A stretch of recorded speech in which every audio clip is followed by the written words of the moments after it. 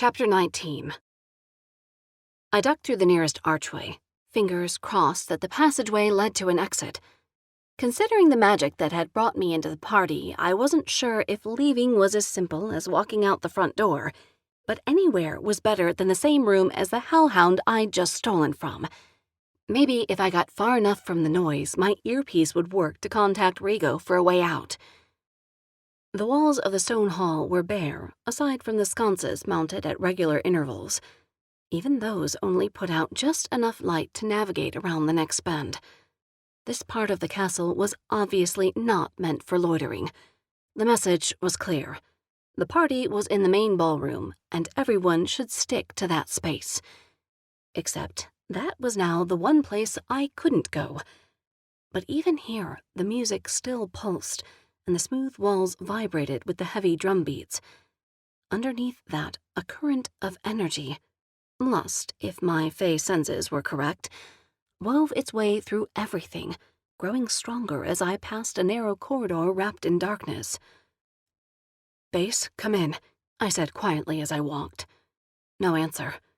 Either I was too deeply entrenched in magic here, or Rigo had already given up on me. I squinted into the blackness that seemed to swallow the passage, but the light didn't seem to penetrate beyond the opening. Strange. At least here, the sconces and torches lit the way, but none of that light penetrated the smaller passageway. I paused, letting my senses investigate what lay on the other side of the heavy door at the far end.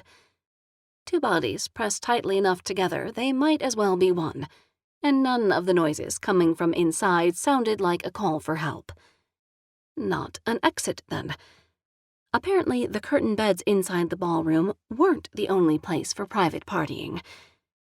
Doubling back to the main corridor, I passed two women walking in the opposite direction.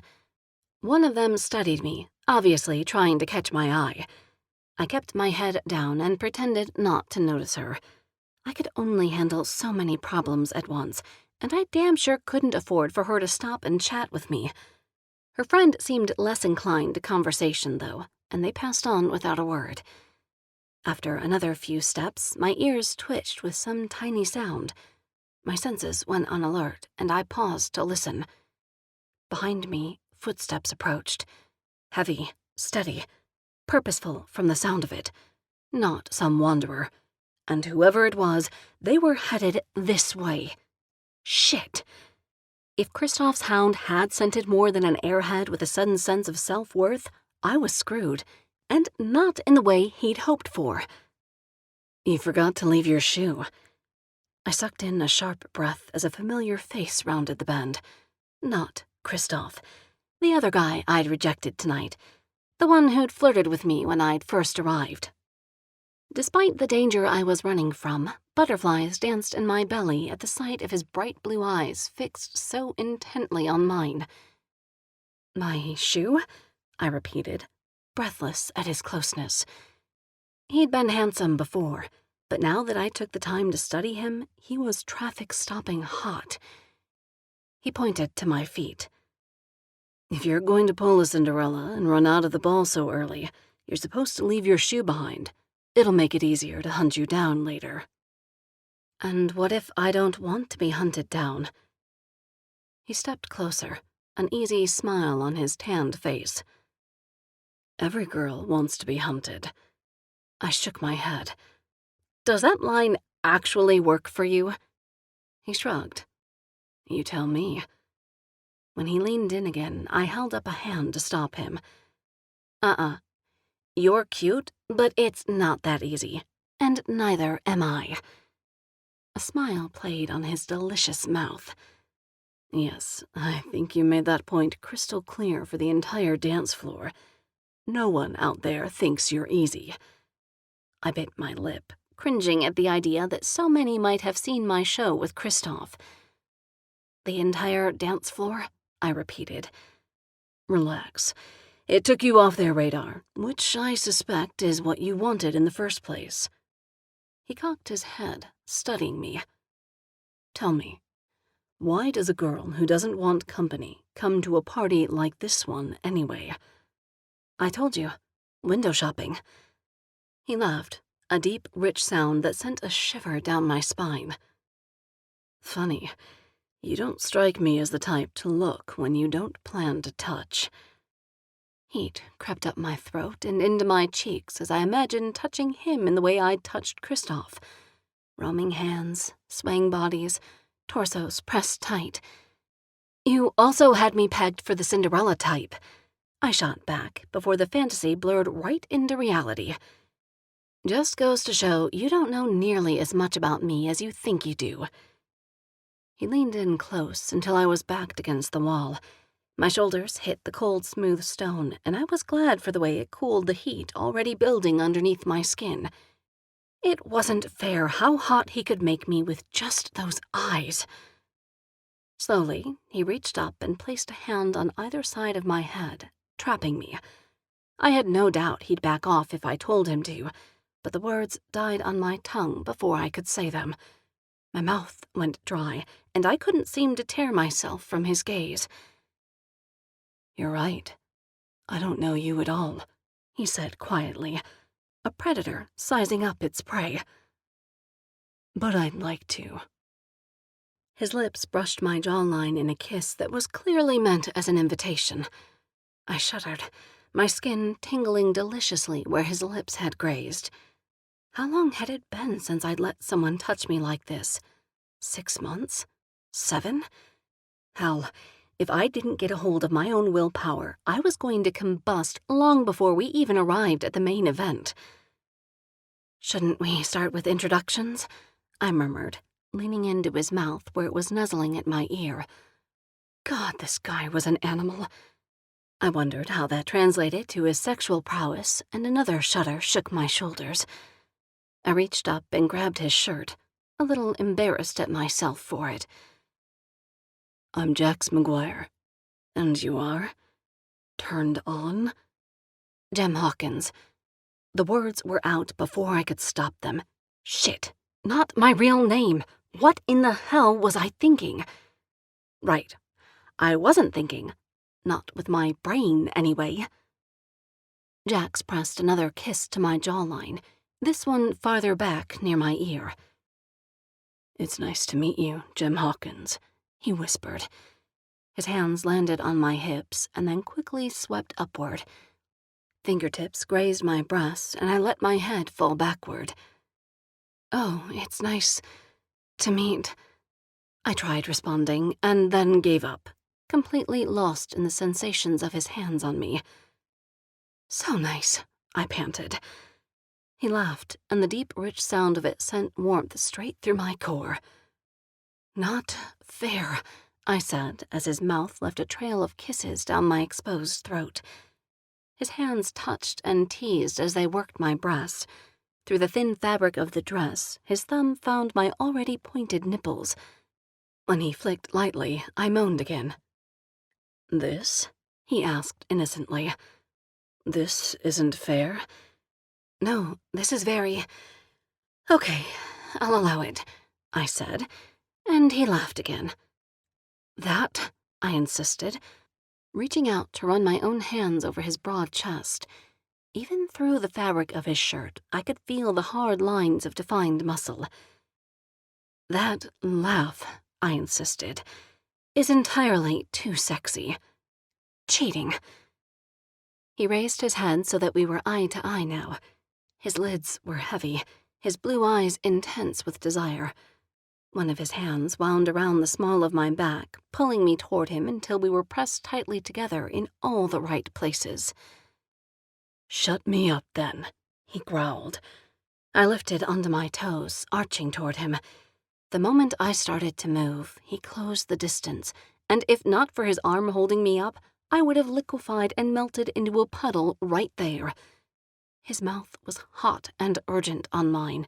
There was no hesitation, no soft request for permission, only heat and need, and a demand that I offer whatever he wanted from me.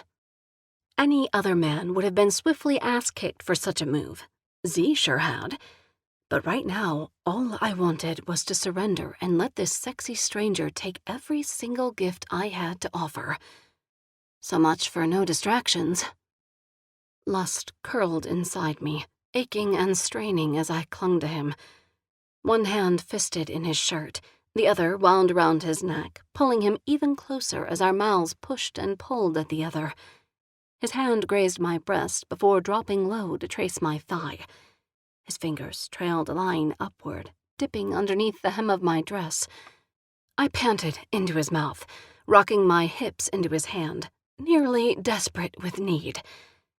He pulled his hand back and eased his mouth from mine just enough to say, "Why don't we take this party somewhere more private so we can get to know each other?" I blinked to clear the fog and make sense of his words. Angel balls. He meant one of those dark rooms I'd passed, the ones with all the noises coming from inside. Jax straightened, leaning away from me. His hand dropped into mine, tugging me along. "Come on. I know a place." In the space he'd left between us, a gust of fresh air and clarity hit me. What the hell was I about to agree to? A quickie in a broom closet was one thing, but I was on an active mission. I looked up at Jax, still trying to lead me away. He was so damn sure of himself, a man who was used to getting what and who he wanted. And apparently he'd decided he wanted me. My body ached to let him have me, but we weren't even past first base and already I was losing control. Something I couldn't afford to do. Not tonight, anyway. "Jax." I pulled away, almost positive I was going to regret this later. He turned back, his intense blue eyes nearly eating right through my resolve. "What's up, gorgeous?" "Definitely going to regret this later. I think I need to take a rain check." He didn't falter an inch. If anything, his grin only grew wider, more knowing. He stepped close again and kissed my cheek, this time without all the pheromones he'd unleashed on me earlier. "Darling," he said. I expected nothing less. Then he let go of my hand and backed away. My eyes narrowed. "Really? That's it? You're giving up?" He winked as he retreated backward. "Not even close. We'll meet again, Jem Hawkins, and I won't need a shoe to find you." I watched as he turned and disappeared back the way he'd come, his hips literally swaying with swagger. For the second time tonight, I was speechless at the sight of his perfect ass. How had I just said no to that? I hated myself already. No, I hated Rico. He definitely deserved another punch for what I'd just thrown away. It was time to find him and deliver. Chapter 20. Alone once again, I made it far enough down the hallway that the noise of the music faded behind me. Hopefully that meant I was nearing an exit, although my senses told me I'd somehow managed to wander farther than the magic wanted. A musty smell hung in the air, and the lights seemed dimmer this way. It was looking more and more like I wasn't getting out of here without Rigo's help. Maybe that's how he'd wanted it all along. "Hawkins to base, do you copy?" I wiggled my earpiece, hoping the interference from the speakers inside hadn't totally fried the connection. The recruits always got hand-me-down gear, and the comms were straight-up shit on the best days. "Recruit to base, do you copy?" I repeated when no answer came. I sighed, and then reminded myself tonight was the last night I'd ever have to deal with shoddy equipment. Or Rigo, for that matter. The SSF Detective Division provided their agents with only the best, most advanced gear, including comms and anything else required by the mission. My access to the answers I wanted had never felt so close. I took a right at the next intersection, a route that would take me farther away from the party, and kept walking, sticking to the outside of the hallway as it curved around. Was this entire passageway one big circle, then? It was a fun design, but not very practical when one didn't want to be seen. There were no corners. "Base to Hawkins, I read you." Rigo's voice spilled into my ear unexpectedly enough to make my heart leap. It was the one and only time I was glad to hear Rigo's nasally tone. "Do you have the package?" "I'm safe, thanks for asking," I said with an eye roll. "Of course you are," Rigo replied. "We wouldn't have sent you in if we weren't confident." "My ass, Rigo," I cut him off. "Why didn't you tell me that asshole was a hellhound?" I hissed. "Is this your way of getting back at me?" When Rigo spoke again, his voice was tight. "Do you have the package or not?" "Yes, I have the—" The fist came out of nowhere and caught me square in the jaw. Lights exploded behind my eyes as the pain lit up every inch of my face. I was thrown backward and spun until my shoulder slammed against the wall. I hit the cold concrete hard, grunting as my breath whooshed out. Pain radiated from my cheek all the way to the top of my scalp. I blinked and cast a quick glance at my attacker. Surprise, and then a fair amount of dread washed over me as I recognized the man who'd hit me. It was the brick wall of a security guard I'd spotted earlier, Kristoff's +1, and his right hook was about to be followed up by his left. I ducked in time to avoid a second blow, but moving far enough out of his reach was a bit trickier thanks to my precarious heels. The man came at me again. Instead of dodging away, I smashed my fist into his nose. There was a small crack as I felt his flesh and bone give underneath my knuckles. The monster of a man stumbled back a step, shook his head as if to clear it, then came for me again. Shit. He was like one of those cartoons who saw birdies floating around their heads after they got hit. Those assholes always got right back up again. It wasn't fair. I managed to block the next swing. Thankfully, his massive size meant he was a little slower than me, but the one after that landed. My shoulder seized up at the force of his fist, and I let out a small sound of pain. By the angel, this guy was a brick house. Before I could recover, his hand closed over my throat and squeezed. I struggled against him, gagging, but he had me pinned against the wall, and no amount of scraping or hitting loosed him. That magic Rigo had mentioned to me earlier, the spell work preventing violence, would be a nice surprise right about now. Or was it only death it prevented?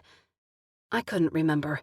But the idea of spending the next few hours as this guy's punching bag made death sound sort of appealing. Finally, I kicked out in desperation, and my pointed toe landed hard against his groin. He groaned and released me so that he could stumble away, holding his hands delicately over the injured area. The sudden imbalance sent me reeling.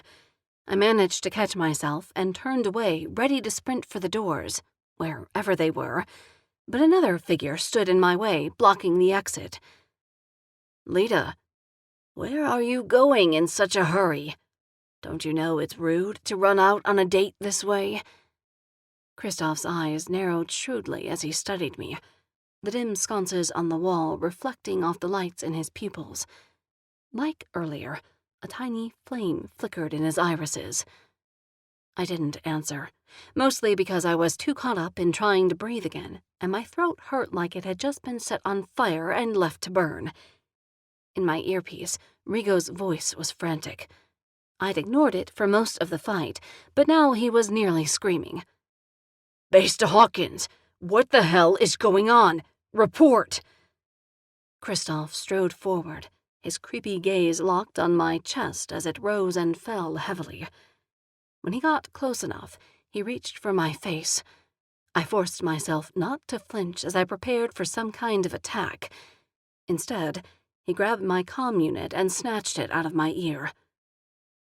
"I can see why you're so distracted," he said. My comm caught between his thumb and forefinger. "You came here to meet me, but you've already let another man get inside your head." He dropped the earpiece to the floor and crushed it with the heel of his shoe. I pursed my lips, my expression carefully unaffected by the fact that he'd just exposed me. "I don't think things are going to work out between us, Kristoff. You don't trust me at all." He let out a snarl and leaned in close. "You will return what you took from me, or I will take it from you by force." His stale breath washed over me, nearly gagging me all over again. Out of the corner of my eye, I saw Kristoff's muscle edging closer. Kristoff and the man shared a glance, and I knew the muscles for brains was just waiting on the signal before he grabbed me and started in on round 2. I kept my expression carefully neutral, but inside, my heart thudded heavily against my chest. Fucking A. I was burned, and there wasn't a damn thing Base could or would do about it. They'd made that fact crystal clear. Either I found a way out on my own, or Kristoff would drag me home to do whatever he wanted when the protective magic was gone. "Tell you what," I said, meeting Kristoff's gaze with the steeliest stare I could muster. "You tell shit for brains over there to take a walk." I nodded with my head at Kristoff's guard dog, then softened my voice. "And I'm sure you and I can come to an understanding." Kristoff huffed, not even a scrap of hesitation in him before he smirked and said, "Haven't you heard? This is a party, and 3's a crowd." He shoved his knee into my stomach, and I doubled over, groaning. Thick hands grabbed me from behind, yanking me into the unlit passageway at my back. Within seconds, the darkness had swallowed us up. I screamed, knowing it was the only chance I had left. The sound of my voice echoed, bouncing off the concrete walls surrounding me as if even it couldn't reach beyond the dark passageway. "Scream all you like," Kristoff said. "Plenty of other guests here tonight are doing the same for their own reasons. Yours won't have much effect." A hand gripped my hair, yanking hard, and I stumbled backward, dragged farther into the blackness of the passageway. Desperation clawed at me. I twisted and swung out, my fist connecting with a meaty arm, but it wasn't enough to break the hold. I swung out a second time. This time when my knuckles met his skin, pain ricocheted up my arms as my hand met with a hard surface. It felt more like stone than skin. What the hell was this freak? Gargoyle, maybe? Whatever he was, my fists weren't making a dent. A second later, we rounded a narrow doorway, and I yelped as the hand let me go with enough force to fling me against the wall of a small dark room. Whatever light had reached us from the main hall was gone now. Pitch darkness closed in around me, and I blinked, sucking in gulps of air that tasted way too stale for this room to be anything but forgotten. My phase senses kicked in, my sight sharpening almost immediately. 2 shadows loomed in front of me, but neither one seemed put off by the darkness. I could only assume they both had the same night vision I did. Between that and Mr. Stoneforskin, I was going to have to up my game if I wanted to get out of this in one piece. We were about to test just how strong all this spell work really was. For a split second, I was tempted to go with a carbon copy of Rocks for Brains, give him a taste of his own medicine. But it would have taken too long. I needed strength, now, and there was only one creature I could conjure without concentration. My face changed first. The familiar stretching and popping filled the air as my facial features warped. My nose elongated, bones cracking as a giant beak formed. Then my ears vanished underneath a thick layer of feathers and down. The feathers spread from the top of my head down to my chest, covering every inch of skin in its wake. My arms turned to wings, stretching and widening, and threatening to topple me if I didn't hold them correctly. "No!" Kristoff growled, lunging for me. "She's changing! Stop her!" I swayed hard to the right. Thanks to my wing position and my half-shifted body, Kristoff's lackey was on me before I could evade him.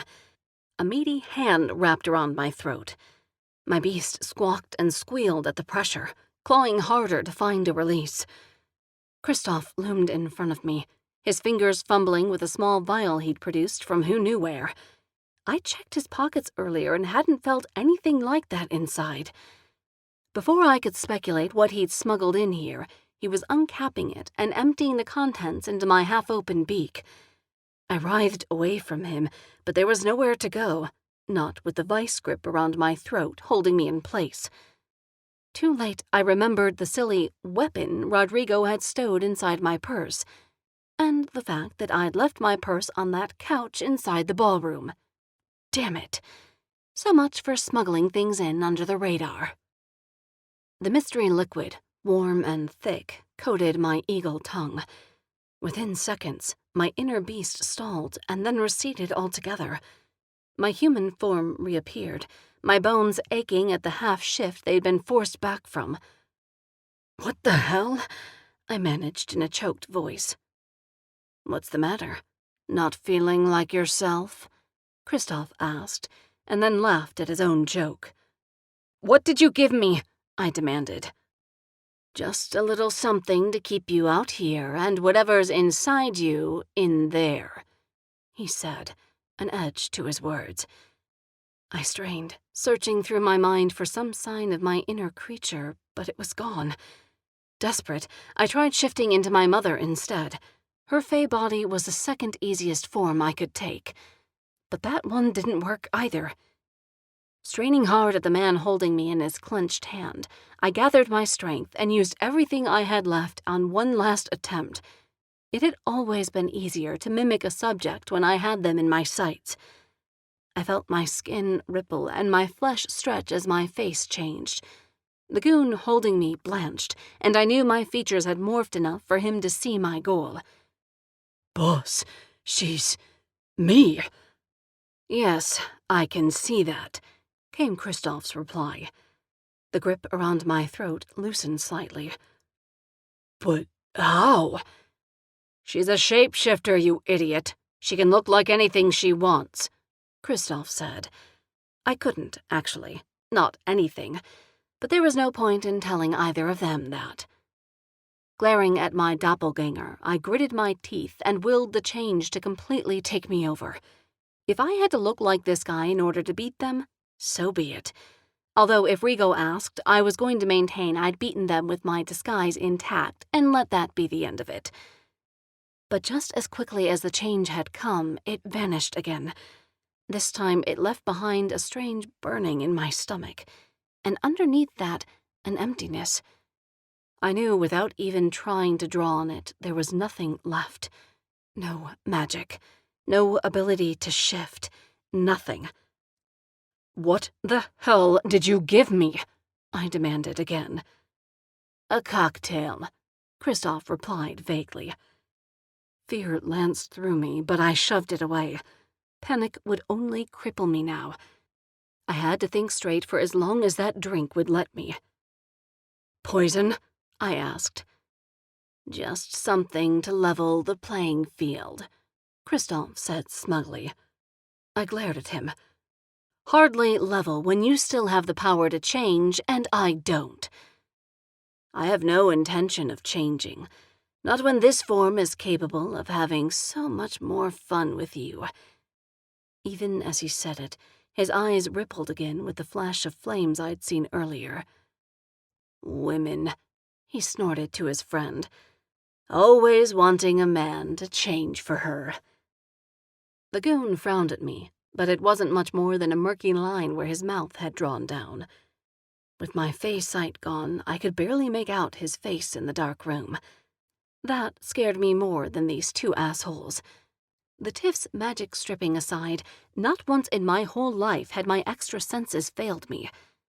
But they were failing me now. No matter how hard I tried, I couldn't call up a single remnant of my beast or my fey traits. Thanks to that drink Kristoff had forced on me, my eyesight had dimmed, my strength had dwindled. All my power was gone. It was the liquid equivalent of the Tiff's magic stripping wards. Kristoff watched me, his lips twisted weirdly in cruel enjoyment. "How does it feel to be robbed of something so important to you?" "Kiss my ass," I snarled at him, straining against the hand that held me by the throat. "What a delicious invitation," Kristoff whispered.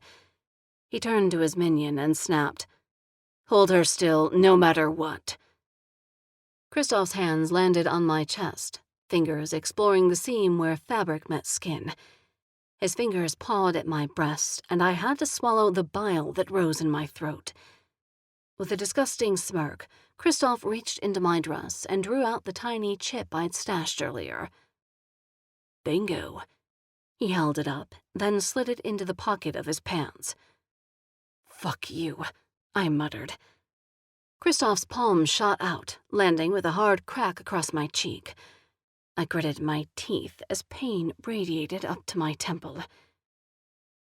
Boss, warned the brute. We can't leave evidence. You know what happens to party guests who break the rules. Kristoff grunted. Calm down, Feldspar. We aren't going to kill her, he said, as if that made all of this okay. Feldspar? That was unfortunate even for an asshole like him. What if the proprietor comes? Feldspar sounded less and less sure about their plan. The proprietor doesn't give a shit about us, Kristoff shot back, but there was a hint of uncertainty that hadn't been there before. Huh. So there was at least one person Kristoff was afraid of. Hey, Kristoff, I said, my voice low and throaty, and not just because my neck was being squeezed. I think you're onto something. Kristoff leaned in, way too sure of himself to be cautious now. What are you talking about, wench? I just wanted to say that you were right, I said, wheezing through the words. Right about what? Now his hands were rubbing the length of my arm. As long as you don't kill, you haven't broken the rules. I brought my knee up as hard as I could into his groin. Kristoff screamed, a long, high-pitched keening sound that was more beast than man, and went down to one knee. The hand squeezing my throat released me. I sucked in a couple of unhindered gulps of air and then rounded on my opponent. Kristoff was bent over at the waist, one hand braced on the floor for balance as he continued to howl. Feldspar stood beside him, looking torn about whether to try to help his boss somehow or pummel me. Boss? Feldspar asked uncertainly. I couldn't help the satisfied smirk that ghosted my lips. Did you get everything you wanted from me, or shall I keep dishing it out? Kristoff shot me a look, still hunched over. Then he turned to Feldspar. Kill the bitch. We'll worry about the rules later. Feldspar straightened, his hands fisting the moment the order was given. He took a step toward me. I backed up and hit the wall. Feldspar closed in, and no matter how much I strained to call up my inner beast, no answer came. I was on my own here. Angel balls, I muttered, just as Feldspar raised a stone-cold fist and swung. Chapter 21. In the split second it took me to duck away from Feldspar's outstretched fist, someone screamed. It sounded like Kristoff, except that I hadn't touched him. Stepping out of my shoes, I slid silently along the wall to the far side of the room, hoping the inky darkness would provide enough cover to at least slow down my attacker. Maybe if I was quick, I could slip past him and out the door. Straight ahead, in the open doorway, something moved. A shadow or a silhouette. Feldspar blotted it out before I could be sure. I sucked in a gulp of air and kept weaving. On the floor, Kristoff writhed. I tried to figure out what had sent him into another fit of pain, but my own problems were much more urgent. I was forced backward again by Feldspar, both of us grunting with our efforts. He finally wised up to my defensive maneuvers, and instead of swinging sideways, he stepped closer, closing the distance between us until it was impossible for me to slip away again. He reached for me. Instead of landing another blow, he grabbed a fistful of my hair, yanking it until I was on my tiptoes before him. From behind him came a small noise. A piece of fabric? The shuffle of quiet feet? Feldspar must have heard it too, because he hesitated, turning his head only slightly at the tiny sound. But it was all I needed. Bending at the knees, I dropped straight down and thrust my hands out, feeling around on the dark floor. My hand closed over one of the shoes I'd abandoned earlier. I grabbed it and yanked it, and myself, back up to where Feldspar waited above me. His hands grabbed my arms. I brought the shoe up and then back down again as hard as I could.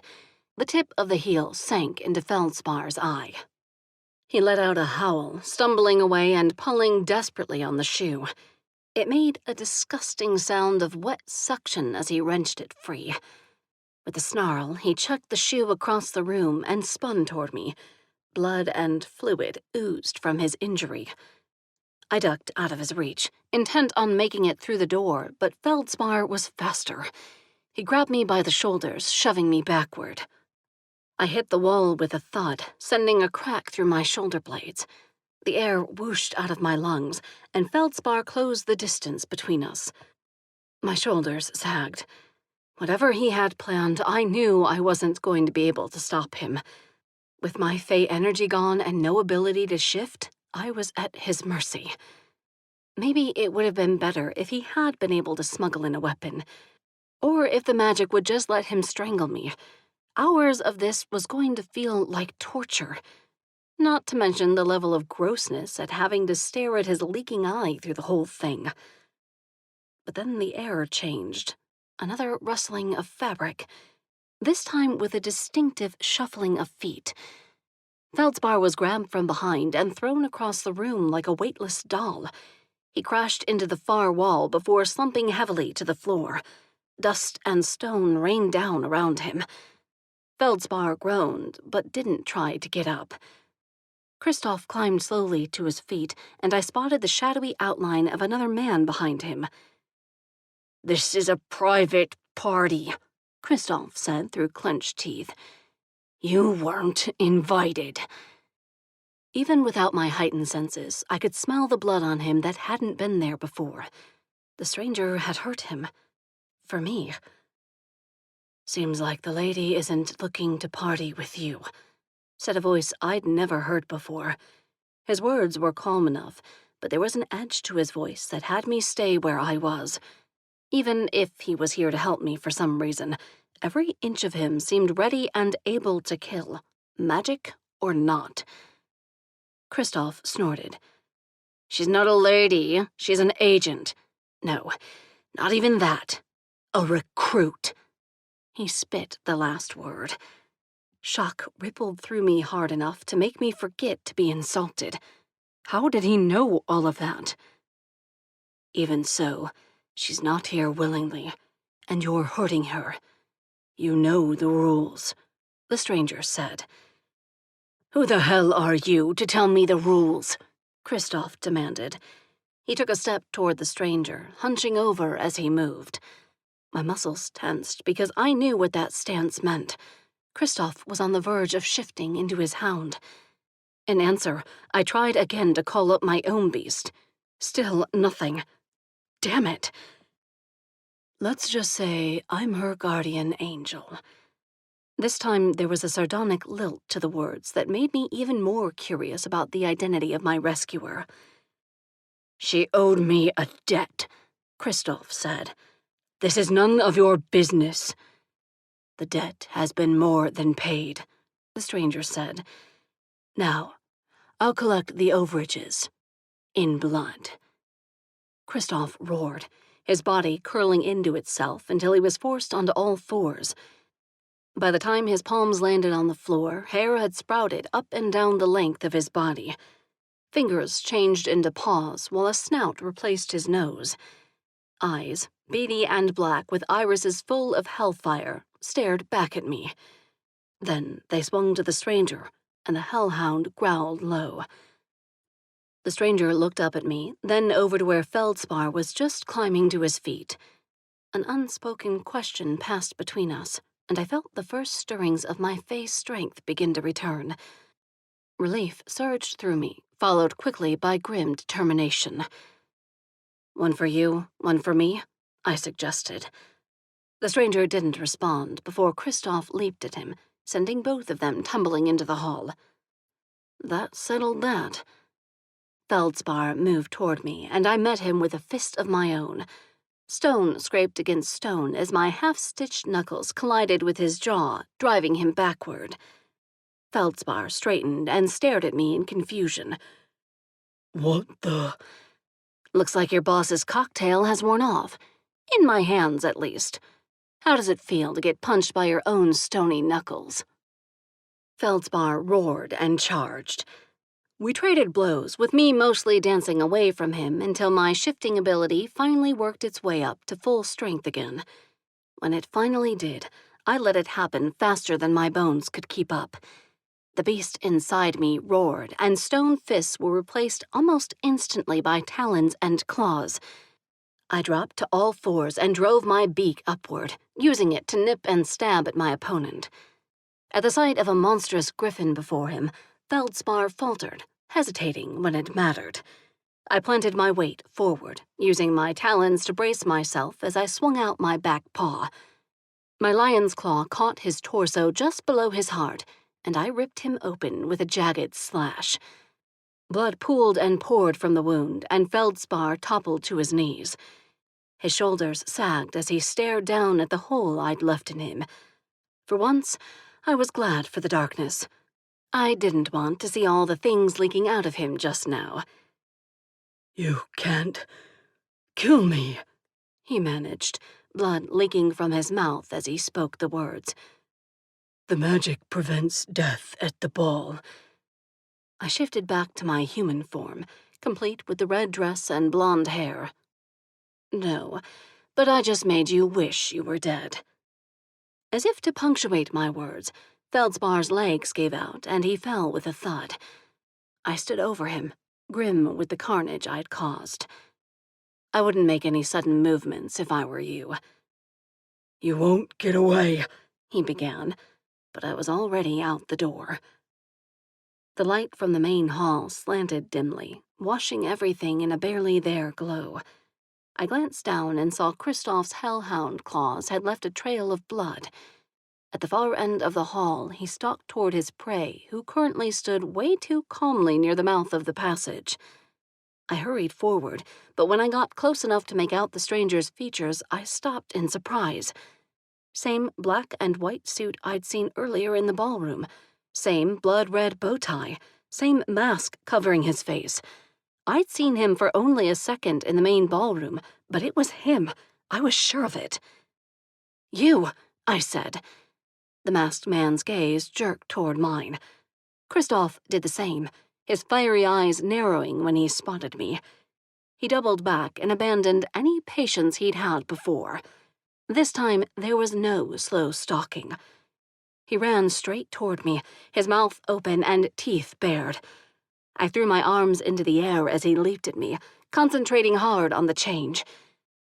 Feathers sprouted instantly down the length of my arms. My talons jutted through the tips of my fingers just in time. I managed to sink a talon into Kristoff's throat, catching him and tossing him aside. We went down in a heap, rolling and biting at each other. My beast roared and squawked as I fought to shove the hellhound off me, but my shift was only half complete. It was all I could do to keep the hound's claws and teeth from ripping into my very human throat. On top of me, Kristoff went stiff and let out a keening howl before jumping off me and whirling at something behind him. I sat up in time to see Kristoff running in circles, teeth nipping at the high heel protruding from his flank. The masked man stood over me, offering a bloody hand. My brows shot up. He shrugged. It worked for you. Without a word, I put my hand in his and let him pull me to my feet. At the far end of the hall, Kristoff spun wildly in an attempt to use his sharpened teeth to pull the shoe out of his flesh. We had about 2 minutes before he managed it, and then I had a feeling round 2 was going to be hell. "Are you all right?" the masked man asked. "Who are you?" I demanded. He hesitated and then said simply, "A friend." Not a good enough answer, but we'd circle back to that. "How did you find me down here?" "The squawking," he said simply. My eyes narrowed at the laughter in his voice. Was he mocking me? "Relax," he said before I could unleash the torrent of curses already on the tip of my tongue. The squawking saved your life. Here, I believe this is yours. He dropped something into my hand. It took me a moment to realize what it was. My broken comm unit. I angled away and tucked it into the front of my dress before turning back to him. Anxiety had wound its way through me, curling into a tight ball in the pit of my stomach. Every single one of them knew who and what I was. How in the hell was I going to fix this? He's not going to stop, is he? I asked. His beast has the scent of your blood. Once that happens... He didn't finish, but I already knew there was no stopping a hellhound with a vendetta. My stomach nodded at the idea of Christoph Rasmussen out for vengeance. I couldn't afford to fail this mission, but I also couldn't afford for Christoph to burn me either. And considering how much he knew about me, I had no doubt he would come looking for me once the constraints of the ball's magic no longer held him. I can't kill them, I said quietly. The masked stranger's ensuing silence spoke volumes. How do I get around the magic preventing death? I asked. Something told me if anyone knew the answer, it was this guy. You can't. Not in the castle, anyway. I looked up at him sharply, studying the way his eyes seemed to fade right into the darkness of the space, like he wasn't even here at all. And outside the castle? His mouth tightened into a thin line, and I knew he was weighing whether or not to tell me. If I don't kill him, he'll kill me, I said. Tomorrow or next month, he'll come for me, and you know it. The magic applies to the castle grounds only, he said finally. And off the castle grounds? I prompted impatiently. He finally cut me a sideways look. I have an idea, he said. You'll have to trust me. Any sarcastic response I might have offered was cut short by the hellhound's victory cry. Christoph had finally torn the shoe free from his flesh and was now charging at us, fangs exposed and eyes full of flames. I called my beast and planted my feet, prepared to fight. Before I could get close, the masked man stepped in front of me. His hand shot out and smashed into Christoph's face. Bones snapped, and Christoph yelped as he fell to the ground in front of me. The man reached down and wrapped his hand around Christoph's throat, squeezing hard enough that no sound came from the hound's open mouth. No harm shall come to this girl, the man said, his voice booming so loudly I had to fight the urge to cover my ears. Every face sense I had was tingling at the raw power rolling off him. I waited for the hellhound to fight back, to at least try to break the man's grip on his throat, but he only shuddered and shrank back as if hoping the floor would swallow him up. I stared at the man crouched in front of me, suspicious and a little leery. Whatever he was, my face senses couldn't read him, and that meant he was something beyond my power. It should have made me pause or even change my mind about accepting his help, but I had no choice.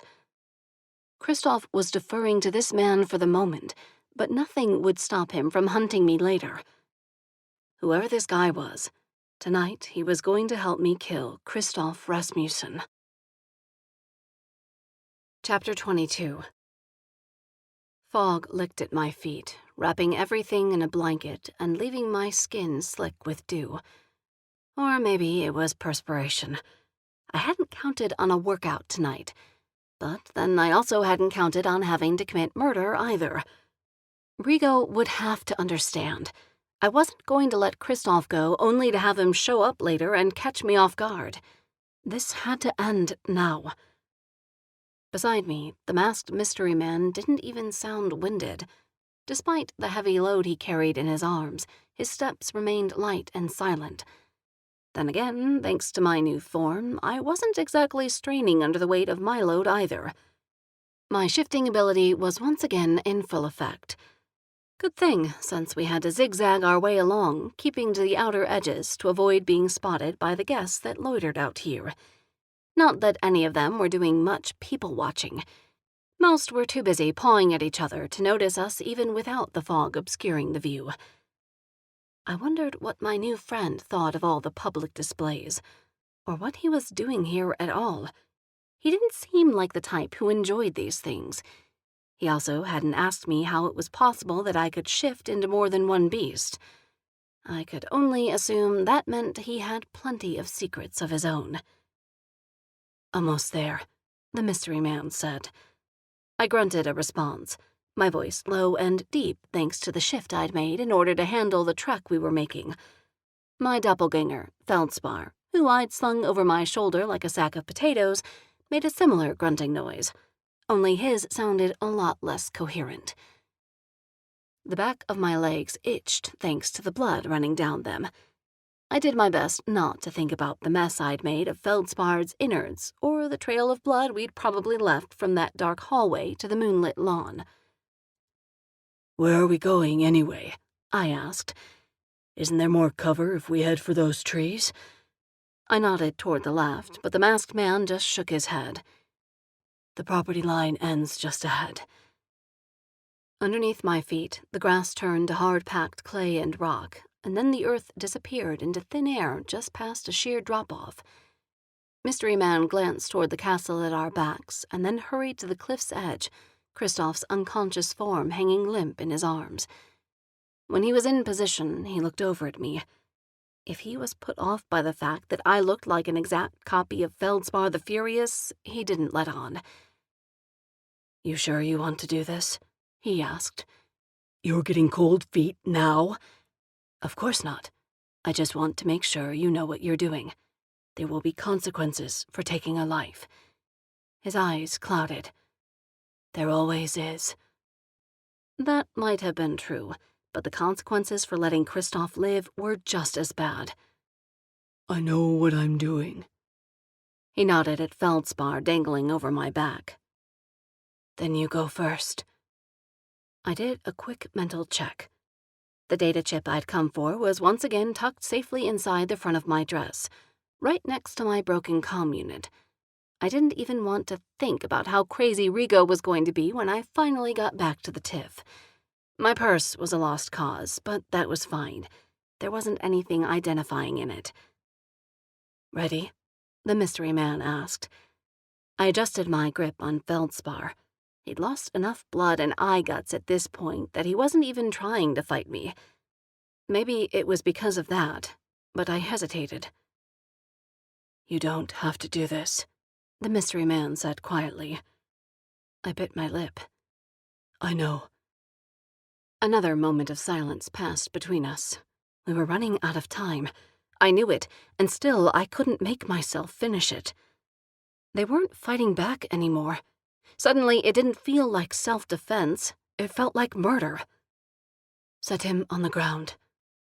I looked up sharply and found Mystery Man's eyes nearly black again, like they'd been earlier in the hall. Pure violence lived in that look, and I couldn't help but shrink back a little. "What are you going to do?" I asked. "What needs to be done?" I didn't ask what that meant. Lowering Feldspar to the ground, I tipped him forward until he landed in the grass in a heap. Blood coated his entire upper body, blotting out his face. I looked away, my stomach roiling. The man dropped Kristoff unceremoniously next to Feldspar. Then he turned to me. "I want you to turn around and walk back inside. When you get there, go straight to the bar, the one on the left. Find Imperia." I frowned. "Who's Imperia?" "The succubus. Tell her you want to order a nightcap. She'll make sure you get home safely." "A nightcap? What does that mean?" "Just do it." I exhaled slowly. "What will you do?" His dark eyes held mine, and I felt his gaze all the way through my borrowed exterior and into my bones. The parts of me that were me, Jem, trembled at being so clearly seen even when I was wrapped inside someone or something else. Had anyone ever looked at me that way? If they had, I hadn't looked like a roided-out bodyguard at the time. I wasn't sure how that didn't matter now, but it didn't. This went beyond who I was on the outside. Somehow, he knew who I was on the inside. It was terrifying and amazing all at once. My breath caught. Listen, A hand closed over my ankle, yanking hard, and I barely swallowed the scream that rose up. My balance tilted, and the masked stranger's hands closed over my arms, steadying me before I could fall. Wrenching my leg out of reach, I looked down to find Feldspar scrambling to his feet. The wound on his torso wasn't gone, but it was definitely closing up. He was moving like a man who hadn't been split open down the center. Shit, I said, realizing way too late the prevention spell must have included a self-heal clause.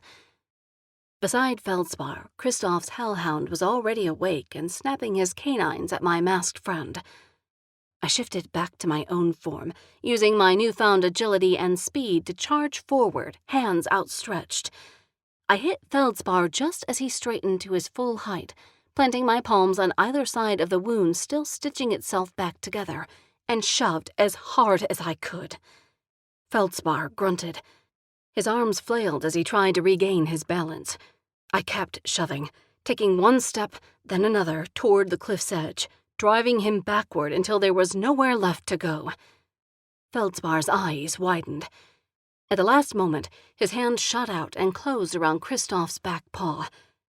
The hellhound was yanked backward, just out of reach of the mystery man's fist. Kristoff let out a howl that drowned out Feldspar's groan. I watched as both of them disappeared over the cliff's edge. Even after their voices had gone silent, I stared into the mist. Numbness snaked through me, rendering me immobile. Even as my body returned to its former state, I couldn't seem to break free of the horrific replay going on in my mind. I'd never killed before, but my own lack of sensation or guilt over it scared me. A hand closed around my wrist, pulling me back from the edge of the drop. I whirled, yanking my arm free before realizing it was only him, my new friend. it's over, He murmured. You're okay. I blew out a breath, shoving the mental images aside for now. It was something I'd have to deal with later. Thanks, I told him. He nodded. That was... I didn't know how to finish, or where to begin for that matter. Without offering a response, the man turned and began walking away. Wait! I hurried after him. Where are you going? He paused and cast a glance toward the sky. It's almost time for the fireworks. I cocked my head. What happens after the fireworks? All of this vanishes. I blinked. Just like that. His gaze settled on me again, his mouth set in a hard frown. The intensity from earlier was gone, replaced with obvious impatience. He wanted to be done with me, so why couldn't I just let him go? It was the smart play here, putting some distance between us. Give me a chance to get my bearings before I face Rigo again. You never told me what you wanted, I said instead. For what? For this, I said, waving my hand at the cliff. For saving me. Nothing's free, so what do you want? Money? Sex? My firstborn? He let out a choking sound before catching himself and inhaling sharply. I don't want anything, he assured me. Good, because I'm not really planning on having kids at this point in my life. Money, well, I think I could get you a cab fare home, long as you're not going too far. And the sex? I mean, I think it's safe to say I'm not in the mood, considering I was almost literally pillaged tonight. His mouth twitched slightly. I narrowed my eyes, squinting to decipher whether he'd actually just smiled, but it was gone before I could be sure. You should get out of here before someone connects you to this, he said. What will you do now? Go home, he said simply, but something told me that answer was anything but simple. I wondered if Imperia was going home with him. Maybe he'd get a nightcap from her like he'd suggested for me. At the thought, Jealousy tightened my hands into fists. Ridiculous, I realized. I had no clue who he was. To me, he was no one, and I was jealous of a date that may or may not be happening for him later. "I don't even know your name," I blurted. He stared at me, suspicion clouding the intensity of his gaze, dulling the sharp connection between us. "I'm not going to tell anyone," I added. "I just want to know." He continued to study me, and I stared back, fascinated at the range of emotions going on behind his stare. His expression never changed, but just like he had seen me earlier, I felt like I was seeing him, the real him. It terrified me in a way murder hadn't even been able to do. My palms turned sweaty, and I resisted the urge to wipe them on my dress. I was positive that if I moved now, it would ruin this. So I waited, barely breathing, while he seemed to work through whatever held him back. Finally, he sighed. "It's Leda." Footsteps behind me made me jump. I whirled and then froze at the sight of Rigo striding toward me across the castle lawn. "Rigo?" His eyes went wide when he saw me, and I sucked in a sharp breath at what I must look like.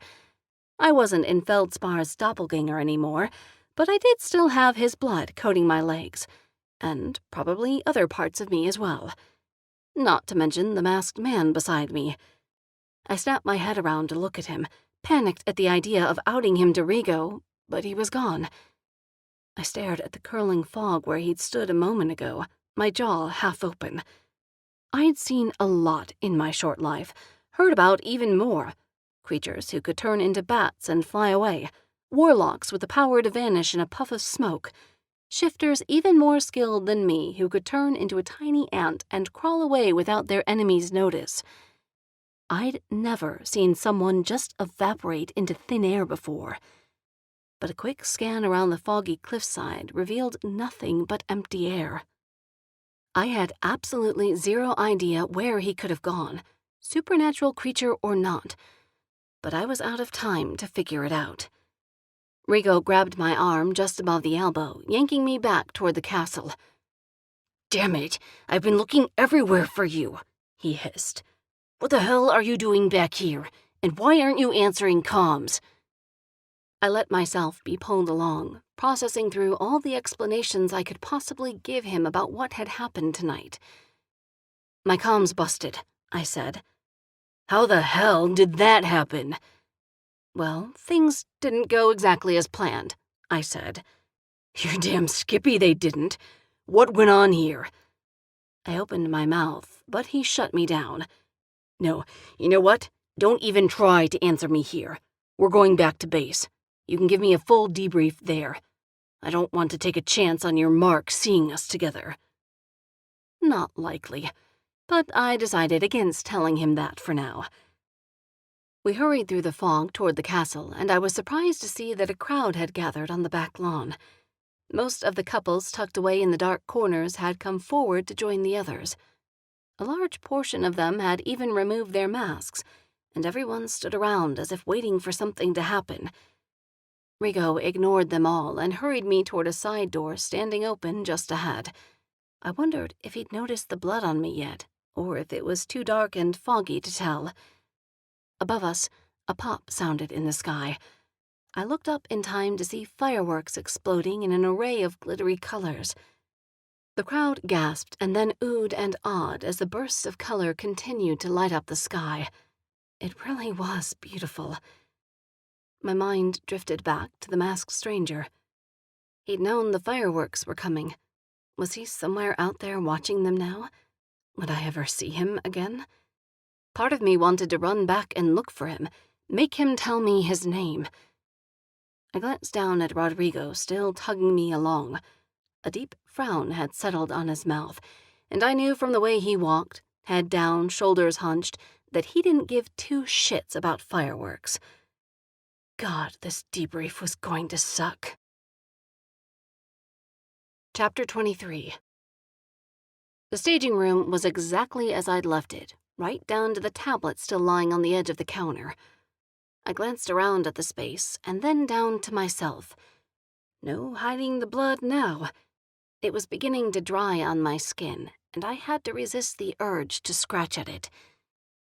Rigo stood before me, also taking in the mess I'd made of myself. I cleared my throat, hoping to divert his attention. How did we get back? A few seconds ago, we'd passed through the side door that led into the castle, and we'd ended up here. I wasn't sure how Rigo had managed a portal without the proper permits. Then again, stranger things had happened. Tonight, especially. Rodrigo stood with his hands on his hips. We're safe, and that's all that matters.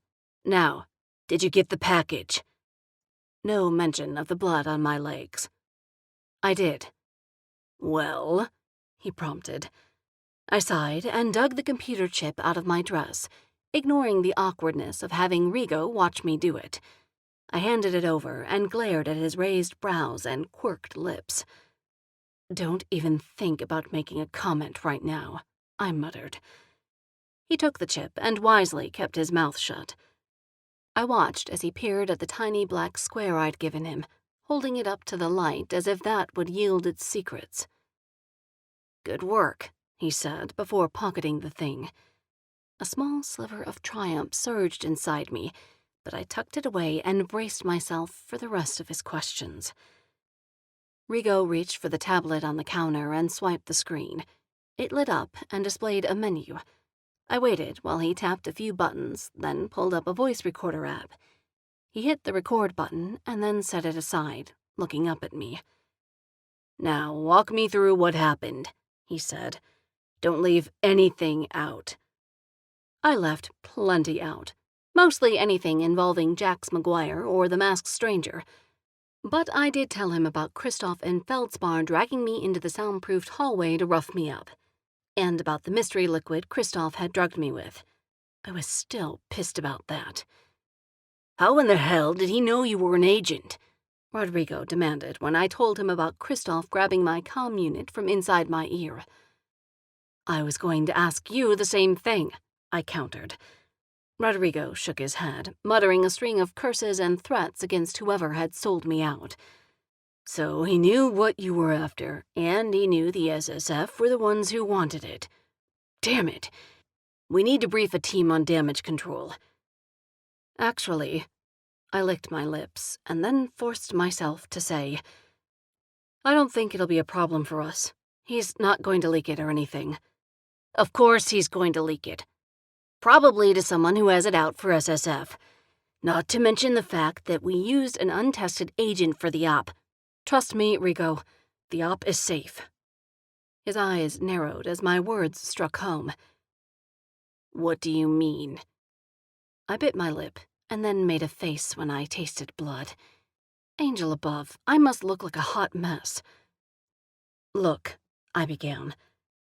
Before I tell you, I want to remind you that my mission was to retrieve the data chip and deliver it to you. I did that. So I've officially passed my test. Keep talking, he ordered. I sighed. The mark has been eliminated. Rodrigo's eyes widened and his mouth opened a full 3 seconds before any sound came out. Are you fucking kidding me? You were ordered to keep him alive. It was me or him, Rigo. He knew who I was, and he couldn't have actually harmed you. Not with the magic in that castle spelled against it. That magic doesn't have anything against wounds, even fatal wounds, I shot back. Or did you not notice that I'm covered in blood? We were getting to that, he said. I resisted the urge to roll my eyes. Kristoff's hound wasn't going to let this go. You know how a hellhound works once he's scented his own bloodlust. If he hadn't finished me tonight, he would have just been waiting in my apartment when I got home. He knew me, Rigo, my real name. What the hell was I supposed to do? Just wait for him to come back and finish the job? Rigo didn't answer, but his glare spoke volumes about his opinion.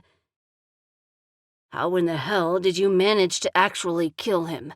He asked finally. Shit. This was the delicate part. The magic only extends to the edge of the grounds. I said lightly. Rico's eyes bored into mine.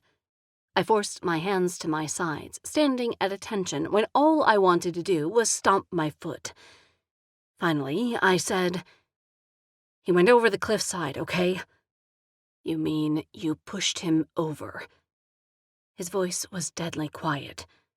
I nodded, my eyes locked on a spot on the floor rather than on him. "And his second? Feldspar?" he prompted. My head snapped up. "You knew he'd brought his guard and you didn't warn me?" "I can't hold your hand in the field," he snapped, "much as you might like me to." I shook my head, trying to ignore the revulsion. Even now, he wasn't above innuendos. Asshole. Both of them went over the cliff. It was me or them, and I made a choice. My chin came up, and I added, "I don't regret it either." Rodrigo ran his tongue over his front teeth, something he only did when he was too pissed to actually say words. Damn it. Temper leaked out of me because the bottom line was that I'd screwed up. I'd been ordered not to harm the Mark, and I'd done a lot more than harm him.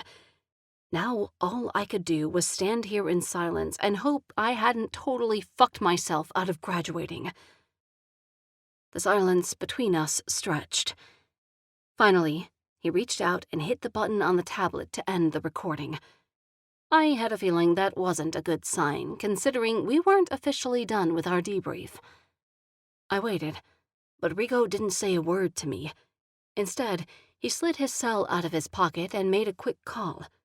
I listened, impatient and a little sick, trying to decipher what was happening based on his end of things. "Carter?" Rico barked into his phone. "Yeah, I need a cleanup crew in the ravine behind the party site." He paused, flicking an angry glare at me before saying, "Actually, this one's a double." Then he turned his back and began pacing as he said, "One more thing. You have any openings over there?" My stomach tightened. Rodrigo listened to the response on the other end and then said, "Uh-huh, I see. Fine. I don't give a shit about that. Make it happen." A pause, and then, "We'll talk Monday." He ended the call and spun to face me. A slow smile spread over his face. I had no idea how, but it managed to exist there even through the cold fury that remained underneath. "Congrats, Hawkins. You finally graduated." I blinked, trying to decipher what the hell had just happened. "Then why does it feel like I'm getting expelled?" "Why would you be expelled? You said it yourself.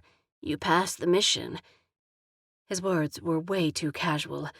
My heart rate sped. My palms went clammy. This was too easy, which meant this was bad. "Rico, what's going on? Who was on that phone, and why did you ask if they had an opening?" His smile widened, revealing way too much teeth to be genuine. "Now that you're an agent, you've been assigned an official post." "And what post is that?" I asked, even though I was fairly certain I didn't want to know. "Cleaner. You report first thing Monday." "What the hell is a cleaner?" I asked, but the words were bitter on my tongue. Whatever it wasn't a detective, and that was all that mattered. "Exactly what it sounds like." Rico's eyes narrowed. "The mess you made out on that cliff tonight? It'll have to be cleaned up before any humans can stumble upon it, and that doesn't just happen by magic." He snickered at his own bad joke. "You know what it does take?" In the short pause that followed, I didn't answer, but he didn't want me to. He was enjoying this way too much to let me get a word in now. "It takes hard work, grunt work, and that work falls to someone in the SSF. Starting Monday, that someone will be you." My heart sank straight to my knees. Everything I'd worked for had been for this, becoming an agent. No, not just an agent, detective. I had to get to headquarters, and this cleaner position sounded a long way off from that. Too long. In fact, considering the fact that I'd never even heard of the job, I had a feeling cleaners weren't exactly moving up the corporate ladder. "You can't do this," I said. "I can, and I did," Rodrigo snapped, his smile vanishing. In its place was grim satisfaction, and I had to swallow the surprise in seeing it so blatantly displayed. He'd despised me all this time, and now he wasn't doing anything to hide it. At least before there'd been a semblance of professionalism. Well, when he wasn't hitting on me anyway. But now there was only disgust and dismissal. "I completed the mission," I argued. "I deserve to be promoted to detective. You deserve to be expelled, or maybe even memory wiped." I twitched at that, my jaw going slack, but he went on before I could respond. "You were ordered to keep your hands off Rasmussen, and you disregarded that order. No detective would get away with that, which means you're clearly not top agent material. You are, however, great at making messes." The smile ghosted its way back to his lips. "It only makes sense you learn to clean them up." I fought the urge to scream. This was not happening. "This is bullshit," I said quietly. "It's revenge, plain and simple. You don't give two shits about Rasmussen." Rigo's answering glare said it all. His response was slow and calculated. "You know, there is a way you could reinstate your status. Maybe even promote yourself here and now, and we can forget this whole cleaner business was even discussed." If he suggested a date or anything remotely similar, I was going to deck him. "What?" I snapped. "Tell me who helped you." I blinked, caught off guard. "You couldn't have known about the magic's loophole without help," Rodrigo added. "Tell me who told you, and I'll consider promoting you to permits." Permits? That job was paperwork, pure and simple. Maybe he considered it a step up from cleaner, but glorified secretary wasn't good enough. He took a step closer. "Who told you about the loophole, Jem?" I thought about the masked stranger, about those eyes that had seen right through my artificial exterior. Unlike Rigo and so many others, he hadn't cared at all about my physical appearance. He'd looked right past it and saw the real me. "No one helped me," I said firmly. Rigo frowned. "Look, if you're protecting someone, I get it, but you should think of your own." "I'm not protecting anyone," I insisted. "Is it so hard to believe I could figure out something like that for myself? You did train me to think outside the box." He cleared his throat and picked up the tablet, heading for the stairs. "So be it. You'll pack your things and report to your new post first thing Monday. Oh, and leave the dress in your comm unit with Starla. Nothing here is yours to keep." I bit back a nasty response, hating that it had to come to this, with my fate in the hands of someone like Rodrigo Garcia. Someday. I promised myself that one word just like I'd done for the past 3 months of training. Only now, someday sounded a lot farther off. A cleaner. I had no idea what the job entailed, but I was positive I wasn't going to like it. At the top of the stairs, Rigo turned back, looking down on me with that same disgusted satisfaction. "If it makes you feel any better, you were one of the most entertaining recruits I've ever had," he said. "Tonight was a shit show, but at least no one can ever say you're predictable." I scowled. "You know, I thought they said what happens at the Monster Ball stays at the Monster Ball." His smile was so smug I had to clasp my hands together to keep from rushing up the stairs and smashing them into his face. "For you," he said, "it's more like what happens at the Monster Ball haunts you for life. Good night, Jem. I'll see you at the annual Christmas party. Hopefully you'll have cleaned up by then." The last thing I heard was his laughter echoing off the walls of the elevator shaft as he stepped inside. and I knew I hadn't earned the future I'd wanted so badly. All I'd done was trade one prison for another. Someday, I vowed, I'd find my father's killer, and then I'd break free. And when I did, Rodrigo would be the first casualty of my escape. This concludes Kiss of Death by Heather Hildenbrand, narrated by Chelsea Stevens. Copyright 2018-2019 by Heather Hildenbrand. This unabridged audiobook is published by arrangement with Heather Hildenbrand, care of New Leaf Literary and Media Incorporated, and was produced in the year 2020 by Tantor Media Incorporated, a division of Recorded Books which holds the copyright thereto. Please visit tantor.com for more information on our growing library of unabridged audiobooks.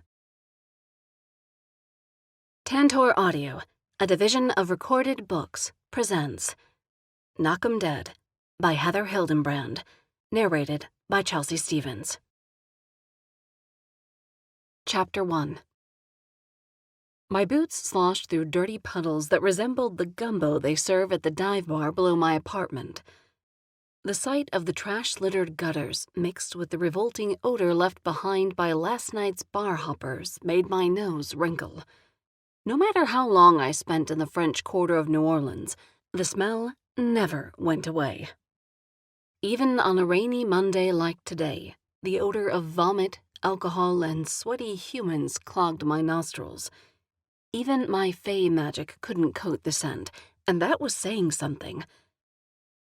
Head down, shoulders bent, I let myself blend in with the few pedestrians who'd been forced to venture out this early in the wet weather.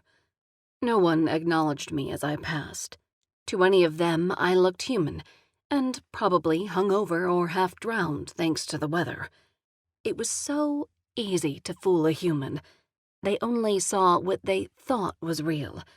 Supernaturals were harder to fool, but we also weren't in the habit of outing each other to the human population. Not unless you wanted to get dead.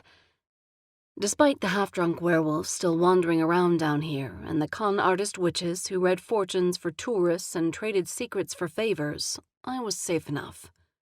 Even if anyone could tell I was half fae, half shifter, no one was going to call me out for it. An agent, on the other hand?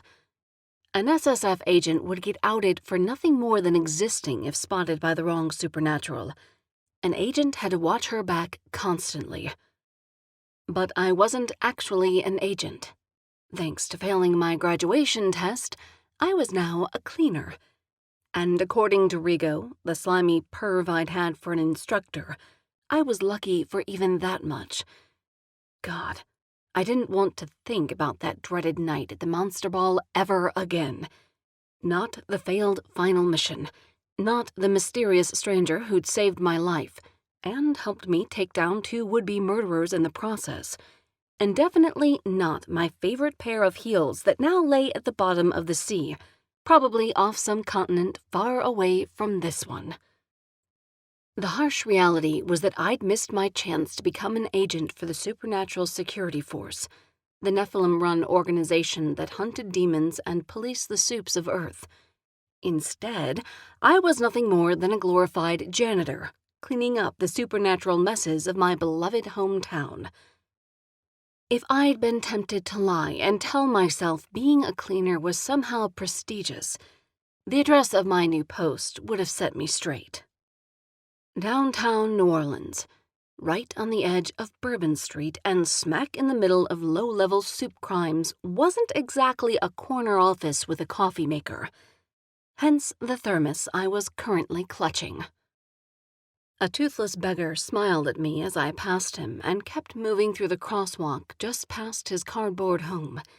The sight of his friendly grin only served to drive home my irritation. A homeless guy with no shoes should not be having a better day than me. My phone rang, and I almost declined out of habit until I saw the name flash on my caller ID. "Hey, Milo," I answered. "How's my favorite pretend lover?" I smiled at that. Milo and I had met the first day of academy training when he'd snuck into my exam room and made me his sex alibi. I couldn't bring myself to leave him hanging, especially after finding out he'd snuck around with an illegal immigrant who also happened to be a literal demon spawn. On my way to report for cleaner duty. Oh, darling. I didn't want to revisit the sympathy he was giving me, or the reasons for it. I'd spent the weekend drowning my sorrows in reruns of Buffy with my mother. That was more than enough pity and comfort for one tragic life turn. "What are you up to?" I asked instead. "Knee-deep in paperwork. Toledo still blows, in case you are wondering." "I thought you liked being blown," someone said in the background. Someone male, and with an unmistakable teasing tone. I shook my head. "That better not be another coworker you're flirting with." "Hypothetically, if I arrest a guy, is it okay to date him?" "Milo!" "Enough about me. Let's talk about you." "We need to work on your relationship decisions," I said with a sigh. "I picked you, didn't I?" "No, you pretended to pick me, and I let you. Consent is everything." I rolled my eyes. "Why are you calling me so early? I thought they had you on night shift out there." "Just got off." His friend spoke in the background again. "Are you really talking to me while entertaining?" I asked, sloshing through a puddle. "Baby, I'm always entertaining." The voice in the background laughed. I rolled my eyes. "Why are you calling me if you're on a date, genius?" Milo's voice turned serious. "Have you talked to Tony?" "I haven't exactly been in the mood to catch up," I said. Milo didn't question my snappy answer, probably because I'd called him the moment I'd been released from the TIFF to tell him about my new assignment. He'd listened to the whole story and then proceeded to cuss Rico out. While Milo ranted, I did shots of tequila from my empty apartment. For the last few days, the voice of Angel himself, and tequila's mind-numbing abilities, had been my support system. Gran kept checking on me randomly, but her overuse of the word penis wrinkle as it related to Rico Garcia was getting old. "He left me a weird voicemail the other night, and now he won't call me back," Milo said, and I forced my thoughts back to the here and now, to Tony, our friend from the academy. "Trouble in paradise?" I asked. Tony had been pining for Fiona, another recruit we'd befriended during our time at the TIFF. If not for my own problems, I would have already gone to see the both of them. "I don't think so. His message sounded cryptic, but not about Fiona. You should check on him." "Milo, this is the part where I tell you I've got enough problems to deal with. And this is the part where I call in my favor." "What favor?" "The one you owed me after I totally saved your ass from that Snorgout demon." "I'd say we're even, considering I followed it up by saving your ass from the same demon about 5 minutes later." Milo huffed. "Just check on Tony for me." I huffed right back. "Fine. I'll call him when I get off." I could practically hear Milo's answering smile. "Thanks, love. Talk soon. Hey, Jem." "Yeah?" "Knock 'em dead." "You got it." Shoving my phone back into my pocket, I trudged another couple of blocks before I spotted my destination. It was a story taller than the other buildings on this street. A wrought iron fence lined the property, but that wasn't unusual for this part of the city. Neither was the large sign that labeled this place closed for tours. A placard on the corner just before the front doors detailed the origin of the building and the fact that it had once been a meeting site for the First French Creole Civic League. Everything in this city was a historical site these days. Tourists loved that shit. And it provided the perfect cover for an agency full of supernatural law enforcement, some of whom had been alive since before the building's foundation had been poured. I made my way up the steps to the front doors and pushed them open, glad to be out of the rain at least. A tiled foyer greeted me, the high ceilings offering soft lighting from a low-hanging chandelier that Probably cost more than my childhood. I stared up at it, and then beyond to the coffered ceiling. The etched designs perfectly matched and mirrored the tile where I stood. A not-so-subtle announcement that this particular building might be more than just a restored landmark. I whistled, and the sound echoed inside the space. Behind me, someone cleared her throat. I turned toward a woman approaching fast, her sensible flats making almost no sound as she crossed the foyer from what I saw now was a tiny office full of security monitors. If she was a soup, she was something beyond my ability to sense. Her blouse was baggy on her petite frame, and her mouth was set into a nervous line. She was the guard on duty? "May I help you?" she asked, friendly but quiet. "I'm Jem Hawkins," I said. "I'm supposed to meet with Harvey Carter." She hit a few buttons on a tablet cradled in one arm before looking up at me, a polite but distant smile on her small face. "Sure, you can go right through those doors, and Harvey will be along in a moment."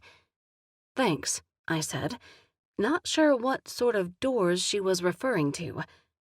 Before I could ask, she retreated into her office, hitting buttons on her tablet again as she went. A second later, there was a groaning sound, and I whirled to find the far wall sliding slowly away to reveal another lobby on the other side. "Hot damn," I muttered as I stepped inside. Maybe I'd misjudged the place. The wall slid back into place, sealing me in, and I wandered the room.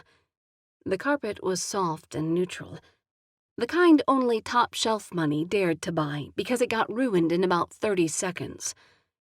Photos lined the wall, interrupted by a life-size statue of a praying angel in one corner. The photos were black and whites of gorgeous men and beautiful women. None of their names were labeled. Not that a name would have helped. I had no idea who any of them were. Probably Nephilim elites, the real bosses around here.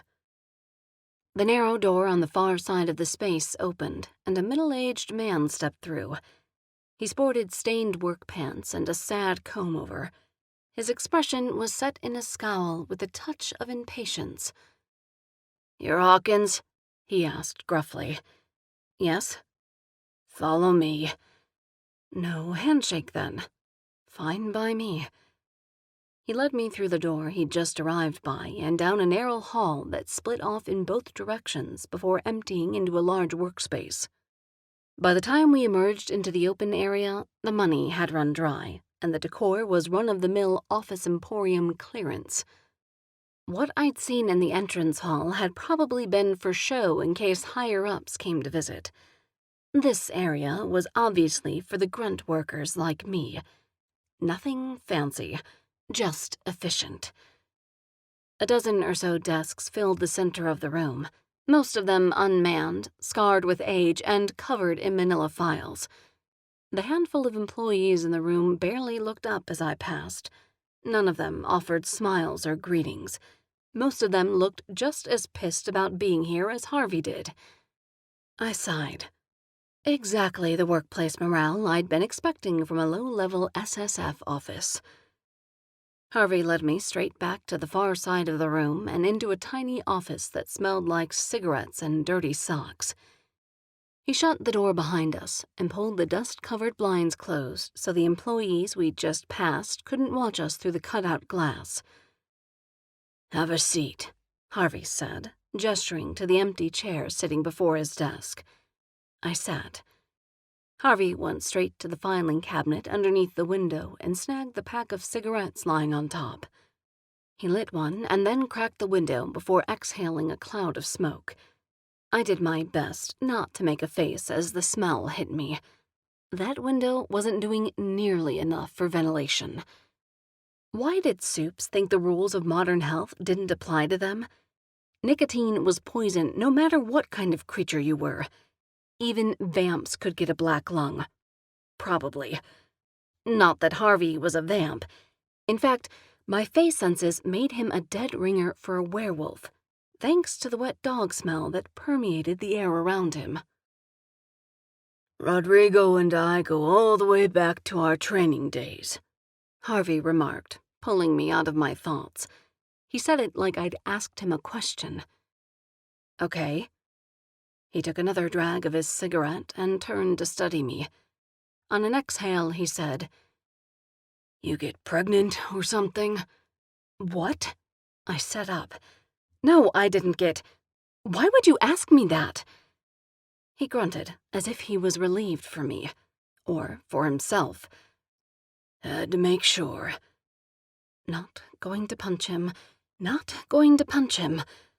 I repeated the words over and over in my mind, and when that didn't work, I decided to level with Harvey.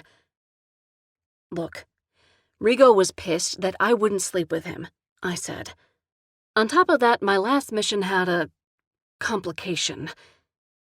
I shoved aside all thoughts of the monster ball, vowing here and now to never think of it again. Or him. Well, either of the hims. There'd been two. First, Jax McGuire. Over the weekend, I'd asked around. Apparently, he was the alpha of the largest panther pack in the southern U.S. He was also easily the best kisser I'd ever had the pleasure with. Then there'd been the stranger. Tall, dark, and mysterious. And if my face senses weren't lying, he was hot as hell to match underneath that mask he'd worn. The fact that I'd never seen his face hadn't stopped me from dreaming about him. About both of them. "A complication," Harvey repeated, and I blinked. Shit, I'd zoned out on dirty threesome fantasies again. I cleared my throat. All business now. "Rigo sent me here as punishment for my last mission, but mostly he sent me here because he can't handle rejection." I sat back and didn't try to hide the snide smile as I said the last part. Harvey grunted again. "That makes sense," he said finally. "Rodrigo's a good old boy, but he can't keep it in his pants with the cadets." Apparently satisfied, he ground his cigarette out in the ashtray by the window before moving to take his seat across from me. "Look," he said, his gaze level with mine. The scowl was still there, but it was a matter-of-fact thing, like it'd been on his face his whole life, and every other expression could just work around it. "Rodrigo never asks me for favors, and for good reason. Being a cleaner is a shit job, but it also takes a very particular kind of creature to do it. He knows that. The fact that he sent you here, well, I'll be honest. I read your file, and initially I wasn't going to accept you." My brows shot up because I had no idea what was about to happen here, but it didn't sound good. If the cleaning department threw me out, where did that leave me? Was I out of SSF completely? That was not an option. Harvey wasn't dumb. "Your father was Vic Hawkins." It wasn't a question, but I nodded anyway, heart pounding. "Did you know him?" "I knew of him," Harvey said. The disappointment must have registered on my face. Harvey cleared his throat. "Look, I have a friend in protocol and procedures.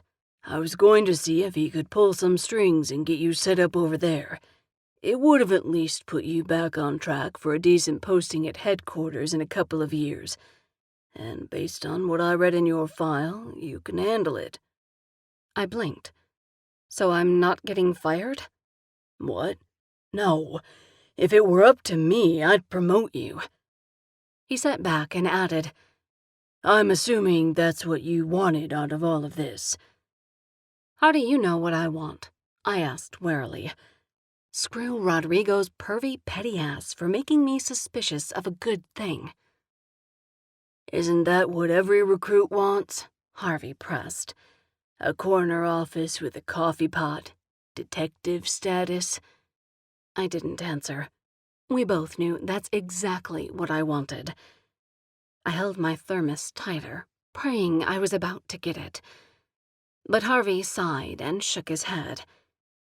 "Anyway, none of that matters because I got an interagency alert late last night with your name on it." I froze. An interagency anything sounded like bad news. Had the Nephilim heard about my little double homicide from the night of that stupid party? What did it say? I asked, trying to keep my voice even.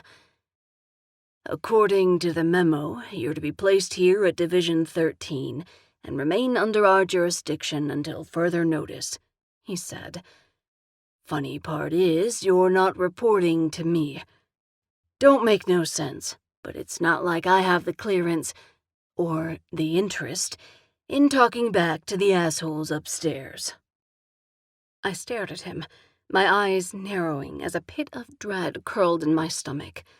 The assholes upstairs meant... The alert came directly from headquarters? My stomach was doing weird flips, and my panic level was inching fast toward day-drinking status, despite the lingering hangover from my weekend bender. You got somebody's attention, Harvey said, shaking his head. Can't say that's a good thing either. At any rate, your handler is one Adric Romanoff. You'll report to him, and only to him, for all of your cases. Effective immediately. Who is he? I asked. Damned if I know. How can he be my boss if you've never heard of him? I thought Division 13 was your department. His eyes narrowed, and I knew I'd struck a nerve. This is my department, darling, and don't you forget it. I'll do my best, I said, failing to keep all of the sarcasm out of my voice. Harvey continued to glare. I sighed. How do I find this Adric guy? Here's the address. He grabbed a slip of paper from the pile in front of him and handed it over. That's all I know. I glanced at the address. What the hell? Are you sure this is right? I asked. I'm following orders, Harvey said, leaning back in his rolling chair. It was all I'd get from him. I rose, cradling my thermos. If SSF wanted to confront me for murder, they wouldn't send me to the sketchiest neighborhood in the city to do it. Right? When I reached the door, Harvey stopped me. Listen, he said, and I turned to see his scowl now included a layer of uncertainty, and maybe the tiniest hint of sincerity. If you get into trouble out there, come see me. I'll do what I can. Thanks, Harvey, I said, and this time there was no sarcasm to be found.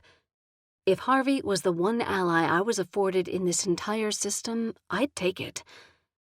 He snapped his fingers. Oh, almost forgot. Harvey chucked something, and I caught it midair, frowning down at the badge labeled Cleaner. Your credentials. Thanks, I said dryly. Don't mention it. I probably wouldn't. Exiting the office, I shut the door behind me and headed back the way I'd come from. It was time to meet my new boss, Adric Romanov, whoever the hell that was. With any luck, I'd win him over in a week and be right back on track for detective once again. Then again, luck had never been my friend. My last mission was pretty clear evidence of that. But I refused to be stuck here as a cleaner forever. I joined the SSF to do one thing, and that was to track down a killer. As long as I kept my head down and stayed out of any trouble, or any more trouble, I had a shot. With that one goal in mind, I clutched my thermos tight in my hands and walked out the front door. It was time to get to work. Chapter 2. The scrawled address sent me straight into the worst part of the city. Beyond the French Quarter and its touristy dive bars sat the Ninth Ward, destroyed by Hurricane Katrina only to be forgotten and left to rot. The Ninth Ward was a death trap in daylight and much, much worse at night. Demons had been a real problem here, especially since a lot of human deaths in this neighborhood went unreported. Even worse, the kind of supes who hung out in this part of the city weren't the upstanding, law-abiding kind. I'd trained at the academy for trips into the sketchier areas and fully expected that was where many of my missions would take me as a detective. As a cleaner, it was probably even more likely. But I'd never expected to actually report here on a daily basis. What kind of department kept business offices in the slums? Thankfully, the drizzle had stopped, but I felt the prickly awareness of eyes on me as I made my way down the final block. The last time I felt this kind of internal warning, I'd been assaulted by some goon who'd tried threatening me away from joining the SSF in the first place. I wasn't in the mood for a round two. When a figure stepped out from behind a blind corner, I was already half shifted into my griffin. The sight of Starla had me pulling up short and quickly returning to my human-like fae form. To a human, my ears were glamored to look normal. To another soup, their pointed tips gave me away. But Starla wasn't looking at my ears, and she didn't look impressed by the fact that I just nearly shifted into something that could kill her with a single swipe of a claw either. "Jem, we need to talk." "I'm on my way to work," I said, hedging. For a secret spy, she was being awfully obvious tracking me down in public like this. "It'll only take a moment." I crossed my arms and waited, brow arched in impatience. Since becoming Starla's spy at the training academy, not a single bit of information I'd fed her had seemed to make an inch of difference. The worst kick in the teeth? Rigo was still employed. "You seem frustrated," she said. "I just don't see how I've helped anything with the work I've done for you." "Your work has proven your loyalty," she said. My eyes narrowed. "So you've been giving me meaningless assignments just to see if I can prove myself?" "It's the way we're all vetted," she said with a shrug. "And if you ask me, you aced that final mission." "Great. Get me promoted to detective." "It doesn't work like that.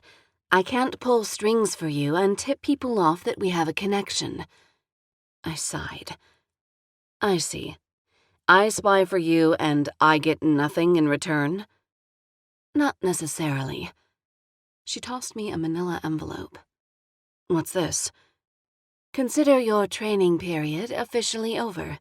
This is payment in full. Everything I have on your father's death." I looked up at her sharply. "Seriously?" "Look for yourself." I tucked the envelope away, knowing better than to open it out here. Starla nodded approvingly. "Is that all?" I asked warily. "For now. I'd like to hear how your new assignment goes, though. I'll come by later for an update." "Okay." She started to retreat in the direction she'd come from. "Starla?" She turned back. "Thanks for the information." "Our relationship is built on mutual exchange," she said simply, and then melted seamlessly into the shadows and was gone. The envelope seared itself into my fingertips, and the moment Starla vanished, I ripped it open. Scanning quickly, I read the incident report, followed immediately by the coroner's report. "Holy shit," I breathed. I'd expected documents redacted within an inch of their life. I'd expected scraps that led nowhere. But this was so much more. This was real. And according to the very real, very classified document I was reading, my dad's death was nothing like what the agency had led us to believe. "Why were you in the quarter?" I murmured, scanning the address where he was found and tucking away that piece of information for later. All I wanted to do was turn around and rush to the spot marked on the report, but duty and common sense had me rooted here. Later, I promised myself. I'd read the reports more thoroughly and check out the address where his body had been found. When I had more time, and, hopefully, a badge that said something more official than cleaner to help me get past any red tape. With a silent curse, I zipped the envelope into the hidden pocket of my jacket and set out again. Not much farther ahead, my destination loomed. A dilapidated two-story house with more boards than glass where windows used to be. Between here and there, I could see a homeless man sitting in the alcove of an aging warehouse that looked deserted, but was probably infested with rat-demons from the smell of things. His human form huddled underneath a threadbare woolen blanket, and he looked up at me with blank glazed eyes as I passed. I almost stopped to help him. A human in a neighborhood like this one wouldn't last more than one night. But then I noted the slant to his gold irises, and a ripple of awareness shot through me. Not human. A shifter. Banished pack member? I didn't have the time or the inclination to find out. Not with my phase senses now screaming at me to get the hell off the street. Eyes. So many eyes. The hair on the back of my neck stood on end, prickling and tickling until my senses were on overload. When I spotted the crumbling number marker on the house, I leaped up the 5 steps and pushed through the front door with more relief than I wanted to admit. Inside, the air immediately changed from the creepy, foreboding chill of the street to a warm stuffiness that made me feel both safe and completely outmatched at the same time. Whatever this energy belonged to, I knew instinctively that nothing from out there was getting in here, not without permission. I wasn't so sure that fact was going to benefit me in any way. I walked slowly from the foyer, which was a mess of peeling paint and what looked like blood. Actually, I was going to assume it was ketchup, since it felt safer, staining the floorboards in the far corner. On my right was an empty living room with a window that faced the street. The missing glass had been boarded over, sending tiny pinpricks of daylight streaming in through the cracks between the wooden planks. The floor was a rough hardwood, warped and rotting from old water damage. From there, a short hallway led into a bathroom that was too disgusting to linger near, and what looked like a bedroom, all of it also rotting, thanks to flooding once upon a time. This place wasn't a business office at all, but one of thousands of condemned and abandoned homes. Aside from the weighted energy hanging over the space, there wasn't a trace of SSF. My day just kept getting better and better. My patience thinned, and I found myself in the foyer, weighing my options. If Harvey was punking me, or worse, Rigo, I was going to smash their heads together. Time to get the hell out of here. My hand had just landed on the brass knob when I heard the ceiling overhead creak with movement, followed by the unmistakable sound of footsteps above me. I frowned and made my way to the second floor, my steps silent as I moved. My breath evened out and my heart rate calmed, all traits I'd inherited from my mother.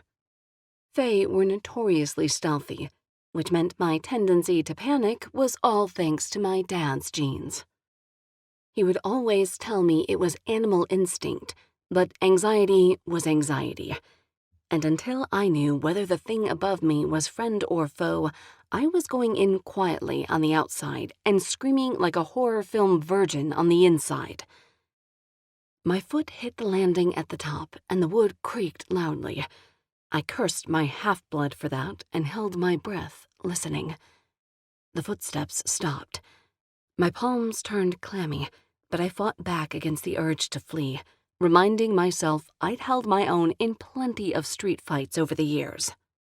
You didn't grow up as a half-fae girl in a neighborhood of mostly shifter pups and not learn to defend yourself.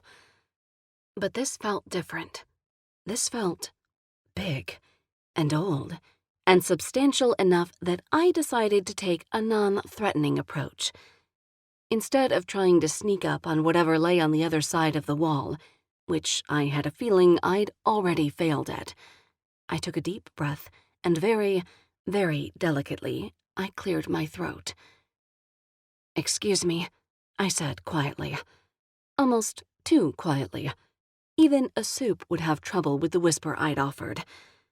But not even a second later, a figure stepped out of the room ahead. I jumped. Mostly because he'd emerged without so much as a creaky footstep, but also because I'd been right. The power hanging in the air wasn't a product of some everyday soup. The black wings being tucked out of sight, then vanishing completely, were undeniable proof of that. They were also the last things I expected to see in a place like this. Anything winged should have had more sense than to hang out in a slum dump like this one. Yet, here we both were. "Holy shit, you're an angel," I blurted. The man blinked, and I watched his perfectly sculpted mouth turn immediately into a frown. Or a deeper frown. Honestly, the one he'd worn a moment ago was more than enough to send a message. But at my dumbass greeting, "Hello, Captain Obvious," it deepened into something that changed his entire expression from brooding to downright pissy. Even so, he was drop-dead gorgeous, with broad shoulders, a hard chest, and toned arms. Or at least that's what I could gather through the gray thermal shirt he wore over black pants that were tactical and sexy without being hipster. His hair and eye colors nearly matched, both black as midnight, and only added to the broody set of his cheekbones and chiseled jaw. He was breathtaking, and a little panty-wetting if I was being completely honest. He was also clearly not as thrilled with me as I was with him. "Sorry," I hurried to add. "I mean, about the holy shit comment. I probably shouldn't curse in front of an angel." He responded by lifting one arched brow, and something warm knotted in my stomach. Any man that could lift only one brow at a time had skills. And I really wanted to see more of his specialized abilities where those kinds of skills were concerned. "You're Gemini Hawkins," he said in a deep voice, totally ignoring my blathering in favor of stating a fact. At least we were both doing the same thing here. "Gem," I said, finally having the sense to be wary even through the haze of attraction and shock. "And you're—" "Adric Romanov." My eyes widened as his name registered. "Wait, you're my new boss?" He didn't answer. "But you're an angel."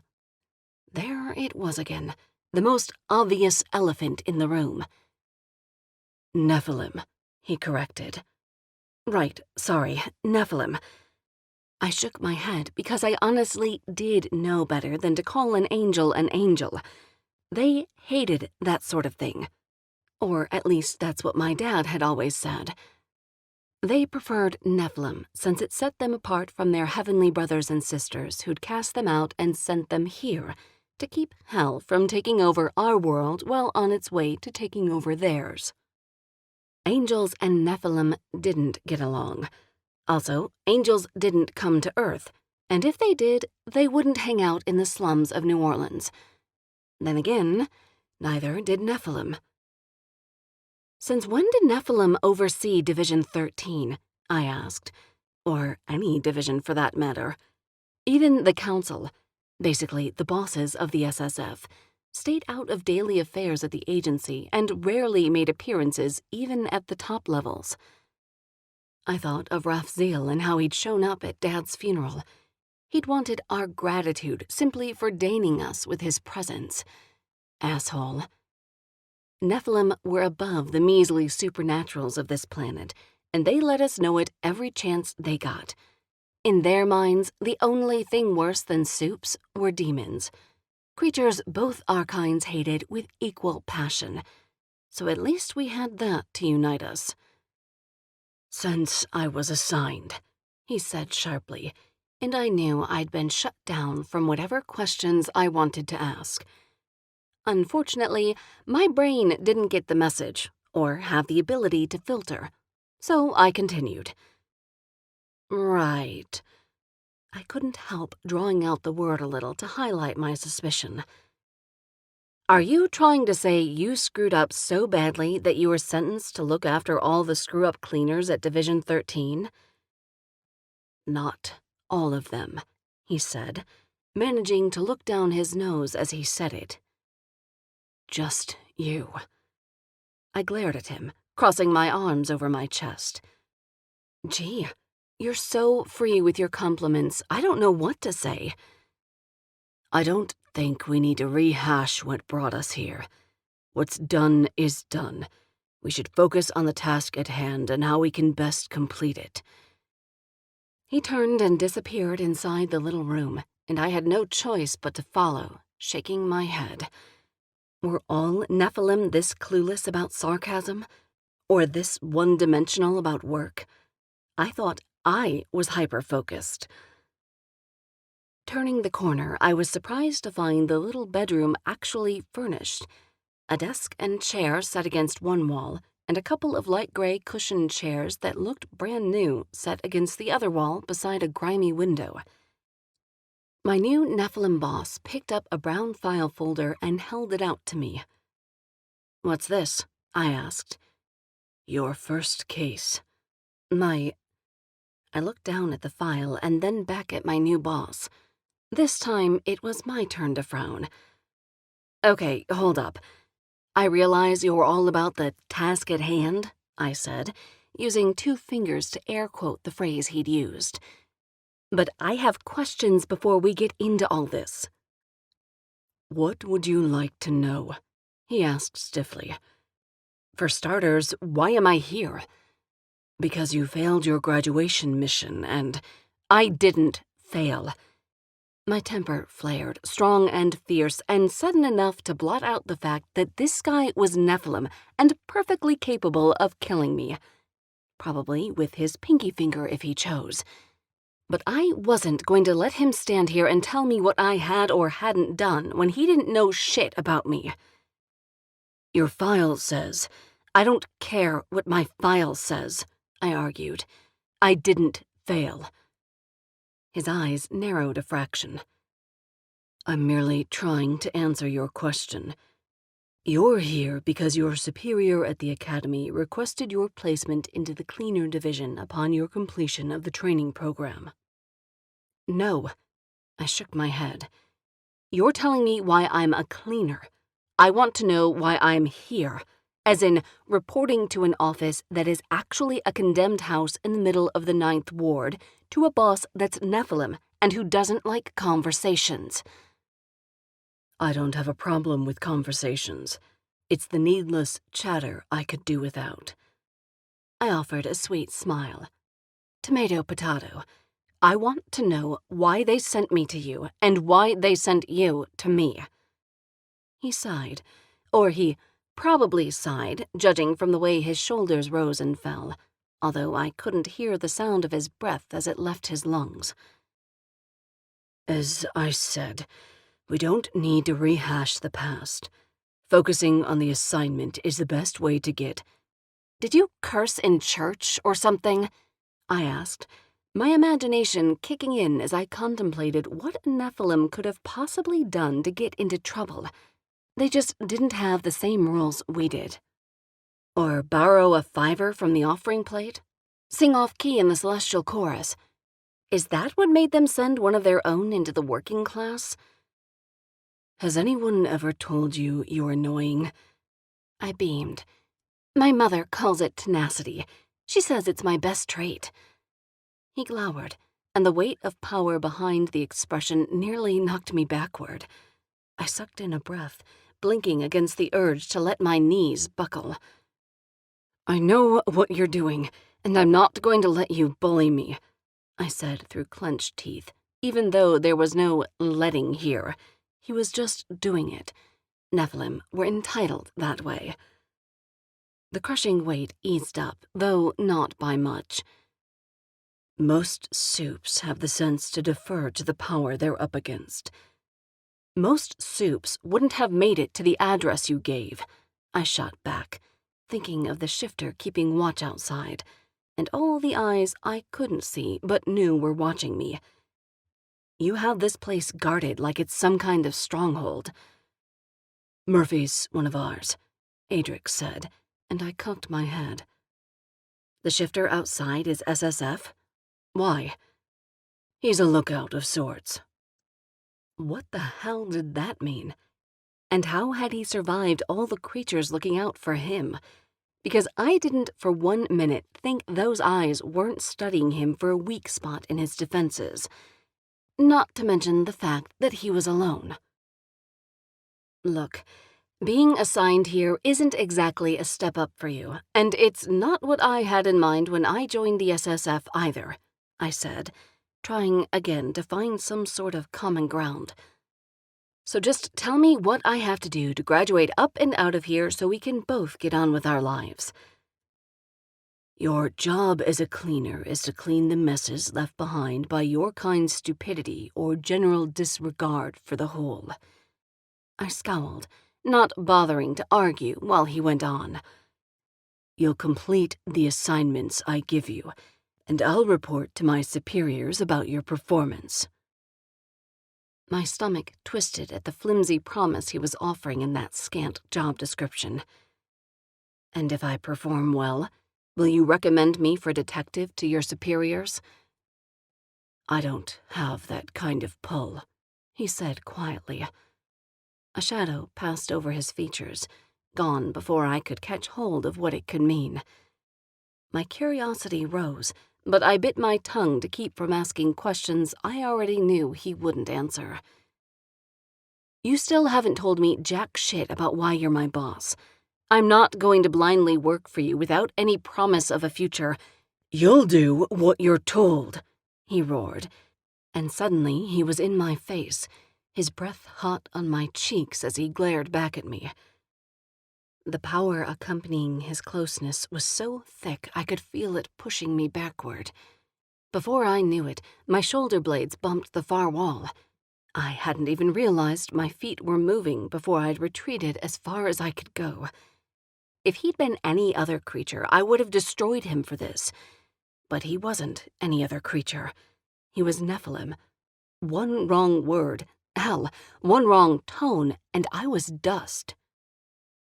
You're crowding me, I said softly, my heart racing and chest heaving as I stared back at him. The urge to look away was so strong I barely held his gaze. The raw power of an angry Nephilim had been known to reduce even the strongest soups to a puddle of tears and pleas for mercy.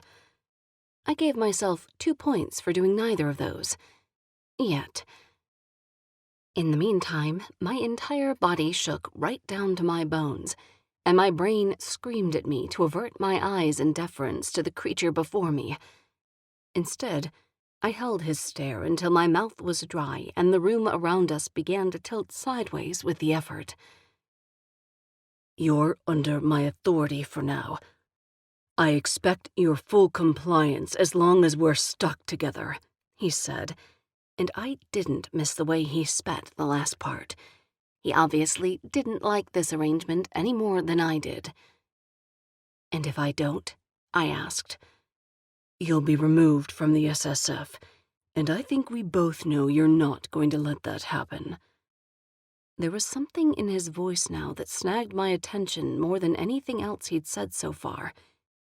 The fact that he seemed to understand how desperate I was for a position inside the agency, like he knew something about why I was actually here. I studied him carefully now, my eyes searching his for whatever he was holding back. But the darkness in his eyes was bottomless, a pit of never-ending secrets and lies and deception. Nephilim were nothing like the pure and honest angels they'd come from. Nephilim were cunning and vicious and moody as hell. They had to be in order to battle demons. The more I looked into the granite gaze of my new boss, the more convinced I became that Adric Romanov was the worst of them all. But he was also familiar. I stopped, uncertain now. Have we met before? No. His answer was a growl that bore no trace of hesitation and more than enough malice to rekindle my temper. Well, fine. Which means you don't know anything about me, I said in a low voice that, despite my brain warning me otherwise, was meant to threaten. including what I will and won't let happen. I know what I need to know, he shot back. Shoving aside the déjà vu, I glared back at him. So you say. But what about me? I countered. What do I get to know about you? His gaze heated, then dropped to the rest of my face before landing on my lips. My body shuddered for entirely new reasons, and suddenly the blanket of power around us shifted into something else. It was still dangerous and heavy enough to pin me where I stood, but now I wanted it to. I wanted Adric to be in charge. I wanted him to make me the assignment. Reflexively, I ran my tongue over my lips to wet them. Adric's eyes sharpened on the movement, narrowing with a small twitch as he continued to study me. His body tensed, and it dawned on me how close he stood. Close enough for me to feel the hardness of his body, to taste the musky smell that was his skin mixed with his soap. My fingers twitched with the desire to reach up and bury themselves in his messy hair. A knot of need balled inside my stomach, traveling lower and lower until my thighs ached to be touched. It was ridiculous how badly I wanted him, how badly I wanted him to want me. The last time I'd felt this attracted to a man, I'd been too busy killing another man to act on it. The monster ball had woken all sorts of desires inside me that I'd buried in favor of training for the agency. Now I wondered if I couldn't have a little bit of both. Gemini, Adric breathed, and my knees finally did wobble at the sound of my name out of his gorgeous mouth. Yeah, I managed, my entire focus now caught up in the way his own mouth hovered so close to mine. His eyes closed for a long moment, as if he was working hard on maintaining some sort of control. The power hovering between us waned, and when he opened his eyes again, they were carefully guarded, detached, just like they'd been when I'd first arrived. He glanced down at my hand and then back up at my face as he said in a flat tone, "You're bending the folder." He stepped back, effectively shattering the tension between us. My thoughts cleared and a heavy breath whooshed out of my already straining lungs. I blinked, foggy and a little pissed at what I'd just almost allowed to happen. Hooking up with your boss was one thing, a little hot if not a little risky, but still not the worst thing in the world. Hooking up with a Nephilim was totally different. Amazing in bed, if the rumors were true, but trouble with a capital T. Needy, bitchy, and a little bit deadly. They called it the morning after effect, because when a Nephilim lost control, there was no guarantee their partner would wake up the next day. Orgasm of your life, though, so there was that. And I'd just offered myself up like that was a fair enough trade. Besides, after everything that had happened with Rodrigo, all the innuendos and come-ons when he should have been training me, not to mention the petty punishment he was currently inflicting by sending me here in the first place, I was adamantly against workplace romances, and I wasn't about to change my mind now. I shuffled toward the door in case I needed a quick escape and did my best to concentrate on the file folder that I'd already maimed in my clutched hands. Adric waited while I opened it and with shaky hands smoothed out the report inside. If he wanted me to focus on the work, that was fine by me. The work was safe, or safer than whatever the hell had just happened here. I'd just have to find a way to impress him with my amazing cleaner skills so he'd recommend me for a promotion as fast as possible. "This is my first assignment?" I asked, scanning the notes that detailed a string of animal attacks over the last month.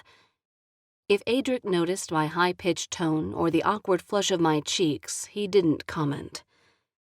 "I have an appointment for us to go by the most recent location tomorrow.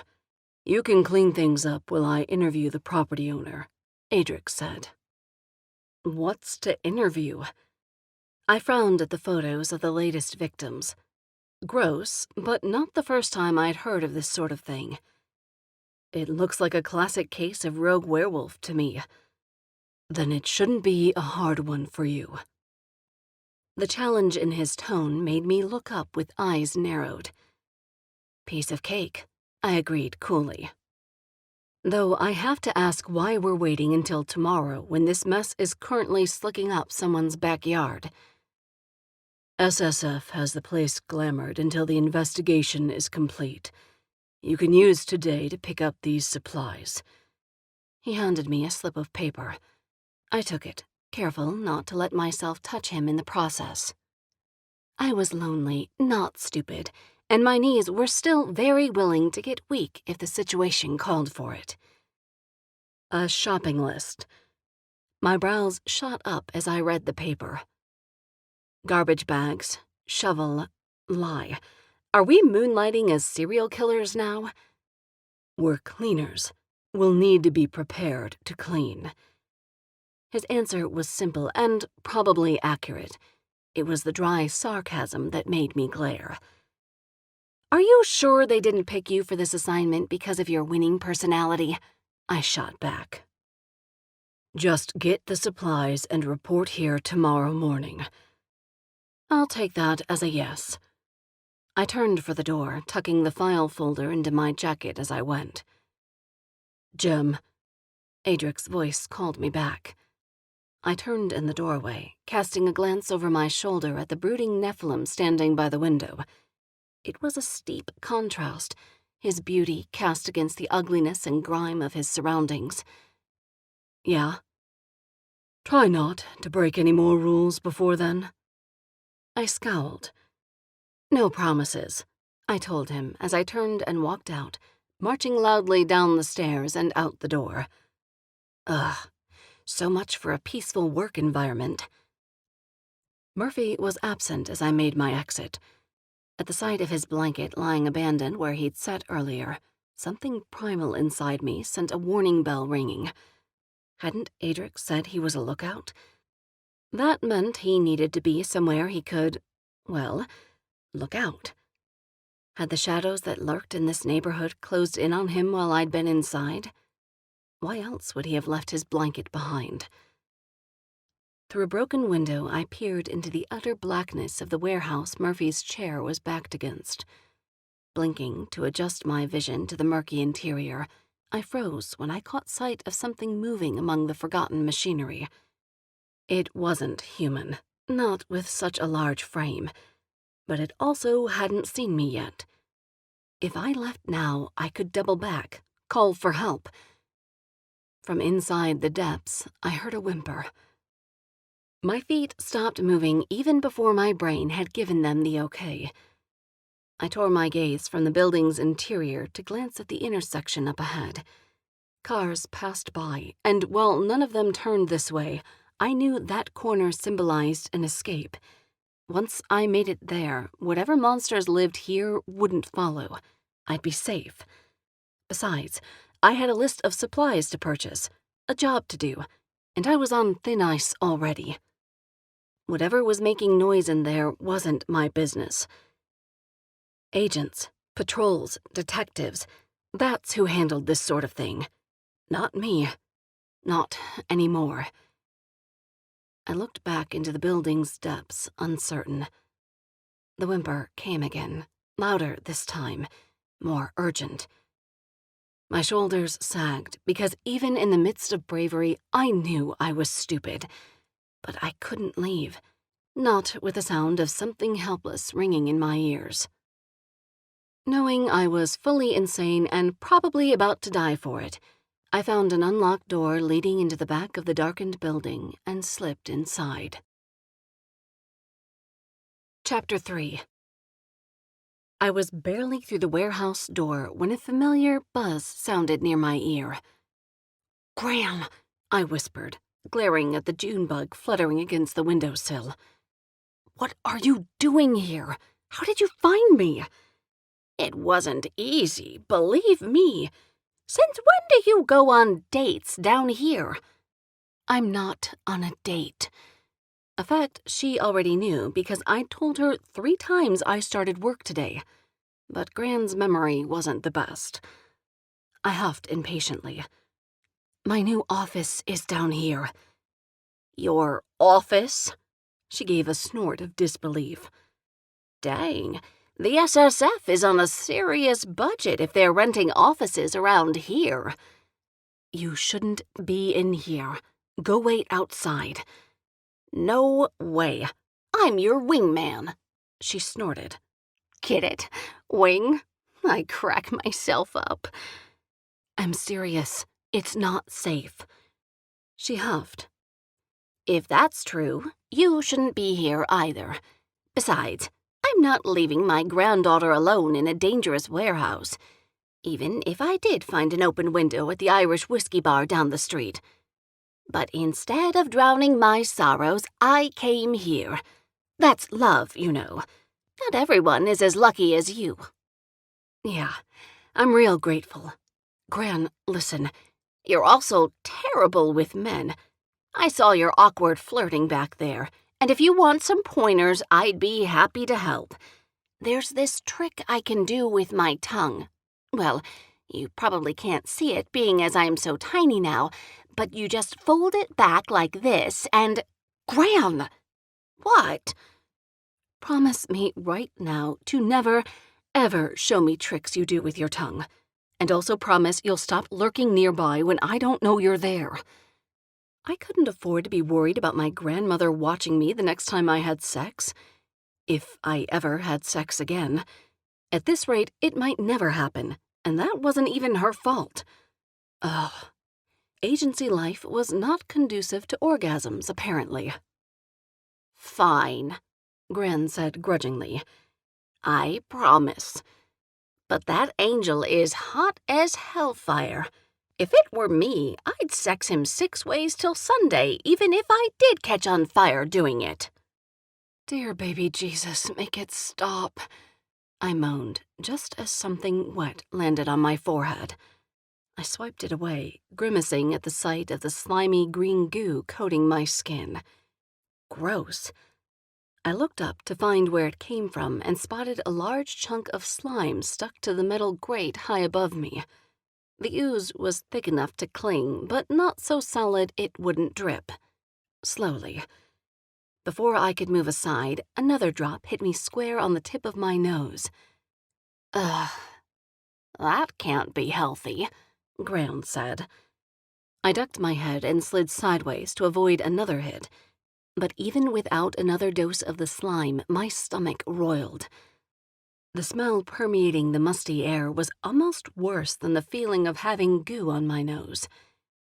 It was definitely worse than anything the French Quarter had ever produced, and that included the stinking remains of a Mardi Gras parade at 4 in the morning.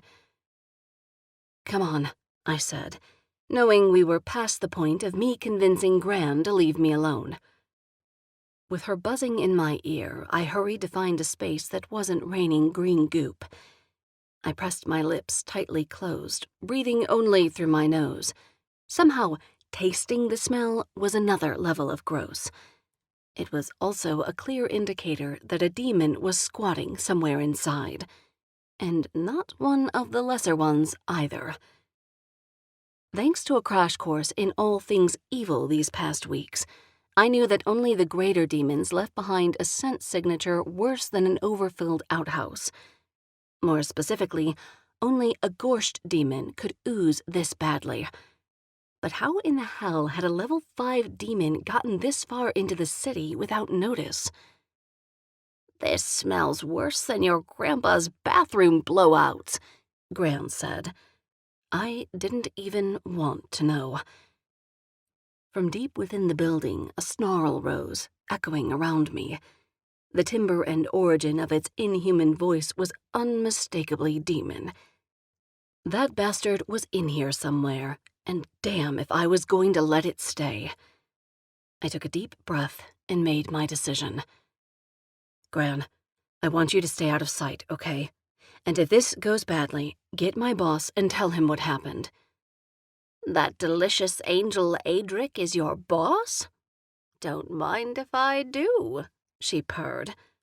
Gran, I hissed. Yeah, stay high and dry. Got it. Go get him. She flew up toward the ceiling, and I exhaled, centering myself.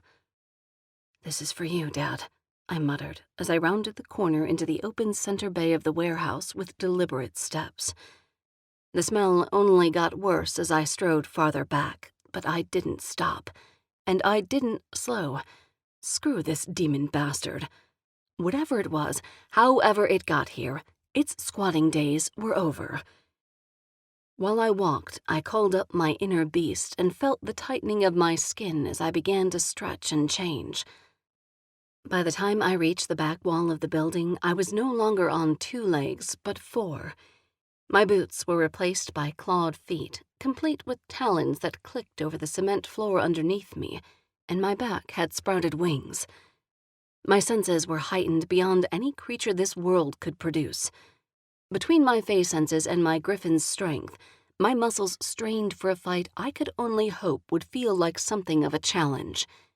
If I was going to the trouble of taking my griffin's form, it had better be worth it. That's what Dad had always said. He died on 2 legs, and I knew without having to be told it was probably a regret of his. It was only fitting I could kill this demon in his natural form, especially considering I was fairly certain a level 5 had killed him. I rounded a corner and stopped short at the sight of the mirrored glass covering the swinging double doors just ahead. The reflective coating offered me a warbled view of my beast. Large white wings rose from my back, so big they dragged on the floor behind me. My feathers were sensitive, but coated in a sheen of crystallized poison that offered a quick death to anything unfortunate to get that close. My downturned beak and narrowed eyes were the only other bird-like features. Feathers ended where sleek blonde fur began, covering my torso, paws, and tail with a lion's coat, complete with a soft, full mane. I'd always recognized the beauty and power in the griffin's form, but I knew plenty of others saw the killer it could be. Out of all the creatures I'd seen and even taken turns becoming, the griffin was still the most formidable. I only paused long enough to take in the sight of me changed, then continued on before the ache of familiarity could ruin my focus. I was the spitting image of my father now. I knew that because I'd spent years perfecting the art of copying his form exactly. He'd been the only other griffin shifter for 500 miles, and now there was only me. Today, vengeance had a face, and this was it. Through the small window over the double doors, I watched as something moved. A flash of scales darkened the otherwise white walls. Then it was gone. My muscles coiled and tensed, ready. I didn't even bother trying to be covert, and instead barreled right through the swinging doors so hard they banged against the walls on creaking hinges. I opened my mouth and let loose with a loud announcement for whatever waited for me inside. My roar was nearly deafening, but I fell silent the moment the answering snarl reached my ears. On the left, I turned and raced down the hall, my beast eager now to find its prey. My talons clicked and my wings dragged behind me, but I was fast, light on my feet thanks to the Fey blood in me. Another left, followed by a right, led me straight into the deepest part of the building, and when I rounded the final turn, I pulled up short. The demon that stood before me was larger than any I'd ever seen. It stood on 2 stubby legs, with 2 more flailing from its top half like little T-Rex arms. Scales coated in mucus covered its body, their pattern stopping only long enough for a snout to protrude from the center of its face. At the end of the snout, large nostrils exuded hot breath before the face gave way to a mouth below and 4 large eyes above. 4. All of them yellow and beady, and each of them focused on a different part of me. One zeroed in on my claws, the other my wings. Another stared me down, unblinking and looking more and more happy with himself that I'd finally arrived. The 4th watched the door behind me, probably to be sure I was alone. It pawed at the floor, claws scraping, and I caught sight of a black pentagram drawn over the space in some kind of chalk. Fuck me. Had this thing been summoned here? Who in the hell would be dumb enough to call up a greater demon into the heart of New Orleans? And a gorsht demon at that. These guys were beyond gross, and not very subtle either. Whoever had done this was sure to get caught. The gorsht snarled at me, and all questions leaked away at the sight of its yellowed teeth dripping with the same disgusting mucus that coated its body. Questions could be asked later. Right now, it was him or me, and I really didn't want to die before I'd gotten laid again, or seen the Aquaman movie. They were, in some ways, the same thing anyway. The demon's snarl turned to more of a roar. I decided to take it as an invitation to come closer. "Kick that twat demon's ass, baby girl!" Gran's encouragement was faint enough that the demon seemed not to hear her. Thank the angel. My wings lifted me so that my running start turned quickly to an airborne launch, and then I was sailing through the air with claws outstretched. I went for its throat, hoping to find the weak spot where its pulse beat hardest. All I got was a mouthful of mucus-coated scales. I landed on my feet, momentum forcing me to tuck and roll. I came up again, spitting and growling at the disgusting taste of slime on my tongue. Ugh, gross. My disgust turned to a growl, and I raised my head, ready to try again. The demon eyed me warily now. I approached slowly, eyeing the small nick I'd left along the demon's scaly throat. Time to finish it.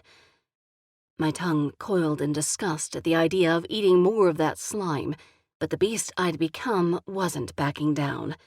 It wanted blood, even if that blood was the color and consistency of a sinus infection. Why couldn't I have found a rata demon or something? I crouched, ready to spring for another attack. A small noise and movement from the corner distracted me. I glanced over to see a blur of movement streaking in behind the demon. A broad-shouldered figure in black pants and matching jacket moved inhumanly fast and struck the monster from behind with some sort of weapon. The beast faltered and tipped its head back in a howl. I used the opening to go for its throat and felt the sickening yet satisfying crunch of scaly flesh give against my iron jaw. The demon's body shuddered, and I bit harder, tearing angrily at the flesh until it ripped away from the body and hung from my mouth. I tossed it aside and doubled back for more. From somewhere above, Gran hooted in triumph. "Get fucked, closet monster!" she yelled. The stranger who'd just come to my aid looked around in confusion at the empty voice tossing out curse words. Lord help us all, I did not want to explain her to someone else. The demon writhed, flinging itself just out of my reach. It hit the cement floor with a hard thud that shook the walls, finally offering me a clear view of the figure in black. I blinked, struck dumb and more than a little panicked at the sight of the man standing on the far end of the dying demon. I'd half expected Adric, or maybe another SSF agent, or even Murphy, who was still unaccounted for. But instead, it was an all-too-familiar face, the last one I'd ever expected to see again, and especially not here while I was in the middle of an unsanctioned demon kill. Without thinking, I shifted. My talons and feathers vanished. 4 legs became 2. I'd done it so many times it took little effort anymore. 1 second I was a griffin, and the next I was me, Jem. Blonde hair cropped short, leather jacket clinging to a petite though deceptively strong frame. Eyes, 1 brown, 1 blue, that flung daggers at the man before me. "Jax McGuire?" He smiled smugly back. I frowned, following his gaze down to my clothes. My black leggings and matching tank were right where they were supposed to be. No holes or missing pieces, which sometimes happened during the return shift. I looked fine as best I could tell. "What?" I demanded, realizing too late he probably would never have recognized me if I'd just stayed a griffin. Damn it. Jax's lips curved and he nodded, first to himself, clad in all black, then to me. We match. Aw, aren't you two the cutest thing since Martha Stewart and Snoop hooked up?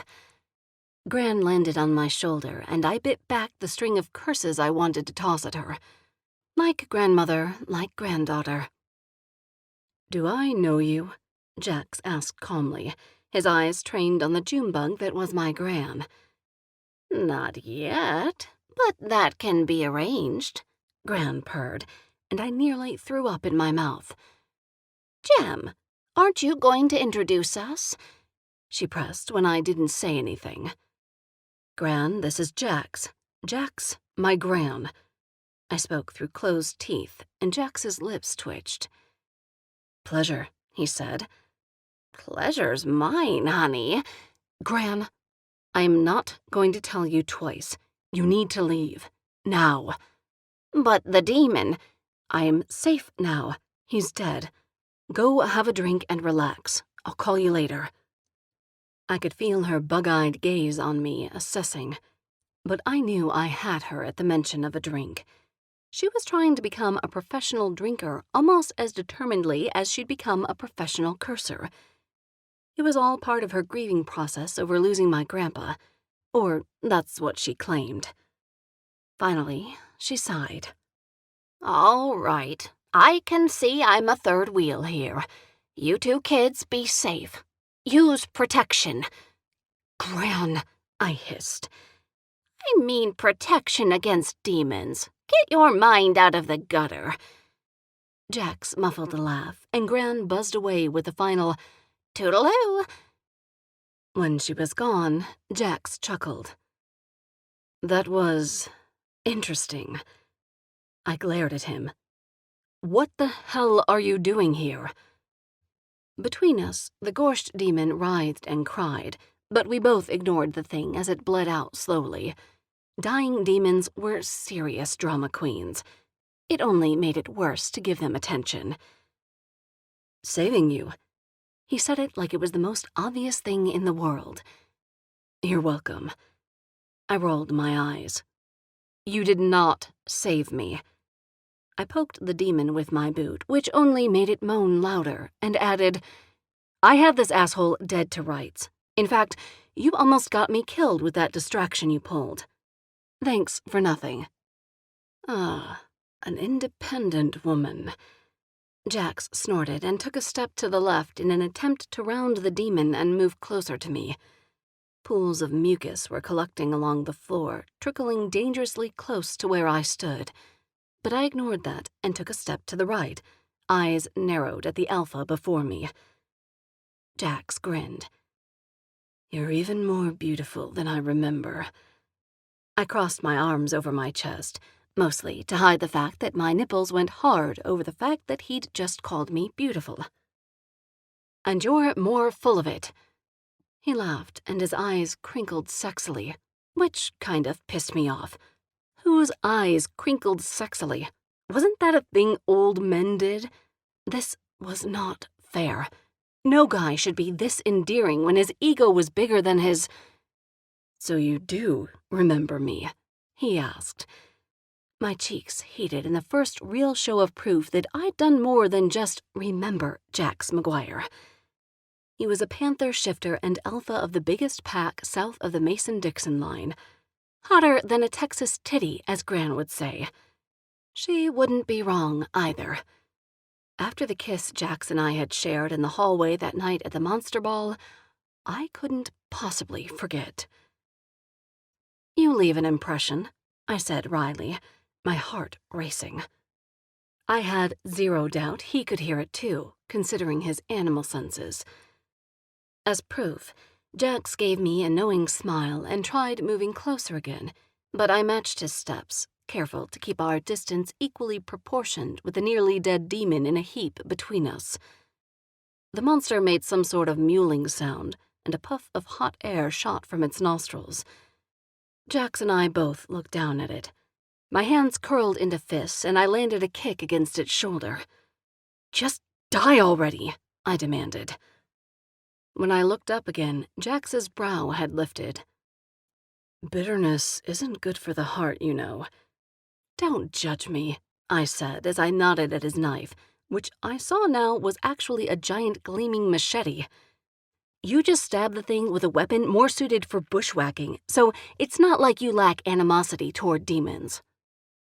"Did you just say bushwhacking?" he asked. "You don't know what bushwhacking means?" I challenged. "Of course I know." He stopped and started again.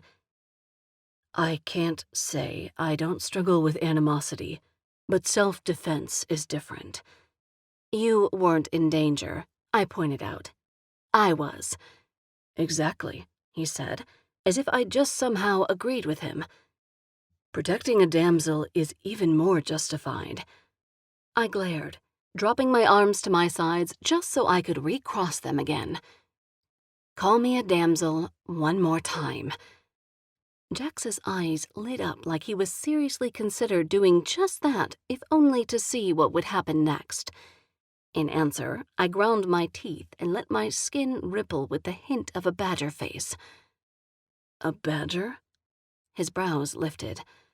"That's your plan?" "No one wants to get eaten by a badger. Trust me, it's a creature that sends a message." He shook his head. "I sense a story here, but alas, we're out of time." "Time for what?" Before I could ask, the demon made a gurgling sound before exhaling another puff of breath and fell still. "Is it dead?" I asked flatly. "I'm not sure if that question is the most pressing." "Ah, yes, there it is."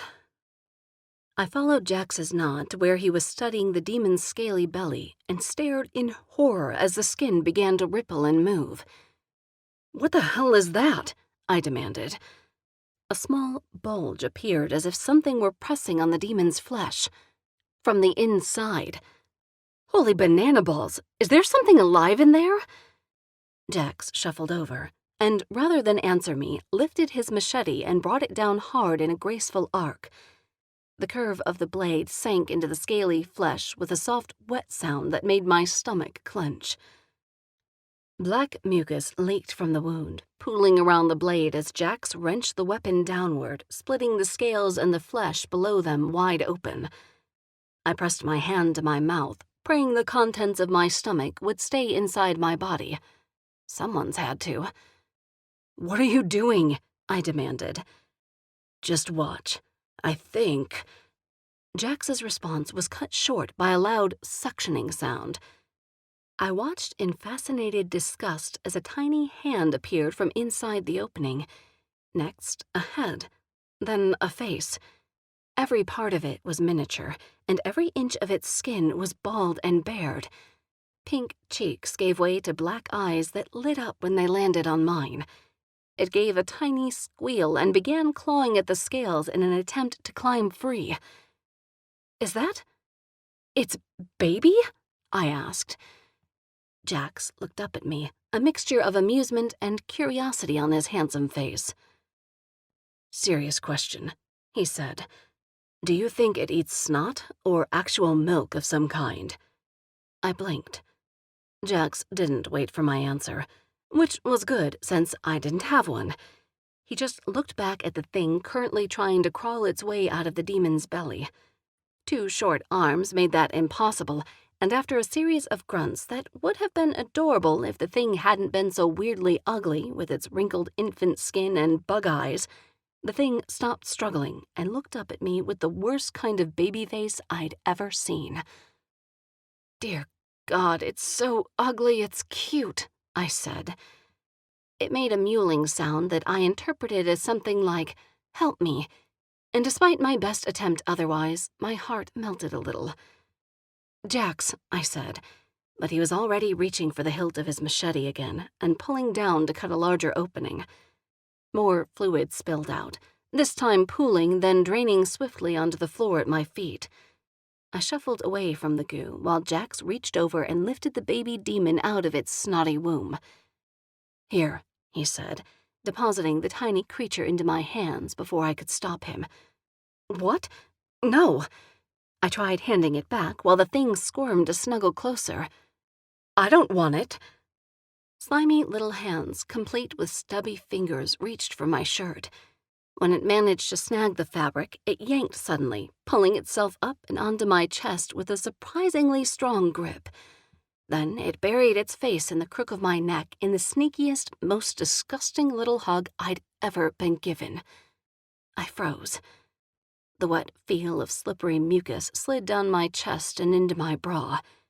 I cringed and looked up to see Jax grinning down at me, the soaked machete dangling from one of his tanned hands. He dropped it before shrugging out of his jacket and began using the inside lining to wipe the slime off the demon baby in my arms. I could only stare with a half-open mouth, trying to understand the absurdity of this moment. Jax, however, was oddly at ease. I didn't know you wanted children, he said when he'd given up on cleaning the thing. He wrapped the jacket around the baby, obviously fine parting with the item now that it was covered in snotty blood. I don't, I said. I mean, this isn't... I reached up and grabbed the little monster currently attaching itself to my upper half and attempted to pry it loose, but the thing wouldn't budge. Holy hell, this thing is strong. Well, it is Hell's Child, Jax said. Beyond frustrated, I reached out and wiped my mucus-coated palm down Jax's bicep. His eyes widened, and I watched with satisfaction as his expressions morphed. His eyes narrowed and gleamed with something like a threat. If you want to touch me, beautiful, just ask. I huffed. That's not... Motherhood becomes you, you know. And I have to say, I don't make a habit of encouraging the idea of offspring with the women I'm attracted to. That's not a responsibility I'm ready to take on. But you look suited to it. My jaw dropped, and I stopped trying to pry the baby demon off me. Are you hitting on me and hinting that you want to get me pregnant in the same breath? He opened his mouth to answer, but the smirk told me all I needed to know. I held up a hand. You know what? Don't answer that. I think I've had about all I can handle today of slimy come-ons. Jax's eyes danced, and he leaned in, unconcerned with the baby demon now sleeping on my shoulder. Darling, I can promise you, once you start with me, you'll never get enough. A ripple of pleasure ran through me at the memory of his lips on mine, and I couldn't quite regain my balance in time to toss back some sarcastic retort. Jax just straightened knowingly. He turned and tossed his machete at the demon carcass and the growing pool of fluid around it. The goo will melt right through that thing if you leave it there, I warned. Yes, it's a handy way to destroy evidence. He gestured to the mess. I assume you know what to do with this? I'll call it in, I said, my words slow with suspicion now. But you already know that, don't you? He turned back to me, his expression deceptively blank. You're SSF. It's not hard to tell. My eyes narrowed. You knew that night? At the ball? And you still flirted with me? Made out with me? He smiled crookedly. I don't discriminate. Yes, I can see that, I muttered. He tilted his head thoughtfully. Although, something about you. He trailed off, and the uncertainty that flickered over his expression made me wonder if he wasn't just as off balance as I about whatever this was between us. Finally, he cleared his throat. Will you turn over the infant? What? I frowned in confusion until I remembered the monster currently clinging to my torso. The child. It's not going to be allowed to live, not as a level 5. I mean, it looks like a hairless cat now, but by next year it'll be a scaly Rottweiler. They'll want to put it down before it gets that far. For some reason, the idea of killing something helpless, even a demon, struck me as wrong. No, I said. The word was out even before I'd fully thought it through. To make it worse, my hand came up and pressed against the baby's back as if I was protecting the thing. It snuggled in closer, snoring softly. Jax's brows lifted. You want me to kill it now instead? Save them the trouble? No, I said again, twisting away from him. I see. Jax softened. I opened my mouth to utter a slew of threats, but he held up his hand and stepped closer again. Your secret's safe with me, darling. This close, I could just make out his scent over the stench of the demon goo. It was enough to knock my thoughts sideways all over again. In the back of my mind, logic screamed at me to stop the craziness. But my mouth wasn't attached to reason. Neither was my decision-making ability. Seriously, Jax, you can't tell anyone, I warned. You have my word, he said solemnly, and I paused at the softness in him. It added a layer to his too big personality that I didn't like, or a layer I couldn't trust, mostly because I wanted to like it. Damn. That was a crazy-ass burrito of feelings I'd have to unwrap later. And what do you want in return? I asked in a hard voice. Jax didn't miss a beat, confirming my suspicions. Information. I sighed. Of course he did. What kind of information? Jax hesitated, and I felt my impatience spike. On my shoulder, the demon baby slept on, but I wasn't sure how long that would last. I needed to finish this and get the hell out of here. What kind of information? I repeated. Jax's brows drew tight, the first sign of stress I'd ever seen on him. The werewolf attacks outside of the city. Who's behind them? I stared at him. I don't know. I just found out about the case today. How do you even know about them? Not important. Listen, when you find out more, will you pass it along? I frowned. How would I do that? I wouldn't know how to find you even if I wanted to. I'll find you, he assured me in a way that made me wonder if he'd known where I was, who I was, all along. How in the hell— Jem, darling. Jax's voice turned urgent. I'm sure your senses are a bit dulled, what with the childbirth and all. I flipped him off, but he continued unaffected. But mine are picking up on someone, or something, headed this way. He tilted his head, listening. I did the same, finally catching a hint of movement far to the front. They're examining the door outside, Jax said quietly, and looking for your missing friend, whom I suspect is still inside the belly of the beast at our feet. My eyes widened. Murphy? How do you know he's in the demon's belly? Jax pointed, and I looked over to see the fluid leaking from the open torso had pushed a body to the edge of the gaping wound Jax had cut earlier. A hand stuck out of the hole, complete with a sleeve I recognized from earlier this morning. Shit, I said. It would be in both of our best interests to wrap up this little agreement we're making, Jax said, and be on our way. I looked back at him, my palms clammy at what he was suggesting. But I couldn't bring myself to say no, not when that meant handing over a helpless infant to certain death. Besides, I'd already made one side deal to inform on SSF secrets. What was one more? Fine, I said, and Jax nodded, then stuck out his hand for a shake that would seal the deal. I'll give you information on the attacks as long as you don't tell anyone about the baby. Perfect. I slid my hand into Jax's and we shook. His lips curved and his eyes gleamed with something that made me wonder if I hadn't just made a huge mistake that went far beyond secret demon babies and agreeing to inform on a case. But it was too late now. I'll be in touch, Jax murmured before reaching out to brush a soft kiss over my cheek. I closed my eyes, savoring his mouth on my skin. Pure reflex. Meant nothing, obviously. By the time I opened my eyes again, he was gone. Before I could think too hard about the idiocy of my own actions, I hurried to find another exit and get the hell out of here, too. Apparently, I now had a baby to feed. Chapter 4.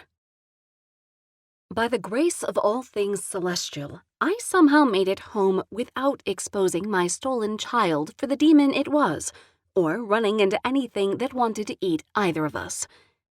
Unfortunately for me, by the time I shut and locked my apartment door behind me, Demon Spawn was awake, and hungry if the sucking noises were any indication. I'd only barely made it past the door belonging to my nosy-ass neighbor Patrice, who lived on the first floor, before making it safely upstairs. No doubt she'd heard the weird noises coming from the little bundle in my arms.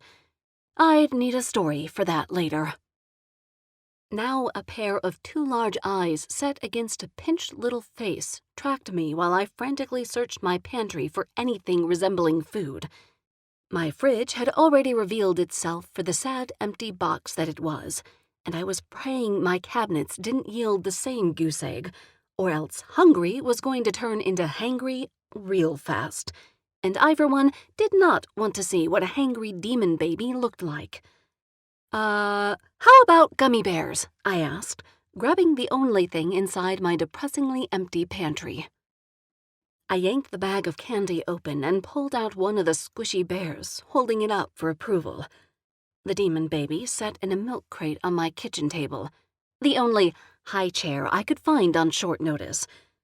Already, the towels I tucked inside were coated in a slime layer that was either oozing from the baby's pores or still lingering from the birth. But I figured feeding before a bath sounded smart. Who needed what to expect when you're expecting when you had gummy bears and a milk crate? The baby eyed the candy with a growing sense of interest, and when I got close enough, it suddenly reached out and snatched the red squishy bear right out of my fingers, nearly drawing blood in the process thanks to the thumbtack-sized baby claws already sprouting from its little T-Rex arms. Ow! I retracted my hand, frowning at the scratches left behind, and watched while the demon baby popped the gummy bear into its mouth and gummed happily. I'd already done enough of an inspection to know the infant hadn't sprouted teeth yet, thank goodness. But apparently its gums were up to the task, because less than 5 seconds later, its eyes lit up and landed on the bag of candy I still held. Red gummy bear drool poured from its open maw. Rawr! The noise it made was maybe the cutest and most pathetic thing ever. My heart softened, and I reached into the bag and held out another gummy bear. Aw, you like that? Here you go. I was rewarded with another scratch, and my smile vanished as I watched the second gummy bear disappear. Just take the bag, I said, handing it over when gooey fingers reached for a third. Clawed hands snatched the bag from me, and I stepped back, watching with disgust and begrudging admiration as the little monster tore into the bag of treats. My phone rang, and when I saw my mother's name, I knew I couldn't ignore it. I'm fine, Ma, I said by way of greeting. Gran told me about the demon. You're not hurt? Nope, totally unscathed. The baby made a gurgling noise, then burped. Oh, do you have company? My mother asked. I hesitated, knowing full well my mother's manners wouldn't allow her to grill me with company present. Like the lying daughter I was, I went with it. Yeah, actually. Can I call you back? Gran's voice was in the background, crooning about Jax McGuire. My mother giggled, and I rolled my eyes. Of course, go ahead. Call me later, my mother said. Talk soon, I said, and hung up. I watched as the baby scarfed the rest of the gummies. When the last piece had been eaten, the tiny burp that followed made me smile all over again. You are the most adorable ugly thing I've ever seen, I said. It beamed back at me, gums on full display, and I shook my head. Okay, it's bath time, then bedtime. I trailed off as I realized I'd yet to come up with a name. In fact, I had no idea what gender it actually was. "Are you a she-demon or a he-demon?" I asked. Even though I knew it was pointless to expect an answer, I was trying to avoid checking for myself. Besides, demon genital identification wasn't exactly a skill of mine. Their junk didn't even look like our junk, as far as I knew anyway. Ugh, I was spending way too long thinking about demon junk. "Arr!" it said again. I shook my head, grabbing the demon up in a handful of snotty towels and carried it to the bathtub. "Okay, kid. Moment of truth." I ran a few inches of water and dropped the bundle into the tub, towels and all. When the soaked towels sank, I got my first look at its little crotch. I blinked, frowning and craning my neck for some sort of sighting, but there was nothing. "What the hell?" I muttered, totally confused. Where was demon anatomy on Wikipedia when you needed it? "All right," I said, sitting back and watching with fascination as the little monster dove in and out of the water with ease. "You love sweets, cuddling, and baths, and not a single protrusion in sight. Sounds like a girl to me." The little monster smiled up at me, revealing soft pink gums as she floated on her back in the center of the tub. "Let's see. Girl names," I muttered. How about—" Squawking cut me off, and I shot to my feet, staring down at the baby as it suddenly wailed up at me. The sound of it bounced off the walls, echoing in the tiny room, and I had no doubt every one of my neighbors had just heard it too. "Shit," I said, but my voice was drowned out by more high-pitched cries. The demon stopped floating and sat in the lukewarm water, staring up at me with its little arms raised as giant tears leaked from its eyes. "Definitely a girl with these kinds of mood swings," I muttered. "Wah!" the wail echoed, and I gritted my teeth at the prospect of having to explain this to my neighbors. "Okay, bath time is officially over," I said, snatching her into my arms. The moment I picked her up, she burrowed into my shirt and promptly fell asleep. I stopped myself, wondering if I should try to set a good example for her little ears. "Bedtime," I cooed instead, and with one hand holding the baby, I used the other to gather more towels and pillows onto my bed. When I was done, I'd created a sort of cocoon that I hoped would keep her contained if she tried to roll. I set her down in the middle of the pallet and backed out of the room as silently as possible. Not that it mattered. Her snoring covered my tracks easily, and I made sure to shut the door behind me.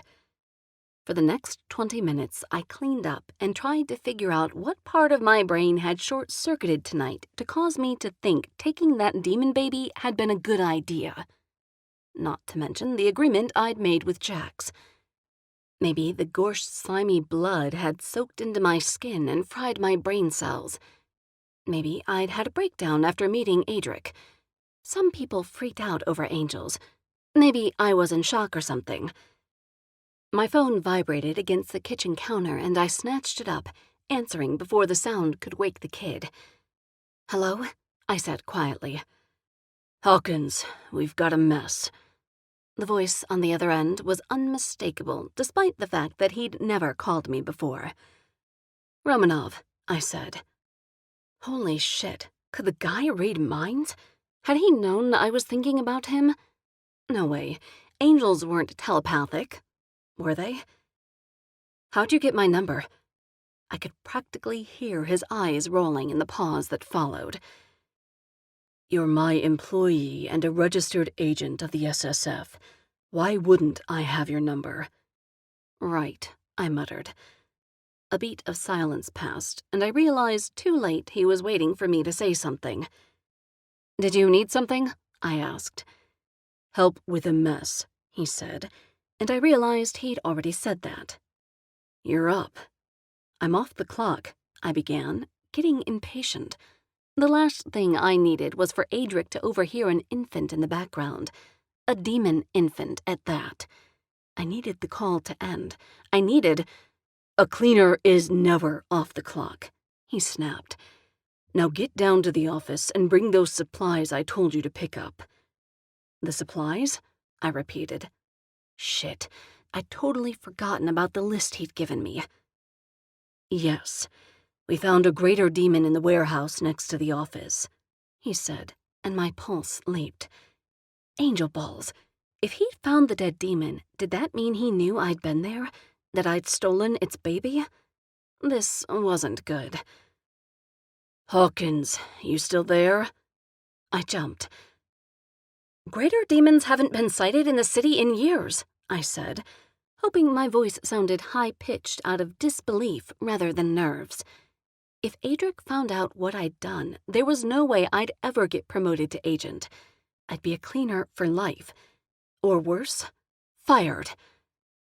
His voice dropped low. Which is why we need to clean this quietly. If word gets out, it'll spook people. And the last thing this city needs are a bunch of spooked supernaturals. We've got enough crime as it is. You have 30 minutes before I start marking this against you. And don't forget, my report goes straight to headquarters. Hell, they're probably reviewed by the head agent in charge of hiring and firing. And promotions. Be there in 29, I said through gritted teeth. Good. The line went dead. I slid the phone into my pocket, hesitated for about 5 more seconds while my thoughts raced ahead toward a plan. Then I lurched into motion. I had 29 minutes to make this work. Shit. I ransacked my medicine cabinet and found the half-empty bottle of NyQuil I'd stashed away after the last time I'd been sick. Faye didn't really catch colds, but I'd accidentally gotten too close to a Melina demon last year, and it sprayed me with enough germs and yuck to give me the flu for a week. NyQuil had been the only thing that let me stop coughing and sneezing long enough to sleep. It was also about to be my new babysitter. No judging. Being a demon mom was about ingenuity and survival. Mostly my own, but still. I hurried back to the bedroom, dosing the baby with NyQuil, then shushing her back to sleep. Once she was out, I slowly, and as quietly as possible, shoved my dresser in front of my bedroom door and locked up. Most days, I didn't bother with all 3 deadbolts, but tonight I slid every single one closed and prayed it was enough to contain the destruction if the thing woke up before I got back. Pausing, I patted the hidden pocket of my jacket and the envelope still tucked inside. Starla would contact me soon for an update, and I hadn't even had time to read the information she'd given me. I made a mental note to make time. Then I raced down the stairs to the first floor and headed for the exit. In the foyer, I pulled up short as the door to apartment 1A slid open a crack. Now was not the time for nosy neighbors. "Hey, Patrice," I said, adjusting my tense expression to something more open and, hopefully, innocent. The face that stared back at me was not, however, Patrice. In fact, he wasn't even Patrice's gender or age bracket. Damn, since when did Patrice have friends? And a cute one at that. He was leaner than I tended to go for, but well-made, that was for sure. With hazel eyes that cut right through to the parts of me that wanted male attention. He was almost too good. Subtly, a ripple of power rolled off him and sniffed its way over to me like a curious puppy. Damn, a warlock. That made sense. I tried not to think of Z, my ex. He'd been a warlock too, and a smooth operator, until he'd been an ass. I no longer trusted warlocks on principle. Hi, I said, all my defenses up now. The hottie stepped closer. Hello, you must be Gemini. Gem. My eyes narrowed. Who are you? And how do you know my name? Forgive me. He held out his hand. I'm Rourke, Patrice's nephew. She had an accident this morning. I'll be staying with her while she recuperates. Patrice having an accident wasn't a surprise. She was elderly and blind as a bat. Her hunky nephew, however, was news to me. News I didn't have time to get into right now. "Sorry to hear that," I said, offering a quick shake of his hand before dropping it again. The last thing I needed was for him to get a reading on everything I was hiding. "Give her my regards. Listen, if you hear anything weird from my apartment tonight, feel free to ignore it." He planted his feet and shoved his hands into his pockets, clearly interested in chatting now that I was going to dish out something personal. Apple didn't fall far there. Patrice was the nosiest hermit I'd ever met. How she stayed so informed about everyone's lives when she never spoke to us or left her apartment, I had no idea. But she was the lifeblood of my building, that was for sure. She was also the worst clairvoyant I'd ever met. Her nephew's talents remained to be seen. "Why would I hear weird things from your apartment?" he asked.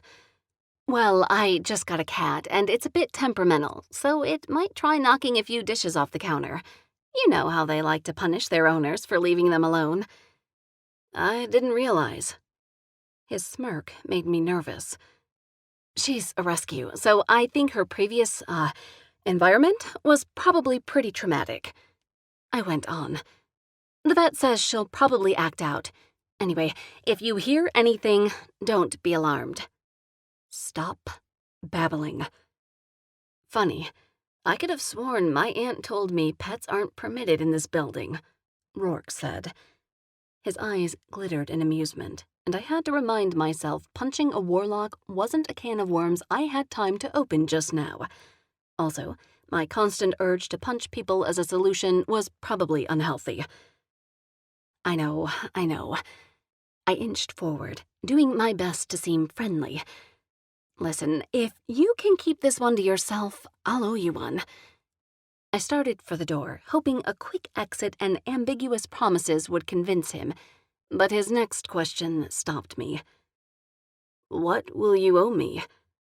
I turned back, racking my brain for something he might want. I'll owe you... How about a date?" My eyes widened. "What?" Rourke flashed a white-toothed smile, very boy next door. "I don't know anyone in town. Thought you might be willing to keep me company sometime." Over Rourke's shoulder, I noted the runes spread out on the sagging card table inside Patrice's living room. A shelf behind the table held a scattering of mason jars containing things I couldn't identify and didn't want to think about next time I ate a meal. Rourke's sharp hazel eyes didn't miss my nosiness. "I'm doing a healing spell for my aunt," he explained. At the sight of the specimen jars, I remembered where I was supposed to be right now.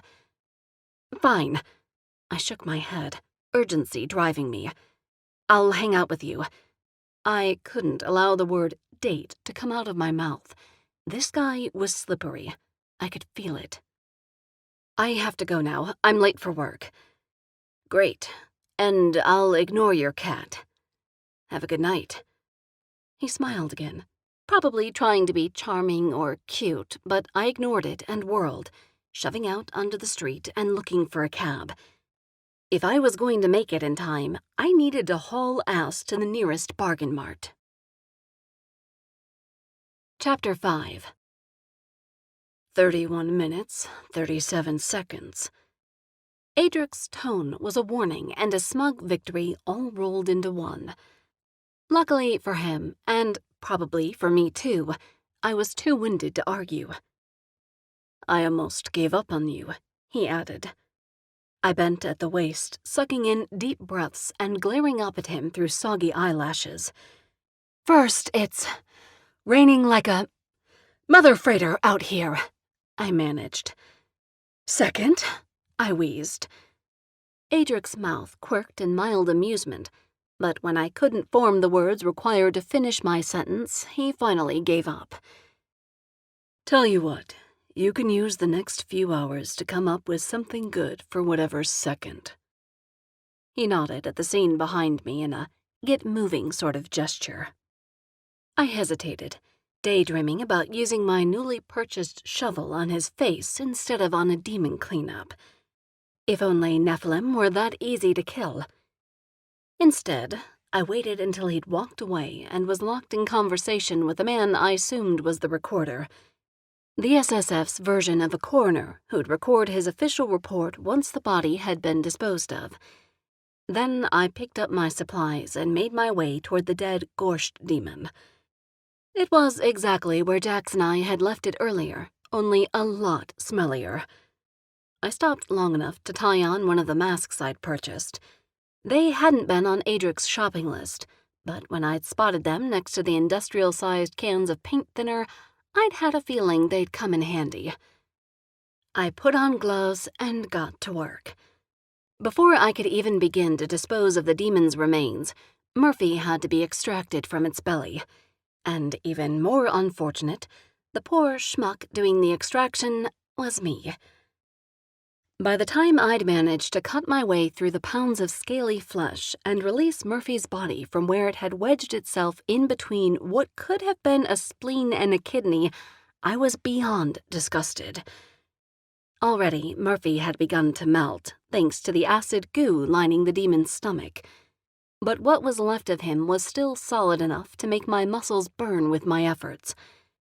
And just as I'd predicted, Jax's machete had completely dissolved. "Jophiel's going to be pissed," the recorder said as we all watched Murphy's remains being carted away. "That's the second informant we've lost in 2 weeks." "He's going to have a lot of questions," Adric agreed, and I looked over to find him staring at me. Heat crept up my throat, and I turned away before he could notice any guilty vibes I might be giving off. While I worked, I listened to them talk, staying far enough away that they couldn't ask me questions. "It's also the 4th death within a 3-mile radius," the recorder added. "That means the portal must be close," Adric said. A portal? I shot Adric a glance out of the corner of my eye, but he didn't react other than a frown and a nod. "Don't forget to classify that section of the report," Adric added. The recorder agreed and went back to filling out his paperwork. Glancing furtively toward the floor, I noted the pentagram symbol was missing. That was strange. Pentagrams, especially those activated by magic, usually became permanent, near impossible to remove, according to the warlocks who cast them. Had someone come back to remove it after Jax and I had left? Or was it a coincidence? Maybe Adric and the recorder were right. Maybe there was an actual portal somewhere close by. That made more sense. No one had been dumb enough to summon demons willingly in decades. Portals, on the other hand, were usually created using hellfire from the other side. They popped up out of nowhere and remained an open entry for demons until an SSF agent discovered it and called in a team to shut it down. A portal this far into the city would be noticed almost immediately. The fact that no one had found it yet wasn't a good sign. With my head down, I concentrated on my work. It took hours to cut the dead demon up small enough to cart him away. For that, Adric called in a couple of thugs who looked like roided-out janitors in their dark gray SSF uniforms that were practically splitting at the seams. What they lacked in verbal acumen, they made up for in brute strength, though. Everything I hacked up, they piled into lye-coated barrels and carted into a creeper van before the whole mess was hauled off to some undisclosed location for further dissection, then destruction. By the time I'd finished cutting, chopping, and mopping, my muscles felt as gooey as the slime I'd spent hours wiping away. Adric stayed through it all, chatting quietly in the corner with the more official-looking men who came and went while I worked. By the time the last of the demon had been carted off and the vans and their muscle-bound drivers had left us, I was a hot mess, hangry, tired, and in desperate need of a stiff drink. "Come on," Adric said, waving at me to follow him. I gripped the shovel tightly in my sore and calloused hands and obeyed. Mostly, I was just too tired to say no. He led us back outside, where I let the chilled breeze wash away some of the sweat coating my skin. My jacket was tied to my waist, and my tank top was tied around a cut on my leg where I'd gotten too close to a sharp scale protruding from the dead demon's head. In need of a bandage, I'd stripped down to nothing but my sports bra.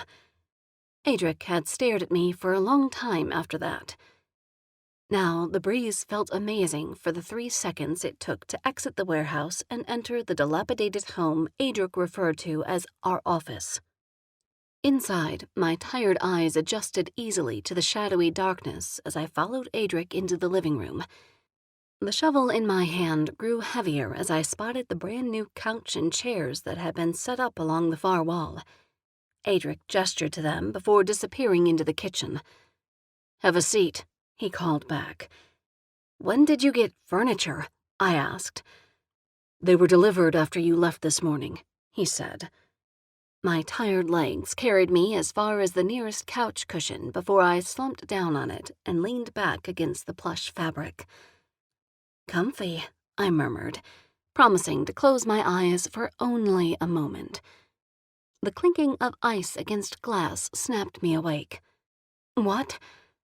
A triple shot of whiskey stared back at me, the expensive crystal dangling in front of my face thanks to a smooth-toned hand, the sight of which left my mouth dry. I took the glass, fully awake, considering the sad fact that a man's hand had just turned me on without even touching me first. I really needed to leave that out of my diary. I also needed to get laid. "You did good tonight." I looked up from my glass and swallowed the mouthful of amber liquid, enjoying the burn as it slid down my throat. "I did." Adric nodded from across the room. He ignored the cozy chairs and opted for a slouchy lean against the mantel. Part of me wanted to warn him about the risk to his expensive-looking shirt if he kept rubbing it over the mildewed walls, but it was his dry-cleaning bill. Besides, he looked sexy as hell in the low lighting with his shirt sleeves pushed to his elbows and his eyes all soft. Maybe they were tired, but I was going to call them soft. "A cleanup that size typically takes a team of 6. You did it with 3, and you did all of the heavy lifting yourself without complaint." I think those 2 gyms did the heavy lifting," I corrected. "I just hacked the thing up like a fatty steak." "Gyms?" I shrugged. I had to call them something since they weren't capable of sounding out their own names without flexing their muscles at me, so I decided to call them both Jim. They looked like a gym. I mean, any guy who can't touch his own shoulders probably has a 1-syllable name, so I figured, "I get it." He pressed his lips together, and I wondered if he was trying not to yell at me or hiding an actual smile. Either way, his eyes remained soft, and I decided I liked midnight Adric much more than 10 a.m. Adric. "Gyms aside," he went on, "you did well. Clearly, you aren't afraid to get your hands dirty. The agency needs more commitment like yours." He held his drink up in silent salute before downing a good portion of it. "Thanks," I muttered, staring down at my drink. "But it's not the agency I'm committed to." "Someone special?" he asked. "Hell no," I blurted, but then realized it left me without a plausible explanation. Evidently, one he was still waiting for. Adric shook his head. "It's pretty clear there's no love lost between you and the agency. I don't fault you for it." I eyed him, suspicious. "Maybe not, but I'm also not buying this teammate vibe you're trying to feed me." His lips twitched. "Fair enough. We'll do an exchange. Here's mine. I asked for this job." My eyes narrowed. "Why on earth would you do that?" His amusement faded, and in its place was the brooding I'd seen in him earlier. "Because I deserve it. And because it's something I have to see through to the end." "That's not an answer," I pointed out. He pushed off the wall and strode to the armchair that sat across from where I slumped on the couch. He sat and crossed his legs, his arms draped over the high armrests. Between his broad shoulders, slanted jaw, and sexy eyes, he looked like a damned meal. My mouth went dry, and I tried to tell myself I wasn't hungry. Not for food, and not for whatever other satiation Adric might offer. "You don't need to know the details," he said. "Only that I asked for this. And that means you can trust me." My brows shut up at the last part because the jury was still way out on that one. "Your turn," he added, and there was something about his expression, still sad, but a little more open, more pleading, that convinced me. I sighed. "Fine. Telling you won't change the facts anyway," I muttered. Adric cocked his head questioningly, but he didn't interrupt. "8 months ago, my father was killed on duty," I announced. Adric's expression flickered with something, but I pressed on before I could identify it. If he pitied me, it would only make this worse. The agency blamed it on a demon attack, which was horseshit since he didn't have a scratch on him when his body was found. Not to mention he died in his human form, and my dad would never have faced off with a demon as anything other than a griffin. But no matter how many times I asked, begged, or pleaded, no further inquiries were made. The case was ruled on and closed. After we buried him, the agency sent us a silver star for his service, then walked away. "And you want revenge on them?" Adric asked in a low voice. I shook my head, thinking of the file Starla had given me earlier. It felt like forever ago, and I was getting pretty damn salty over being too busy to do more than glance at it. Parenting was a huge time suck, as it turned out. "I want answers." "You don't believe it was a demon that killed him?" "Would you?" I asked, leveling my gaze against his. He blinked, and I knew it was the only agreement I'd get. I took another drink, my senses still sharp enough to read him from across the room. "What do you think it was?" he asked. "I don't know. But you're going to find out." "Yes," I said, because there was no use denying it. "That's why you want to be an agent," he said. "Access." "Yes," I said again. The silence that fell between us felt like a third set of ears. I filled it by swallowing down the rest of my drink. When I'd emptied the glass, Adric still hadn't spoken, and I rose, assuming it was my cue to get lost. "It's a strange case," he said softly. "Don't you think? The Gorsht demon being already dead when we found him, and no report of the incident. Almost as if someone didn't want to take credit for the kill." I turned slowly, careful to keep my expression neutral. I wasn't stupid enough to think he couldn't hear my heart racing, but I was fully ready to do what every other girl did in a regrettable decision with a hot guy would do. Blame it on the alcohol. "Maybe they got spooked by something?" I said with a shrug, purposely lilting my words a little. Drunk girl talk couldn't be trusted, right?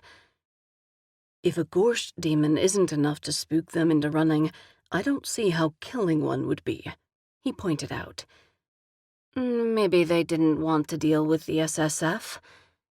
As soon as the words were out, I knew I'd played into his hands.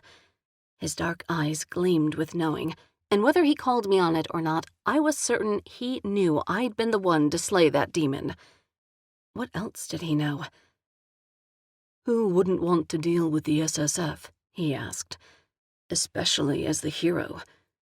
I put a hand on the wall to steady myself, which wasn't exactly part of my act. Hero or not, I don't meet many supernaturals these days that are fans of the SSF. At least I wasn't lying about that. It was no secret the SSF were treated like pariahs. You either avoided them or you were them. There was no in-between. Not around here. Adric nodded slowly. Too slowly. His dark eyes were still intensely focused on mine, like he could pick out my lies if he only stared hard enough. Instead of feeling guilty, however, my stomach turned to a butterfly sanctuary, and my insides flipped around at the sight of all that sexy angelic energy focused on me. Damn it. Not the right time, libido. But the alcohol had a mind of its own. So did my vagina. I gripped the wall tighter, eyeing the shovel in case I had to put myself out of my own misery. I'd smash myself over the head with it before I threw myself at a Nephilim with an attitude problem. You know, it's just as strange to see a greater demon get this far downtown unnoticed, I said before he could pick at another loose thread in my story. Or notice the fact that I was practically panting over him. In fact, I can't remember the last time I heard about a level 5 anywhere this populated. Seems unlikely, unless there was a hidden portal somewhere nearby. But the Neph would never let a portal get by their notice. They're way too powerful for a mistake like that. Adric's eyes narrowed. He rose swiftly, and I took an involuntary step back at the way his energy expanded, pressing against the empty space between us. My southern regions buzzed at the tension, but what was left of my common sense knew scary and sexy were not the same thing. Well, not usually. Yours a good point, Jem. I'll be sure to put it in my report to my superiors, right along with how helpful you were tonight. Before I could answer, he spun on his heel and stalked out. I listened to the sounds of his boots on the stairs, followed by a scraping that made me wonder if he hadn't opened a window somewhere on the second floor. A moment later, the wind kicked up outside, and there was a loud swooshing sound. I crossed to the door and flung it open in time to see a pair of onyx wings swoop upward, then disappear against the night sky. Dramatic much?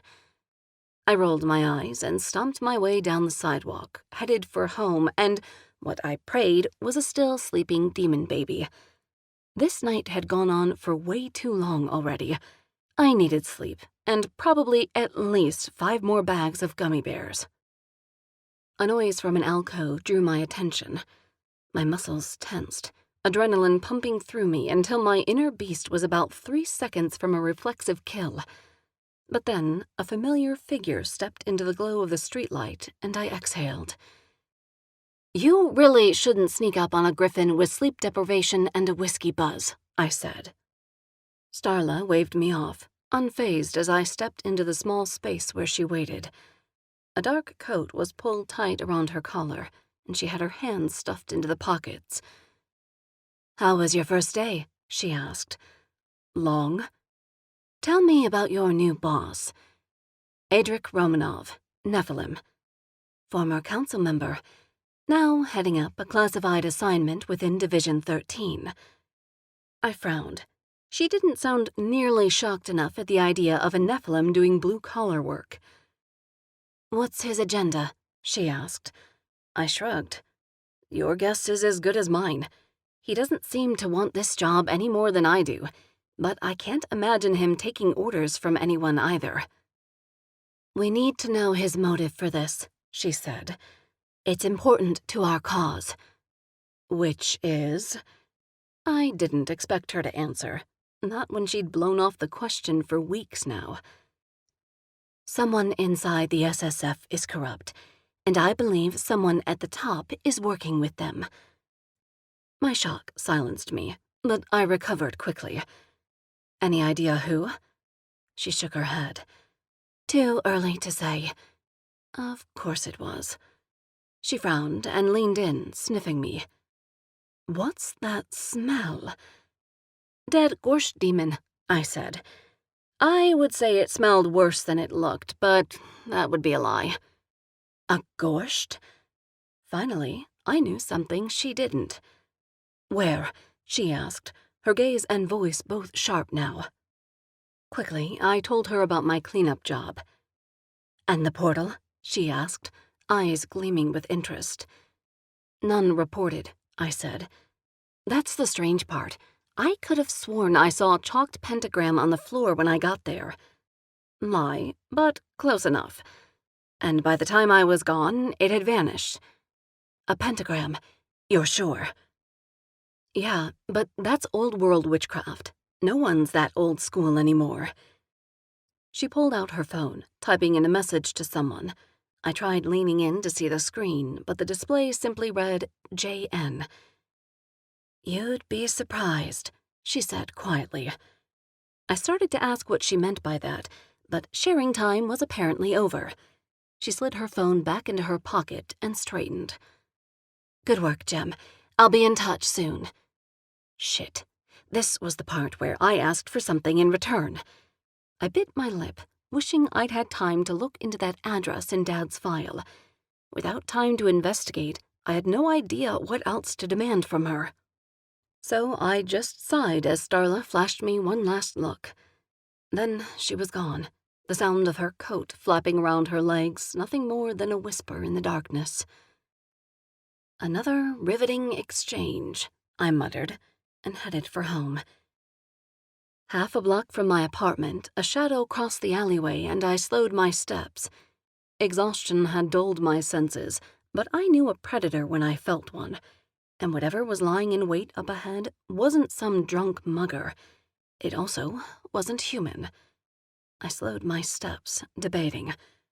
I could either cut through behind Donnie's convenience store on my left and up to the roof where I could shift and fly home, avoiding the asshole altogether, or I could double back and sneak up on whoever was waiting to jump out at me. On the one hand, I'd already done more than a full day's work, and my exhaustion was probably going to hinder me if it came to a throwdown. On the other, I couldn't afford anything predatory hunting me in my own hood, not with a baby to worry about. Up ahead, the shadow passed over again, and I realized whatever it was hadn't really tried for stealth, not with the way it was moving in and out of the desperate glow of the streetlights. With a shake of my head, I made my decision and hoped it wasn't the wrong one. Chapter 6. I crept slowly toward the corner ahead, my face senses practically yelling at me to shift into something better able to defend myself. The sounds coming from the alley were a disgusting blend of slurping and ripping, an unnatural combination that put me on edge. The volume was low enough that the handful of humans loitering in front of the bar down the block still hadn't noticed the disturbance pulling me forward. But, thanks to them, I couldn't afford to shift here. Instead, I reached for the blade I always kept in my boot and eased forward. Just before I rounded the corner, a gurgle, then a cough sounded from the alley. A second later, something stubby rolled out of the darkness and bumped my boot. A red and sticky coating clung to the black leather I saved 2 paychecks at the sandwich shop to buy. My nose wrinkled as my senses picked up the scent. Blood. I bent closer and picked up the strange item, holding it up for a better look. It caught the glint of the streetlight, and I recognized it for what it was. A fucking toe. My stomach chose that moment to grumble, reminding me I hadn't eaten since who knew when, and I realized I was simultaneously both hungry and disgusted. Another wet gurgle came from just around the corner, and I pressed my lips together, out of patience, and out of time. Whoever the toe belonged to was having a bad day. I leaned forward and did a quick peek before pulling back out of sight again. Then I blinked as I realized what I'd just seen in that quick glimpse. It wasn't pretty. It also wasn't what I'd expected. The grisly scene imprinted on my brain in one giant, impossible, bloody-ass collage of disconnected body parts. And in the center of it all, a baby. My baby. Fucking shit. I blew out a breath and leaped around the corner. My little bundle of demon joy was so caught up in her midnight snack she didn't even notice me coming. I marched over and scooped her up, immediately regretting my decision when I realized she was covered in blood. Not hers. It all belonged to the owner of the toe from the looks of it, and it was pooled right where I was standing.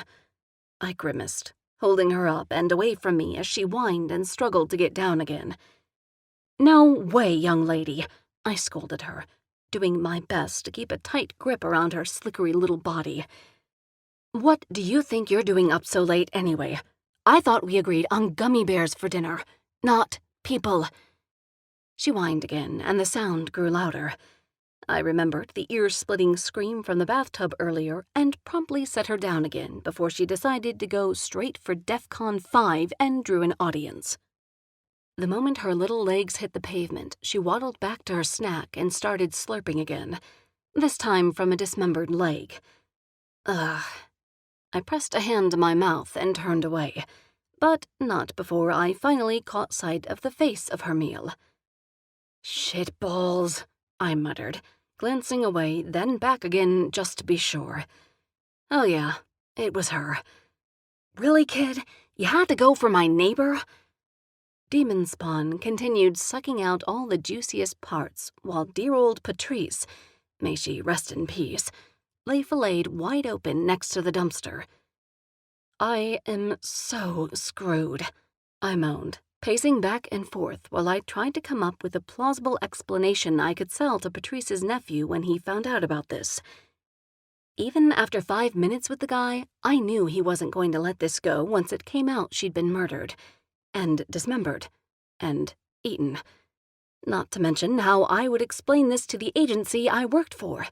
The agency that would probably assign me to clean up this mess. Fuck!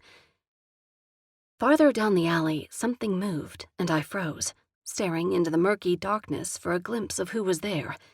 If it was some unsuspecting human, I could probably manage to summon enough fey glimmer to convince him he hadn't seen anything here tonight. But if it was a soup, I wasn't making any promises. Not after the loss of sleep and alcohol. If push came to shove, maybe we could just eat them for dessert. But no matter how hard I looked, even my fey eyesight couldn't make out the shape approaching us out of the shadows. The air coming from its direction pulsed with some sort of otherworldly power, and I drew in a shaky breath as the signature reached me. It was a feeling I'd only ever felt in close proximity to two things: angels and demons. Goosebumps rose along my arms and neck. I could feel just as clearly as I could see the creature approaching us. Whatever it was, it didn't come from this world. And if the smell of Patrice's blood was drawing it, chances were I didn't want to meet it. We needed to move. Now. "Fuck my life," I muttered, scooping up my little bundle of homicidal joy for a second time. She wriggled like before, but I was already moving, doubling back the way I came and looking for a quick escape. When her meal was out of sight, she settled down, and I sighed in relief that she wasn't going to throw a fit over leaving her meal behind. I did my best to tuck her into my jacket, or at least the bloodier parts of her, then hauled ass in a roundabout route back to my apartment, praying no one noticed the little hairless T-Rex look-alike with flesh stuck in its teeth. Teeth! That explained a lot. "Why didn't you tell me you were teething?" I whispered. "What a big day!" She grinned at me, and I flinched at her full mouth of canines. Damn. My baby was an early bloomer, apparently. Halfway there, her gurgles turned to suckling sounds again, and I realized she'd managed to snag a bone that looked deceivingly like a pork rib with the skin still hanging on. My stomach churned, and I looked away, whistling to drown out the sounds she made as she ate my poor elderly neighbor for dinner. Holy shit, this night could not get any worse. I'd nearly made it back to my apartment building when the prickle of the otherworldly power returned. I quickened my steps, but the power was unshakable. I'd been spotted. A low growl nearby stopped me in my tracks. The sound had an edge to it that suggested something more than a pissy werewolf too drunk to find its way home. Once again, the hairs on the back of my arms and neck rose in response to whatever power was rolling off the asshole currently stalking me from the shadows. I glanced right, then left, peering into the alley between this building and the next. Satisfied, I looked back at the path before me. Less than 10 yards away stood my apartment entrance, but whoever the growling belonged to sounded close and menacing, and I damn sure didn't want it following me home. Somewhere in the depths of the shadows, something moved toward us.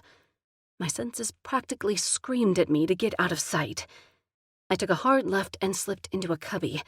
The space wasn't much more than a pocket cut between two buildings, but I slid as far back as I could go, only stopping when I was wedged in tight between walls. The air was stale here, and though warmer, not the best place to hide, considering all it took was one good look from whoever stood at the opening, and we were busted. The power I sensed stalked closer. I concentrated on the handful of demon baby currently tucked into my jacket, soothing her and praying she wouldn't get us both eaten. A moment later, something passed by the opening. I went absolutely still at the sight of the monster. It was taller than me by at least 2 feet and covered in thick fur. For a split second, I wrote it off as a werewolf, but werewolves weren't that big. Not unless some freakazoid human had grown to the size of a skyscraper, then been bitten and turned. Also, it didn't have a snout, or if it did, someone had done a great job of smashing it in because the front of its face was flat and wide. More proof this thing wasn't a soup. It stopped and sniffed the air, and I held my breath, using my hand to softly cover the mouth of the little demonling in my arms. The thing turned slowly, as if testing the air around where it now stood. A pair of glowing blue eyes swept past me as the thing swiveled its head, casting a glance backward. After another pause, the blue eyes swept back again, and the thing finally faced forward and moved on. A trickle of genuine terror washed over me as I realized just how far off base I truly was. Werewolves were just humans who shifted, but this wasn't shifter or man. It wasn't even of this world, I realized. A demon, but not just any demon. At the TIFF, we'd done a unit on greater demons, all of which had been extinct for at least a couple of decades now. The photos and lore made them sound like myth rather than part of actual history, especially when you factored in how few humans actually knew about them. The destruction they'd caused had been catastrophic before the SSF had bolstered their numbers enough to take down the beasts. This particular guy was reminiscent of a photo I'd seen depicting an entire village wiped out by a single creature. This asshole was a level 6. Holy fuckery, I breathed when enough minutes had passed and the weight of the power clinging to the beast had finally faded. Fuckery! A tiny voice bleated, echoing my own. I gasped and nearly dropped the wriggling worm girl in my arms before I remembered I was holding her in the first place. All at once, it hit me. The voice I just heard belonged to her, my demon baby. "You can talk?" I whispered, staring intently down into her 2 large eyes. She grinned up at me and waved the leftover rib bone in my face as if offering me a bite. "Ew," I grimaced and arched away to avoid contact with the thing. "No thanks, kid." "Fuckery," she sang again. "Yes, this night has been full of that," I agreed. Her grin turned to a laugh, and I tried not to notice how terrifying she looked, covered in blood, gnawing on a human rib, giggling hysterically. I sure knew how to pick 'em. Still, I didn't move, just in case that glowing-eyed wolf monster decided to backtrack. An hour ticked by, and my muscles began to cramp. When I couldn't hold my position any longer, I eased out of my hiding space and into the alley. When nothing jumped out to eat me, I wandered a little farther. Still nothing. The wolf demon was gone. As I neared my apartment, I glanced down at my toddler monster and squared my shoulders. "Look, I need you to stay quiet," I told her. "If you do that, I'll buy you all the gummy bears you want." Yes, it was a bribe. No, I didn't feel guilty for it. She grinned, and I took that as a yes. With a final glance around, just in case Blue-Eyed Demon King was still lurking, I ran for my apartment. Halfway up the stairs, I heard Patrice's apartment door open behind me. "Jem," I heard. "Is that you?" Rourke, Patrice's nephew, sounded curious and a little concerned. I cringed and took the stairs 2 at a time. "Sorry, Rourke, no time," I called out. "Listen, have you seen—" I kept running, using my last stores of energy to slide the deadbolts loose on my apartment door. One-handed, I flung it open and slammed it behind me, drowning out Rourke's questions. From inside my jacket, a burp echoed off the sad space that made up my entryway, living room, and dining room in one. The burp was followed by a demonic giggle. "Fuckery," she said again. Bath time," I announced, heading for the tub. 30 minutes later, I had a clean demon baby again. When she was dressed in an old t-shirt of mine, I burned what was left of Patrice's rib bone in a barrel underneath my kitchen window. It was the best I could do for evidence destruction on short notice. Half a bag of gummy bears later, the little nightmare on T-Rex legs was asleep. Again.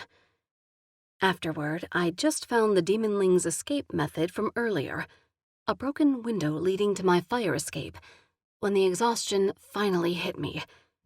I did my best to push through and clean up the glass littering the floor, but eventually, keeping my eyes open became too much. My lids fluttered shut and I sank, slumping under my lumpy couch. Finally, oblivion grabbed me with both hands and yanked me under. Long before I would have liked, something woke me up. I rolled over, surveying the room through slitted eyes. Sunlight streamed in, casting my hardwood into a dirty honey glow that warmed my shoulder. But judging from its positioning, it hadn't been up for long, which meant I still had Z's to catch up on. I shut my eyes again and began to drift when a thump sounded behind me. Immediately, panic sent a shot of adrenaline through me, and I prayed demon spawn hadn't escaped again. I sat up quickly, wobbling as I caught myself on the arm of the couch before I could teeter over onto the floor. At the sight of my still-closed bedroom door, I frowned. If she hadn't made that noise, what had? I blinked in disbelief at the sight of Jax McGuire standing in my living room. He wore combat boots and a pair of dark denim jeans that were snug in all the right places. His hair was just messy enough to make me want to run my fingers through it, and he was looking at me like I was a snack. The feeling was mutual, but the fact remained that he had just broken into my home, and I was obligated to yell about that for a minute. "What the hell?" I demanded in a voice I hoped conveyed fury while not waking my flesh-eating roommate. Shoving to my feet, I marched around to meet him, demanding, "What are you doing here? How'd you get in?" Jax shrugged, gesturing next to where he still stood beside my broken TV. "Window was open." He pointed, and sure enough, the window beside him was wide open.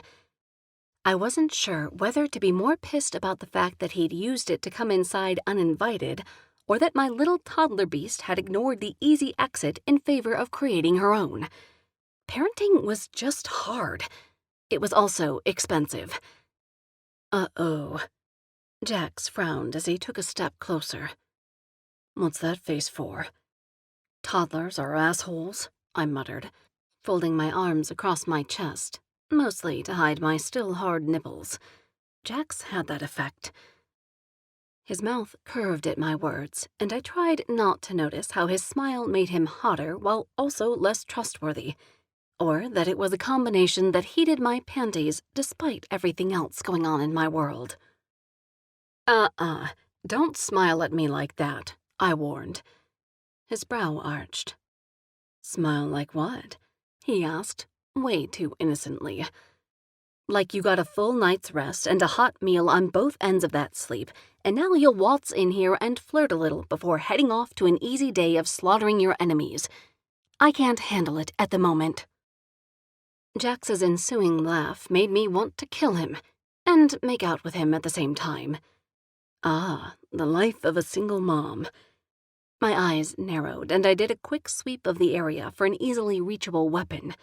Maybe I'd skip the kissing part and go straight to murder. "Jax, do not start with me right now." "No starting. Got it," he said, striding closer with a swagger only egomaniacs who were great in bed could pull off. What about finishing it? He murmured, stopping in front of me and letting his lips brush my earlobe. Like a switch being flipped, my body reacted. My nipples hardened and my thighs ached instantly. Lust rolled off me, and my aura became a cloud of desire, shoving us together and sealing us inside. Fucking hell, it had been way too long. One tickled ear, and I couldn't keep my energy on lockdown, much less my hormones. Jax, I said through gritted teeth, but I didn't move. I should have moved. Jax's lips brushed my cheekbone, then lower, trailing whispery kisses along my jawline. I stood utterly still and tried not to give in to the desire to let my hands shift into Griffin's claws and use them to shred his clothes clean off his chiseled body. And I knew it was chiseled because I'd gotten a first-hand feel-up the night we'd met at the Monster Ball. When his lips hit the hollow of my throat, my body shuddered. In response, Jax growled low. The sound of it was enough to jolt me out of the lusty haze Jax's mouth was currently sending me into. Whoa, hold on. I wrenched away and ran a hand through my short blonde hair. The growl. Jax straightened, still standing way too close as his brows drew together in confusion. You don't like when I make noises? He asked. No, I do, I blurted. Jax's eyes gleamed. Good to know. That's not what I squeezed my eyes shut and took a full step back. I saw something, outside in the alley, before I got home. I realized telling him probably wasn't as productive as reporting it to the SSF, but Jax had helped me kill a 5 yesterday. Maybe he knew something about it. You saw something that growled, he said uncertainly. Yeah, it wasn't a werewolf, though. It was too big, and I looked back at him, remembering the power that had clung to the creature. It had blue glowing eyes. Jax's smile vanished. His expression hardened, and he stared back at me. Are you sure? The energy rolling off him now was a churning sort of violence that made my stomach clench. Sure as I can be, considering it's my first level 6 sighting outside of a textbook. I shook off the angsty fear still curling inside me. What I don't understand is how in the hell a 6 got here, and by here, I mean this dimension. Jax sighed, and all of the alpha energy seemed to slowly drain from him. By the time he was done, he looked nearly as tired as I felt. Do you remember the case I asked you to brief me on? He asked quietly. The attacks outside the city. I nodded and nearly groaned as I remembered the cleanup Adric had scheduled for today. No rest for the wicked. The rogue werewolf? His jaw tightened. It's not a werewolf, he said in a hard voice. I stared at him, understanding slowly dawning. You think it's the 6 attacking people? It's called a lupus demon. My eyes widened. You already knew it was here. I've heard rumors, he admitted. A couple of my pack members have reported sightings. I haven't seen it for myself. When were you planning on reporting it? I demanded. When the SSF stopped using a scapegoat to cover up their own failure, he hissed. I stared back at him. What is that supposed to mean? It means plenty of people have died from the greater demon attacks in the last few months, and almost none of them get reported, he said. Increased numbers of demons are terrorizing major cities, and it's all being swept under the rug. The SSF has given this one a spotlight because the attacks can be fit into a neat little box that points to a frame-up they've already put together. It's bullshit. And I'm not stupid enough to stick my nose into something that smells corrupt from a mile off. Are you saying the SSF knows this isn't a werewolf? He pinned me with a look. Have you heard a word I just said? Of course, It's kind of crazy, I admitted. Jax's gaze remained steady. You know, I expected you, of all people, to read past the writing on the wall when something doesn't smell right. What does that even— My mouth went dry. You know about my dad. I know he was a good agent, Jack said quietly. How do you— It doesn't matter. What matters is the truth about this case. His eyes glittered with something close to pleading. For an alpha like Jack's, I couldn't imagine it was an expression he wore often. What do you need?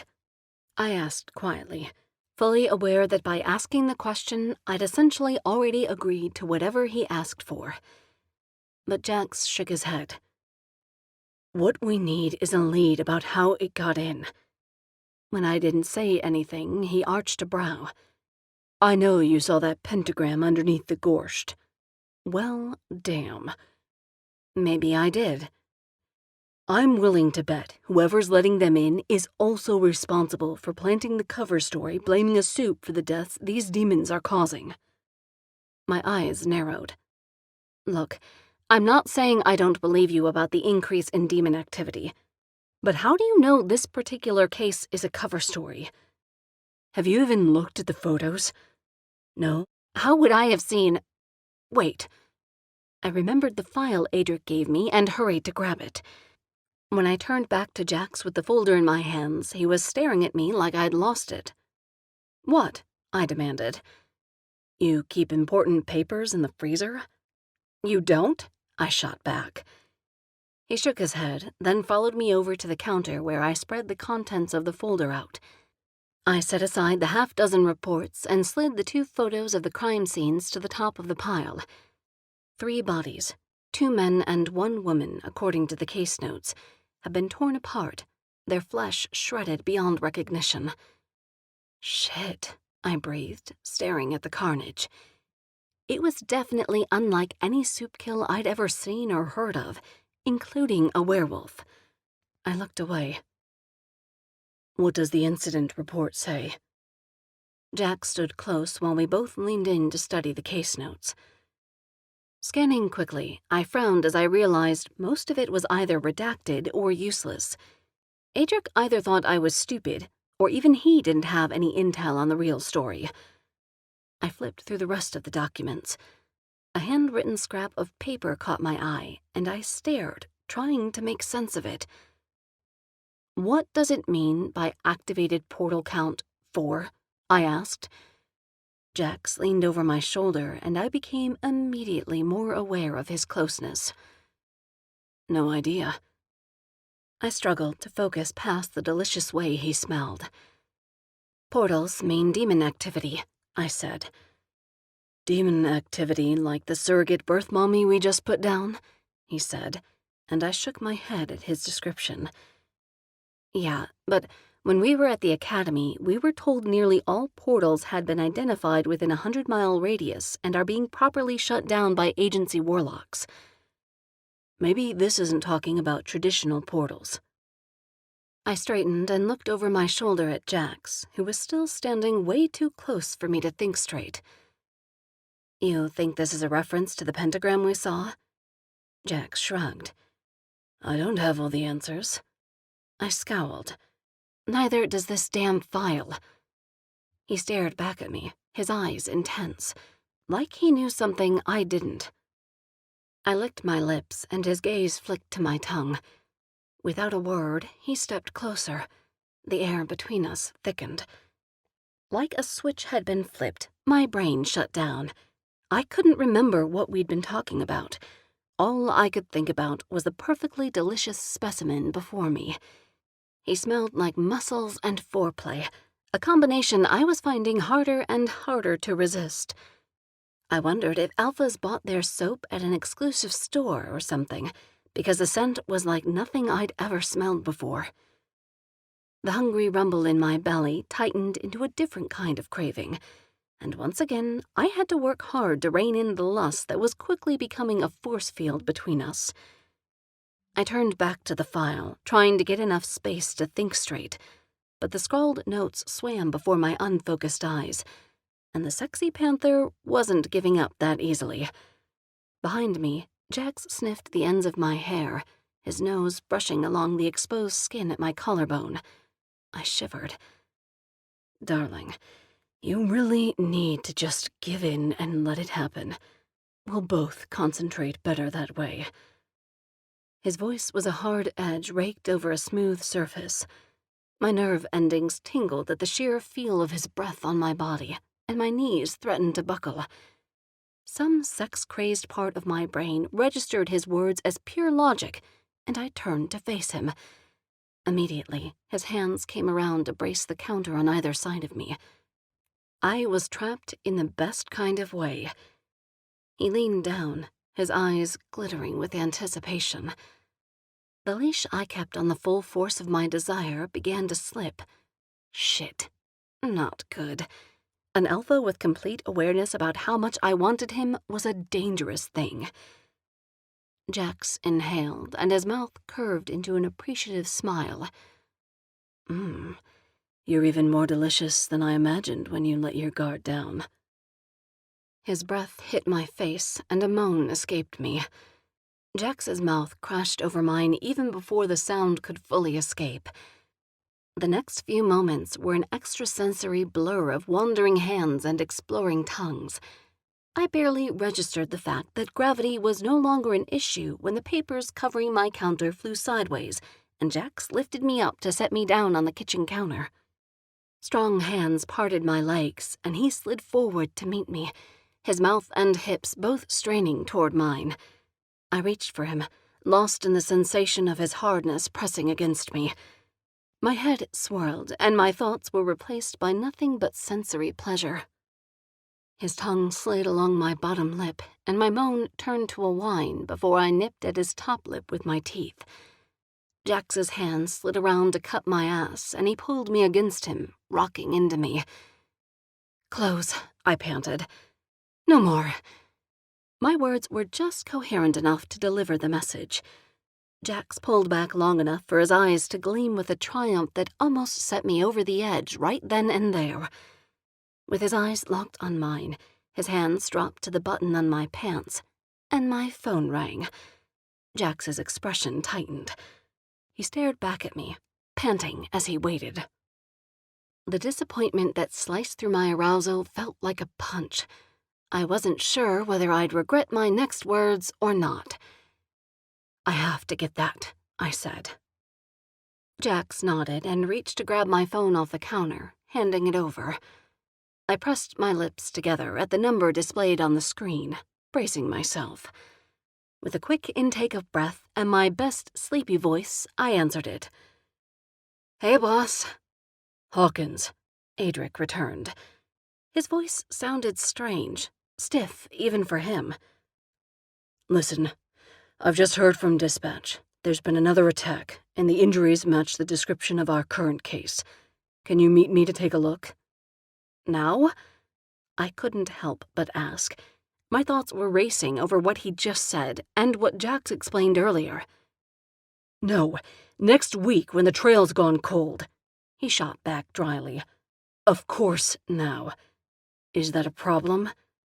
"In case you forgot, I actually need sleep to survive, unlike yourself," I snapped. "You think you could give me a solid 4 hours before I punch in again?" He paused, and when he spoke again, his tone was calmer, though still strained. I wondered idly if being polite caused him physical pain or if it was something about me he couldn't stand. "Considering the body was a resident of your building, I doubt you'll get any sleep once the investigation begins." "My building?" I repeated, dread curling in my gut. "An elderly woman, Patrice something. Look, the agent on call is already there with the suspect in custody. Lester Harper, I think. I need you to meet me at the scene." "What about letting the investigation team do their thing first?"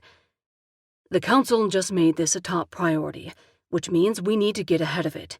Too many humans around to let this one lie for long. 10 minutes. Understood?" I sighed. Understood. Instead of replying, he ended the call. "Shit," I muttered, sliding the phone away. I looked up and found Jax watching me, his lips pressed together in a hard line, lips that had looked so kissable just a moment ago. For some reason, his stare didn't stir any of the same desire I felt before. Thanks to the hot-as-sin angel with a chip on his shoulder, my loins were once again properly girded. It pissed me off almost more than Adric's demand that I work 24/7.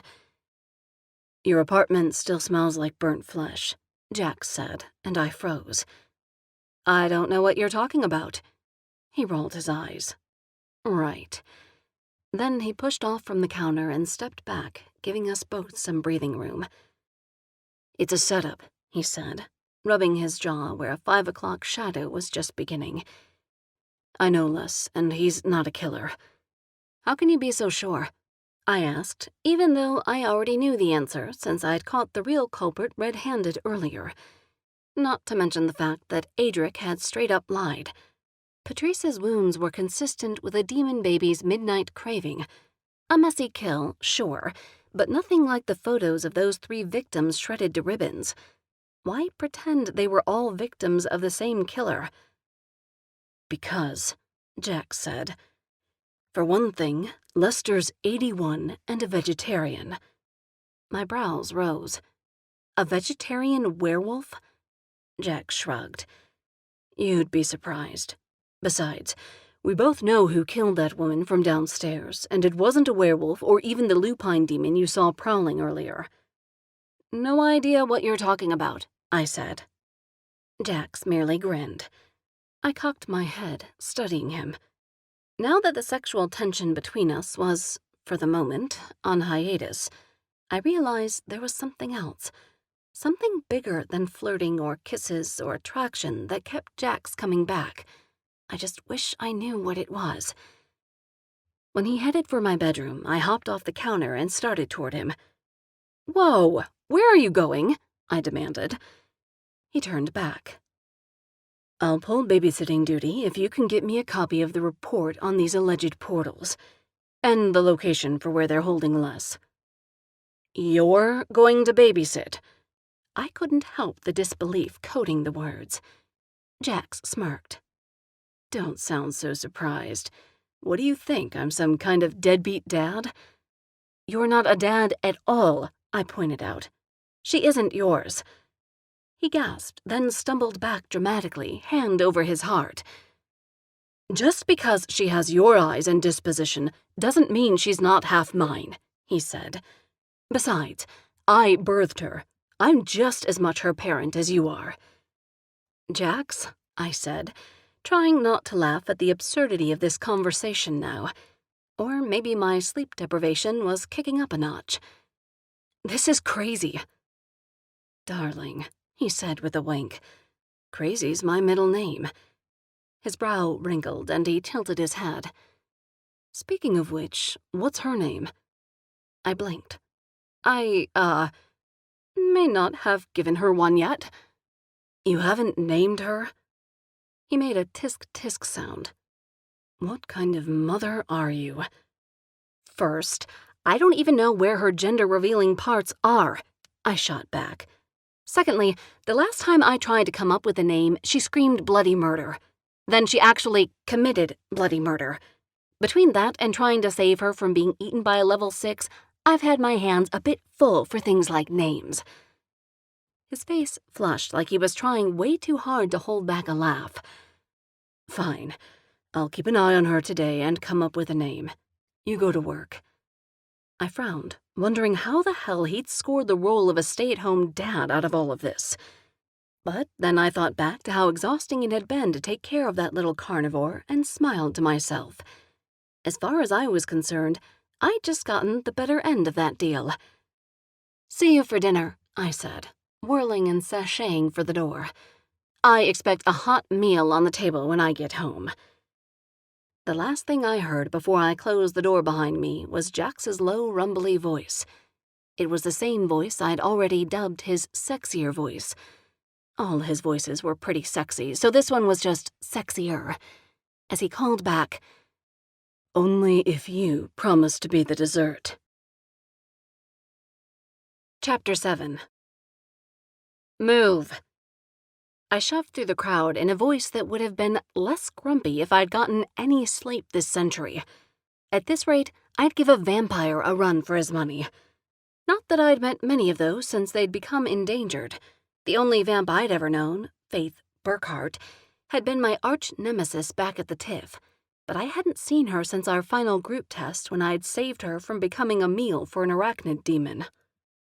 Nowadays, the only creature I knew with canines was my baby daddy in panther form, and, of course, my secret demon bundle of joy. Ugh. Jax as my baby daddy wasn't even funny to joke about in my own head.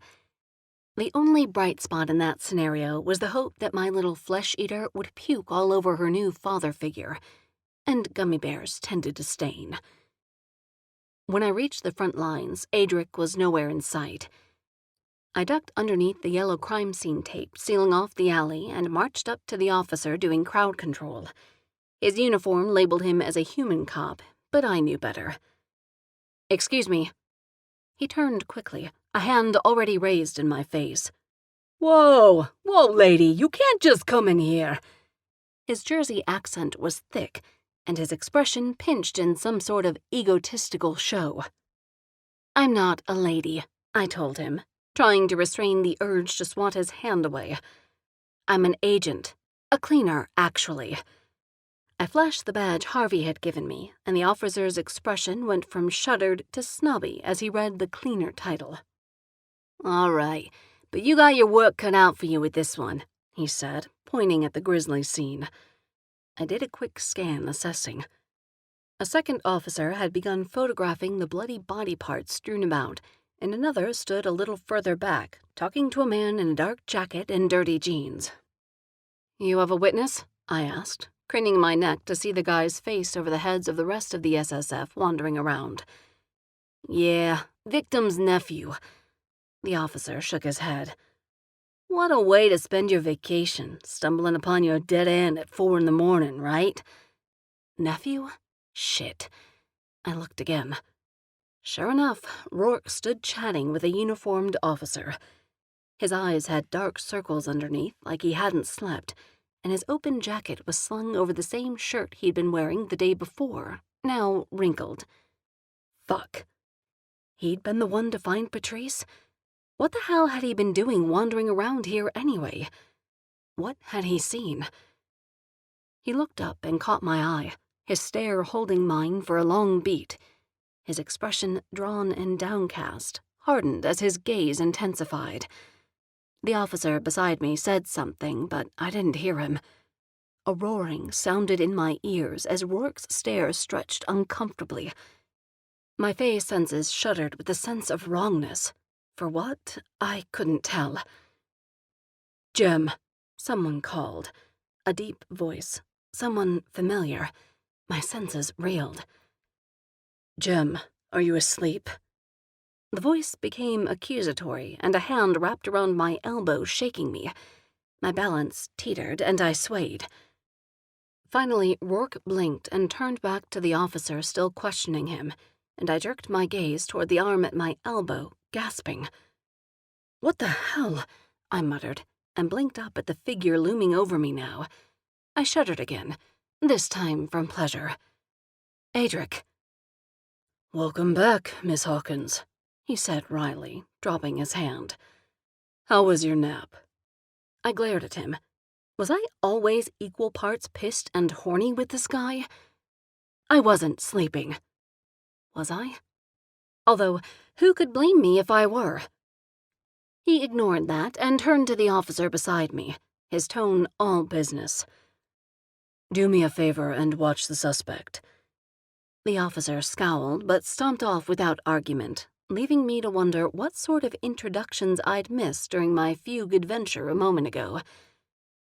"Well, that was dramatic," I said, watching Officer Do-Right shoulder his way past some human reporters who hovered at the mouth of the alley. "It appears you're not the only one who has a problem with authority," Adric said. "Or just a problem with you." He paused as if considering that, and his eyes darkened as he studied me. "Is that it? You have a problem with me?" I licked my suddenly dry lips because damn if he didn't bake my brain when he looked at me like that. I have a problem with your mood swings, I told him. His eyes darkened and his gaze dropped to my mouth for a split second as he said, "And I have a problem with your disregard for the rules." My pulse sped at the way he leaned into me. Holy hell, I could smell him, and the scent alone was enough to make me forget how to form words. "And I have a problem with you bossing me around all the time." Adric's lips curved toward a smug smile. "Liar." He leaned down, and I felt the full weight of his Nephilim power pressing down on me as he whispered, "I think you want someone else to take charge." His low voice shot a ball of need straight to my core, and I blew out a breath, too dazed to move or even reply. He straightened, and the power backed off until I found my voice. "If you're looking for submissive, the Gentlemen's Club is down the road," I told him. Adric's eyes narrowed. "This gets us nowhere." "Is there a version of this that would get us somewhere?" I asked, stifling a yawn. "Because that somewhere is hopefully a mattress." I froze as my words registered. A moment of pure awkwardness descended, and I tried not to think about how aware Nephilim were of things like blood pressure and pheromones, because both of my levels were probably off the charts right now. Finally, Adric cleared his throat and glanced toward the crime scene. "Here's what we know," he said. Back to business. I'd never been so glad for his work-focused attitude. "Patrice Winslow, registered witch, resident of your building for the past 28 years, where she ran a business as a clairvoyant for hire." I wanted to ask why he was sharing case information with a cleaner, but anything was better than trying to come back from my mattress comment, so I let him talk. "She was found about an hour ago there," he went on, gesturing toward the bloody scene, complete with spatters on both walls of the bordering buildings. "Her nephew, Rourke, came looking for her when she didn't return home from her bridge group last night. He found her like this and called it in. Our team arrived shortly after and set up a perimeter." I did a quick assessment as he talked, noting that the officers had made sure to mark off a wide berth and then blocked the worst part of the scene using an unmarked van I was sure belonged to our people. Humans couldn't tell our crime scenes from theirs as long as we were careful. "Do you know how she died?" I asked, doing my best to sound interested yet detached. Or however innocent people were supposed to sound. "Her injuries are consistent with a large animal. Claw and teeth marks indicate a shifter. A large one." I tried to look where he pointed out the specific parts of Patrice that backed up these theories, but it was a little much. Especially when I kept seeing flashbacks of the same bits of sinew and bone hanging from a certain demon baby's mouth. "We also theorize the killer had an accomplice, or maybe even offspring with them at the time of the attack." "Offspring?" I frowned. "Why do you think that?" "Handprints." Adric pointed at a small handprint pressed into the blood that's now nearly dried at our feet. "Shitballs," I muttered, peering down at the tiny four-fingered outline. Had Adric noticed the shape and digit count was neither human nor werewolf? "A sentiment the department agrees with," Adric said, and I backed away, pretending disinterest. "Especially considering Les Harper was found alone, which leaves another suspect still out there. And if he's taught an adolescent how to kill like this, we might have a serious problem on our hands if the kid decides to go hunting alone." I sighed. Adric wasn't wrong. Adolescent soups in general were unpredictable. A temper tantrum gone wrong, especially from something like a newborn shifter predator, could easily level a neighborhood. In my case, the risk was even greater. A greater demon, to be exact. "Fucking hell," I said, earning a questioning look from Adric. His brows rose. "Your vocabulary this morning is impressive." I scowled. "Says the immortal who doesn't need sleep." I braced myself for some snarky retort about sleeping when he was dead or something similar, but instead, Adric's nose wrinkled. "What?" I demanded. He sniffed, eyeing me. "You smell like—" "I smell like what?" I prompted when he didn't answer. His gaze darted toward where the corpse, or what was left of it, was finally being prepped for cleaning. "Nothing. It's probably just the direction of the wind." I bit my lip as I realized what he meant. I smelled like Patrice, or an overcooked version of her anyway.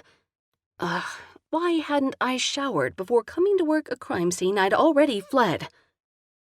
I turned back to where one of the reporters had just tried ducking underneath the tape and making a run for the crime scene. 3 SSF agents were instantly on her, lifting her clear off her feet as they carried her out of the alley before letting her go again.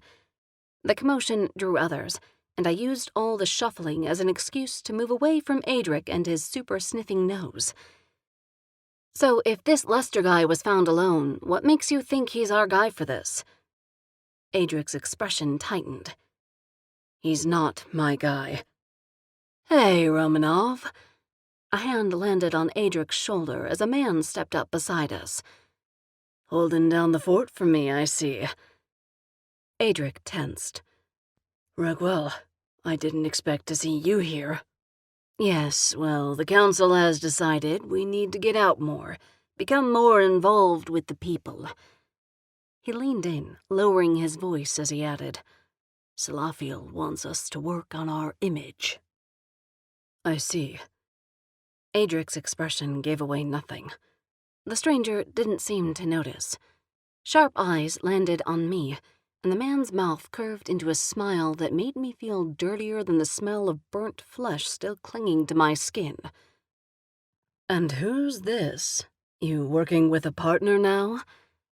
"New cleaner, Jem Hawkins," Adric says, motioning between us. "Jem, this is Raguel of the Nephilim Council." "Council? As in one of the 6? I blinked as recognition dawned. Holy shit. This guy wasn't just Nephilim. He was one of the original 6 Nephilim that made up our entire earthly government, our ruling body. The council was known for 2 things: remaining uninvolved in the daily lives of supernatural affairs, or world affairs, period, and showing off their power. One wrong move, and this guy could turn me to dust with probably nothing more than a scratch of his ass. I attempted to rearrange my glare into a smile. "Hello." Raguel cocked his head, his piercing gaze lingering on my face. "You look familiar. Have we met?" "Not unless you've ever ordered a sandwich from Lila's on 7th, I told him. His brows rose questioningly. "It's where I worked before I was recruited into the academy," I explained. I see. No, I can't say I have. Still," he rubbed his chin, "there's something about you." I glanced at Adric, but his face remained impassive. "No matter," Raguel said, waving it off. "I wanted to let you know I'll be taking over the investigation once you turn in your report from the scene." "What about the suspect?" Adric asked.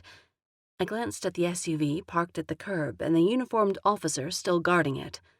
Since when did Adric handle suspects? I thought we were cleaners. "He'll be delivered to headquarters, and we'll take it from there." "We haven't even questioned him yet."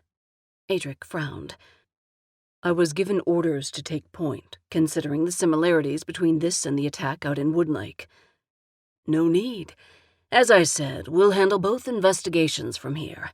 The council considers attacks this brutal and this public a top priority. They feel that a werewolf with this much aggression and disregard for our secrecy should be dealt with swiftly to discourage any other similar crimes."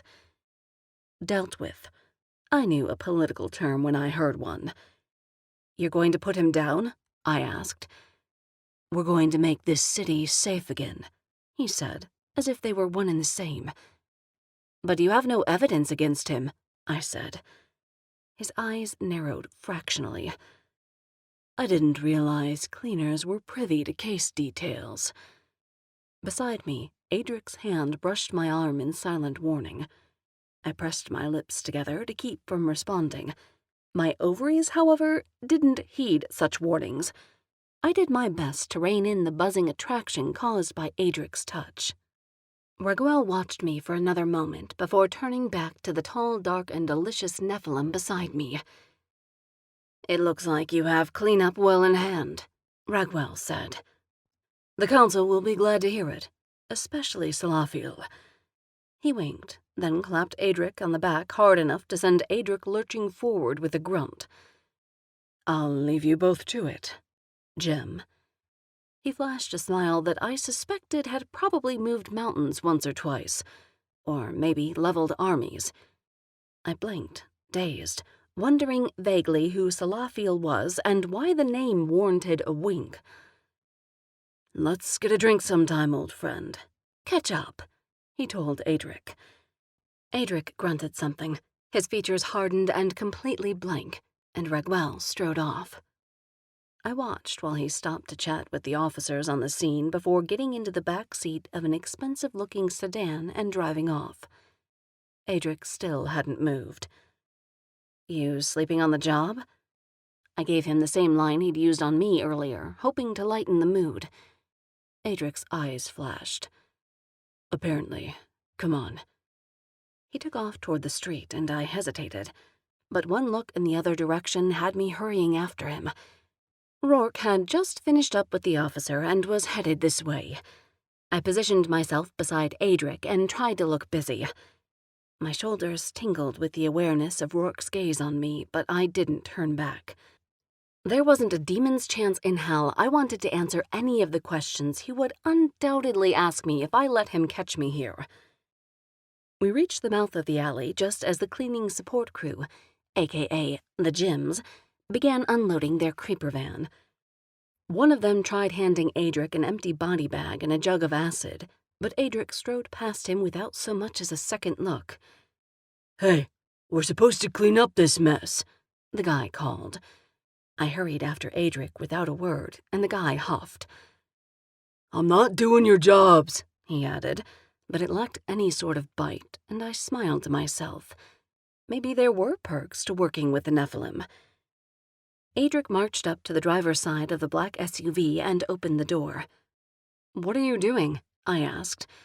So far, the officer he'd ordered to guard Lester, who was hunched in the back seat, window halfway down, was paying more attention to the nosy reporters than to us. "Get in," Adric said. "Get in what?" I asked. "The car," he answered with a nod toward the SUV's passenger seat. "Didn't you hear our orders?" I asked, hesitating. "We're supposed to clean up and let Raguel take it from here." Adric scowled. "We don't have time for this. Just get in the car." My brows lifted. Choosing between two Nephilim's orders was not how I saw this day playing out. "Jim." Adric's voice became a warning that set off alarms in my head. My fey senses prickled. "Get in the damned car. Now, or I'll put you in it." I shuddered at the power behind his words.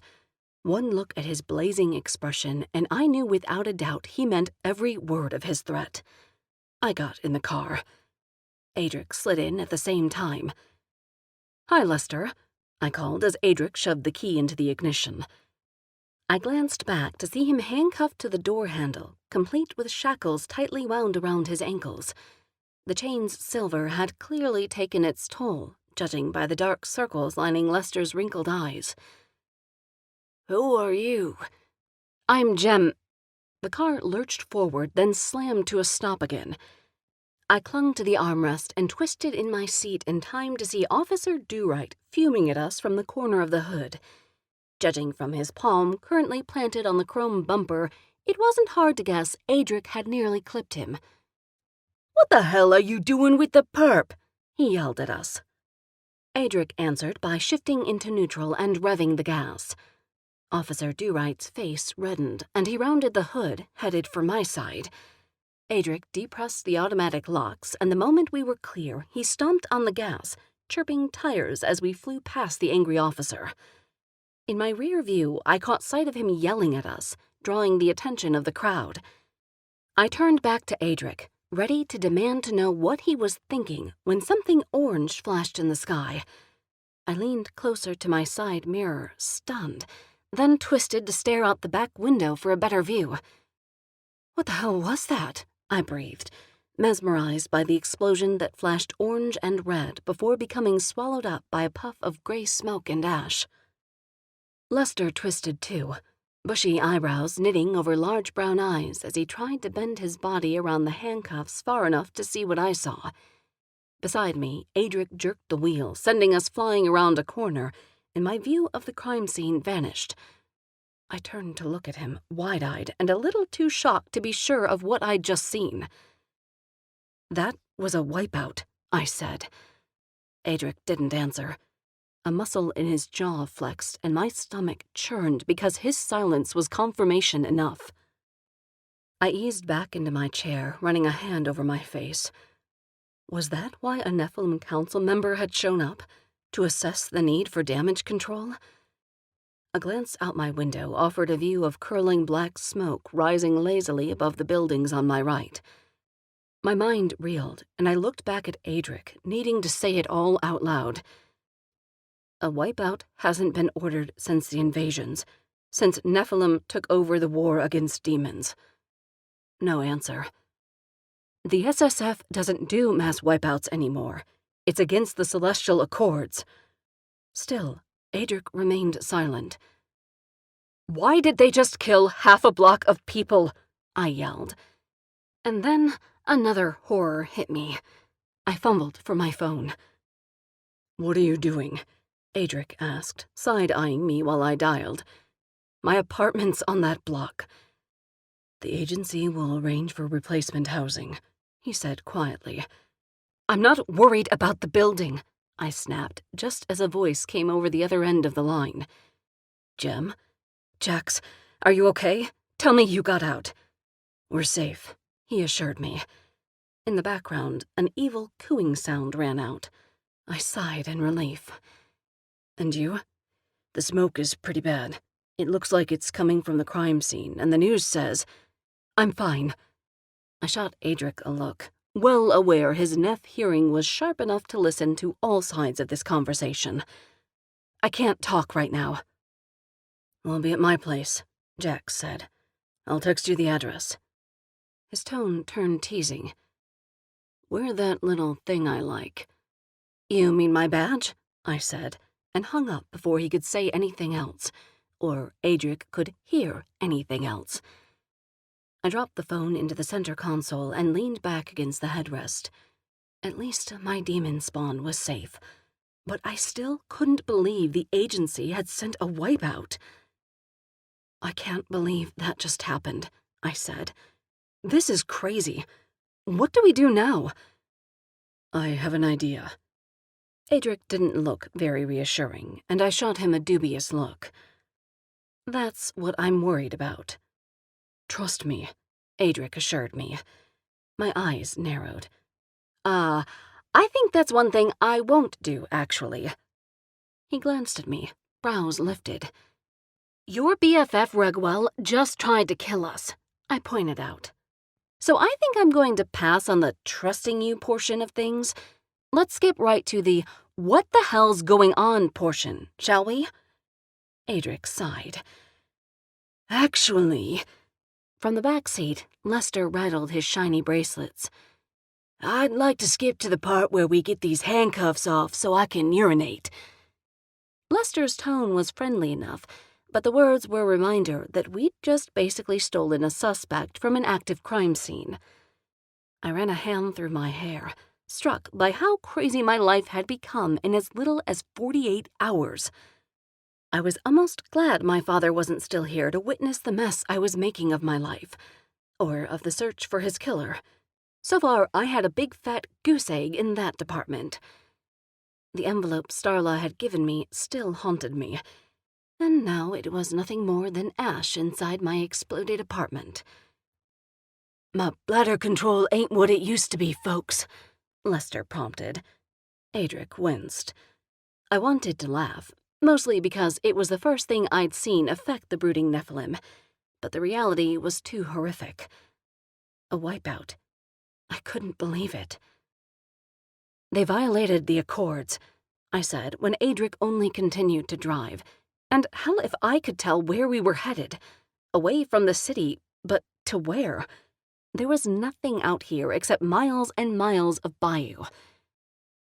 They didn't, Adric said. I stared at him. Did you not just see— The Accords stipulate a wipeout is only allowed under threat of a greater demon, he said. Hold on. If you know Patrice was killed by a demon, why the hell do we have Lester in custody? Adric gave me a slanted look. That's a good question. I sat up straighter. Are you saying Ragwell knows Lester's innocent? Adric didn't answer, and Jax's words rang in my head. He'd been right. This was a cover-up. But for what? And who was doing the covering? I stared hard at Adric, entertaining the idea that he was a bad guy, but I immediately rejected it. Adric had just helped me rescue an innocent guy, and even without that proof, there was something about him, something beyond the lack of social skills and bossy attitude.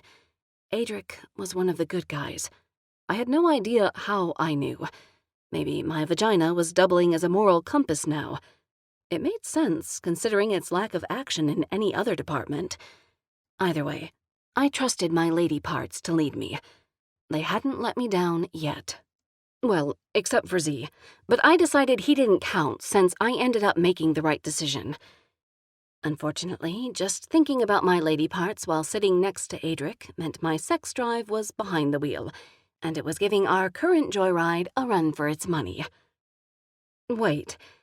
I frowned as a new thought occurred, distracting me from the buzzing going on between my legs. How do you know there's a greater demon on the loose? Because I sensed its energy, he said quietly. Say what?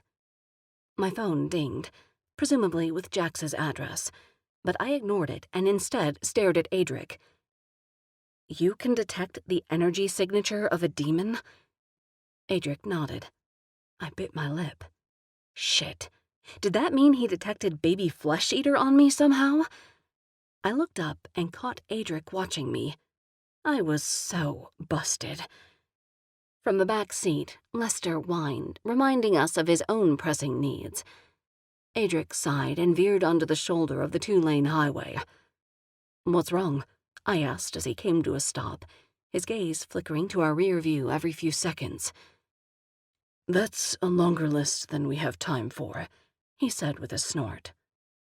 I was too busy trying to figure out when Adric had started making jokes to reply.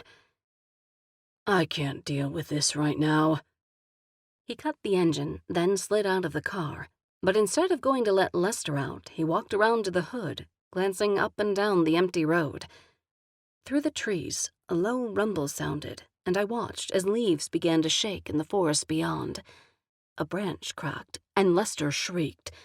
I flinched, mostly at the sound of an old man hitting such a high note. A moment later, a figure emerged. It was impossible. Just like with the level 6 beast I'd seen last night, my heart pounded and my blood ran cold at the impossibility of seeing it here, alive, in this dimension. Scales met flesh in the largest man-lizard I'd ever seen. Or the only man-lizard, if I was being technical. Its beady black eyes were constantly moving, swiveling side to side just like its forked tongue. It was unsettling how shifty the thing was. And then there were the wings. Made of some sort of webbing, it reminded me of a bat, but much bigger. I could vaguely recall seeing something like it in an old book of folklore my father had once brought home. But this was very, very real, and very, very gross. If what I'd seen in the alley last night was a level 6, this guy was a level 19 at least. The moment it spotted Adric, large wings unfolded and claws slid out from its man-hands. Black eyes turned red as it zeroed in on what it obviously considered prey. Adric stepped forward, and I vaulted into action, scrambling for the door. Without turning, Adric lifted the remote he'd grabbed on his way out and hit the auto-lock button. My door stuck. I fumbled for the lock button, and Adric spun around. I looked up, and our eyes locked. Something flashed in his dark gaze, and I froze as recognition swept over me. I knew that look. I knew those eyes. They'd been set against a mask obscuring his face, but those broad shoulders, that same shock of dark hair, and those eyes flashing at me like a silent message. I'll fight. You run. I'd definitely seen it before. The night of the Monster Ball. Holy shit. Adric was the masked man who had helped me commit murder the night of my final mission. A Nephilim, my new boss, and clearly about to save my ass again by taking on this lizard demon, who I was pretty sure had never met a meal he didn't finish. If he noticed my shock, he didn't react. Instead, Adric's eyes shone with worry. "Wait until I've drawn it away, then get to safety. Take Lester," he said, and despite his low voice, it rumbled easily into the car. A Nephilim trick. Too bad I wasn't in the mood for tricks. Not where it involved Adric taking on a monster for me. I grabbed frantically at the handle, sensing Adric's next move a fraction of a second before he made it. But it was too late. By the time I managed to swing the door open, he'd launched himself high into the sky. The lizard demon guy followed. I scrambled out and craned my neck, watching the demon's massive bat wings stretch, then bend as they lifted him high above me. Further up, Adric hovered, waiting for the demon. With a roar that shook the ground, they finally collided, both their bodies spinning wildly, then free-falling before their wings caught and righted them again. Over and over, they came together in a collision that shook the sky, each one taking them farther and farther away until they were nothing more than a speck in the distance. A moment later, they were both gone. From down the road, sirens sounded. I looked into the back seat at Lester, debating my options, which were looking pretty slim unless I wanted to go to jail for aiding and abetting. "Shit," I muttered before hurrying around to free Lester from his iron cage. Reaching for the cuffs, I called up my beast and waited while my fingers sprouted into claws. With a stab and a click, I released the lock on Lester's cuffs, followed by the shackles. Lester climbed out, his hands cupped around his crotch. He danced a little, then hurried for the trees. I let him go, using the moments while he relieved himself to transform into my griffin. By the time he zipped his fly and turned to look, Jem, the blonde girl, was gone. Lester took one look at my griffin and yelped. "Calm down," I snarled at him, doing my best to talk through my enormous beak. "And hop on. We're running out of time." "You're a griffin," I supplied, among other things, "and right now, I'm your ride out of here." I glanced toward the main road where two marked SSF cars now approached, sirens flashing. To any human, they looked like police, but I knew better. I could smell them. Warlocks. "We need to go," I growled. Lester jumped, and from the look on his face, I was glad he'd just relieved himself, because I did not want old man pee dripping down my fur for the remainder of the flight. Finally, Lester seemed to decide escape was more important than his fear and hurried forward. I crouched and waited while he climbed on my back. The moment I felt his hands clutch my fur, I leaped upward. "Please keep your hands and feet inside the ride at all times," I recited. "Where are we going?" Lester called once we were finally airborne. "That's something I was hoping you could tell me." "I'm not sure what you mean." Lester's voice wobbled as we soared, then banked toward the city. "You're Alpha, Lester. Tell me where I can find him." Tell me now, or I'll do a figure 8 that'll turn you into the hairiest pancake the Garden District has ever seen."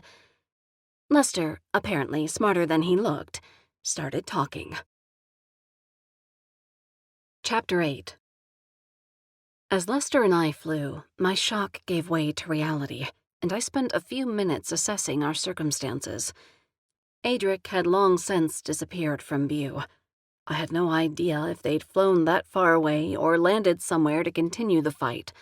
Either way, getting out of the sky was a priority. Too easily spotted if SSF knew to look up. I got us as far into the bayou as I dared and then headed for a clearing in the trees. Lester, clearly relieved at our choice, slid unsteadily to his feet the moment we touched down. "Oh, good. I needed a break," he said. "Get comfortable," I told him. "The bayou's the best place to hide for now." "We're not going back to the city?" "We'll wait it out until we know it's safe," I told him, and until I could come to terms with the fact that Adric was the masked stranger I'd met at the ball. Shit. What were the odds that both of the men I'd met that night had found their way back into my life? Ugh. Maybe Milo wasn't the only one who made questionable relationship choices. Around us, the forest was silent as Lester and I trudged along. No sign of Adric. A fact that made me more nervous as the minutes ticked by. Once he'd relieved himself, Lester wasn't nearly as concerned by the Nephilim's disappearance. Twice I had to double back and nudge him along from where he'd stopped to pick berries. "You're meaner than the last Griffin I met," he said when I fussed at him a third time. I froze, forgetting that I should have been listening for signs of the demon bat we'd left behind. "What did you say?" I asked, whirling on Lester. "You're kind of grumpy, you know. Maybe you need more protein in your diet." Lester brushed past me, oblivious. I blinked, counting to 10 before hurrying to catch up with him. "What, Griffin?" When he still didn't react, I grabbed his wrist and yanked him to a stop. "What, Griffin?" I asked again through clenched teeth. I think his name was Hawkeye or something." All of the air left my lungs. I dropped his wrist, and he seemed to finally register my reaction. "Did I say something wrong?" "No." I shook my head. "I think you mean Hawkins. Vic Hawkins." "Yeah, that sounds right. You know him?" "He was my father. He was killed a few months ago." Lester's eyes widened. "How did you know him?" "He came to my house a few months ago," Lester said haltingly. "He told me I shouldn't leave town." My eyes narrowed. "Why?" "I don't know. He was talking crazy. Said my name showed up on some kind of list. Said I was in danger." He snorted, glancing around at the forest. "Guess I should have listened." I stepped closer, my thoughts racing back over what I'd read in Starla's file, but all it had revealed were notes about portals being opened. What did Dad know about Lester being in danger, and how could he have possibly known Lester would be framed for a crime that hadn't happened yet? "Lester, this is important. What kind of danger did he say you were in?" "He said there was a blacklist. Supes who were being targeted by someone bad. Someone who wanted to do bad things and pin them on innocent people. He told me to leave before they could do that to me." "But you didn't." He shook his head. "I called Jax, and he told me to just lie low. Even let me stay with him for a while so he could look into it. But months went by and nothing happened. We thought whatever was going to happen must have been stopped." Suddenly, Jax's knowledge of my dad, and of me, made more sense. I had so many questions, but none of them for Lester. I needed to talk to Jax. "Thanks," I said. "And listen, if you remember anything else—" "I'll tell you," he said impatiently, dancing from one foot to the other. "Is something wrong?" I asked. "I have to pee again." We spent the day in the woods, keeping out of sight of the SSF search teams between pit stops, thanks to Lester's fragile bladder. My questions for Jax were bordering on desperate, but I wasn't about to march either one of us in through the front doors of Jax's home base with a wanted fugitive on my heels. not with the Nephilim Council in the mood to blow up all their problems. A day of wandering the Louisiana bayou with the vegetarian werewolf wasn't exactly thrilling, but it was better than being dead.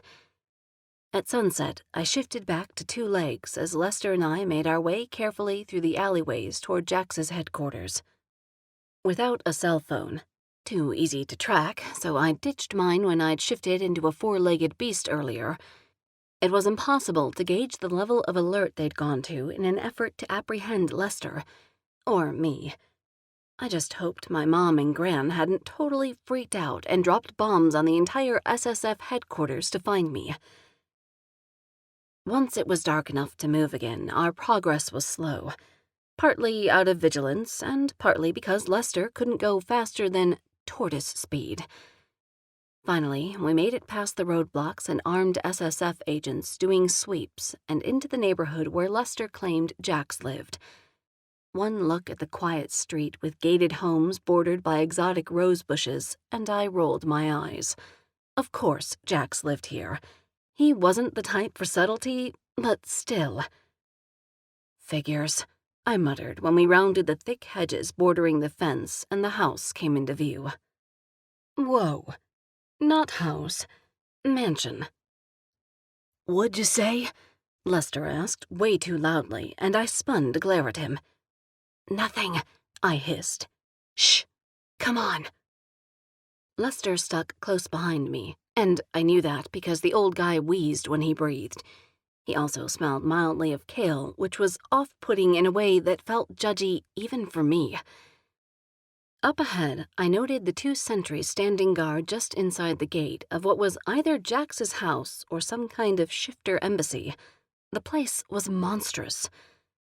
A breeze prickled my skin, and I glanced upward, searching the night sky for movement. Adric still hadn't returned after flying off to duke it out with the level 600 lizard man from earlier. I was starting to worry, and I didn't like how much I didn't want him to be dead. But nothing moved overhead. I pressed my lips together and crept closer to the wrought iron gates. Behind me, Lester gave an audible grunt as he only barely caught himself from tripping over his own feet. The sentries straightened, suddenly alert, and I resisted the urge to shove one of the exotic roses down Lester's vegan throat. "Can I help you?" one of the men asked. Their scowls softened when they saw me, and I rolled my eyes, wondering if it'd be less annoying to change things up and walk in as a man, or something without breasts. Maybe I'd pretend to be Jax and watch them scramble to do whatever I ordered. It was tempting, but I had a feeling Boss Man would have something to say about that, and since he was currently babysitting my demon spawn, I decided not to push him.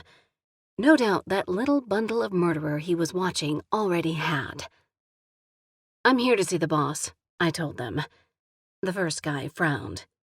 I'm not sure what you—" "Jax McGuire?" I said, impatient. Beside me, Lester leaned in and whispered loudly, "I have to go to the bathroom."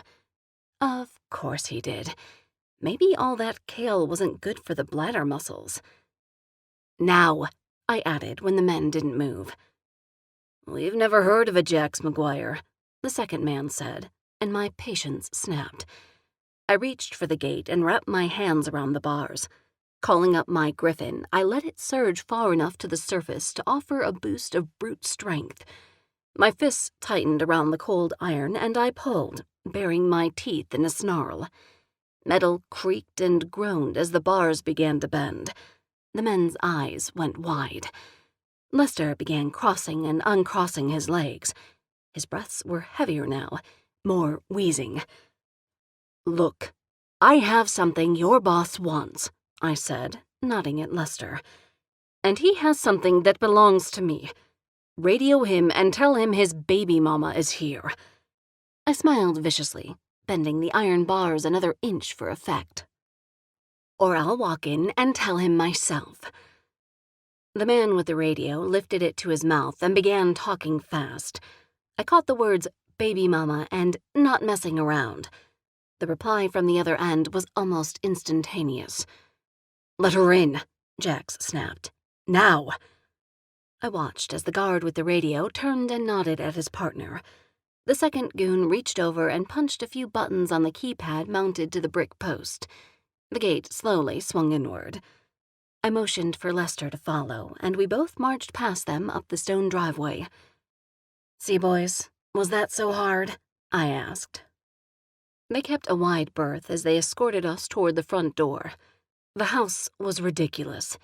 Fancier and more expensive than that immaculate lobby at the SSF office in the French Quarter. Then again, this was the Garden District. The only kind of money that could afford to live here was the big kind.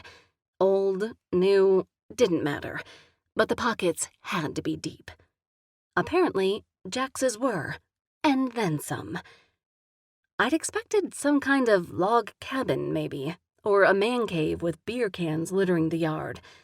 Though, truth be told, Jax's wardrobe had been pretty put together. Not beer cans, maybe top-shelf whiskey bottles, but definitely not this. A circular drive led past a marble fountain and up a set of white granite porch steps.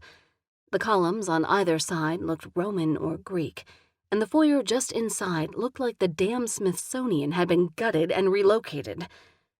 The guards kept walking, and I forced myself to stop gawking and follow their lead.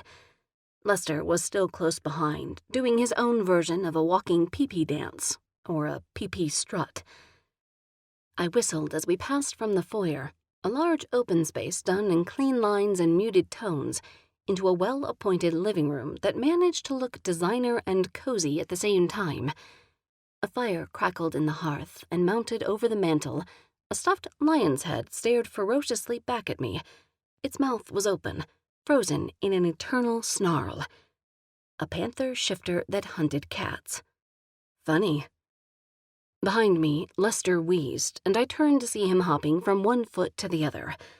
I frowned, ready to tell him to find a bathroom. This place had to have at least 40 of them, but one of the guards remained in the doorway, watching us. He didn't look inclined to allow a potty break. Before I could offer some sort of diversion, probably involving chucking the lion's head at the guy, a door opened then closed somewhere nearby. I turned to see Jax step through a doorway at the far end of the room.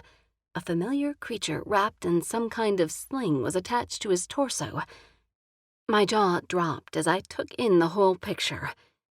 Jax in pressed slacks and a perfectly ironed shirt, expensive shoes, a predatory gleam in his sexily crinkled eyes, and a gurgling, mumbling demon baby in some kind of daddy sling wrapped around his middle. "What the fuck?" I said. "Language, darling." Jax leaned in to press a kiss to my cheek, and I let him, too stunned to move away. When he straightened, an amused smile tugged at his perfect mouth. He was that parent everyone hated, the one who had it all together all the time. My eyes narrowed at how clean he looked.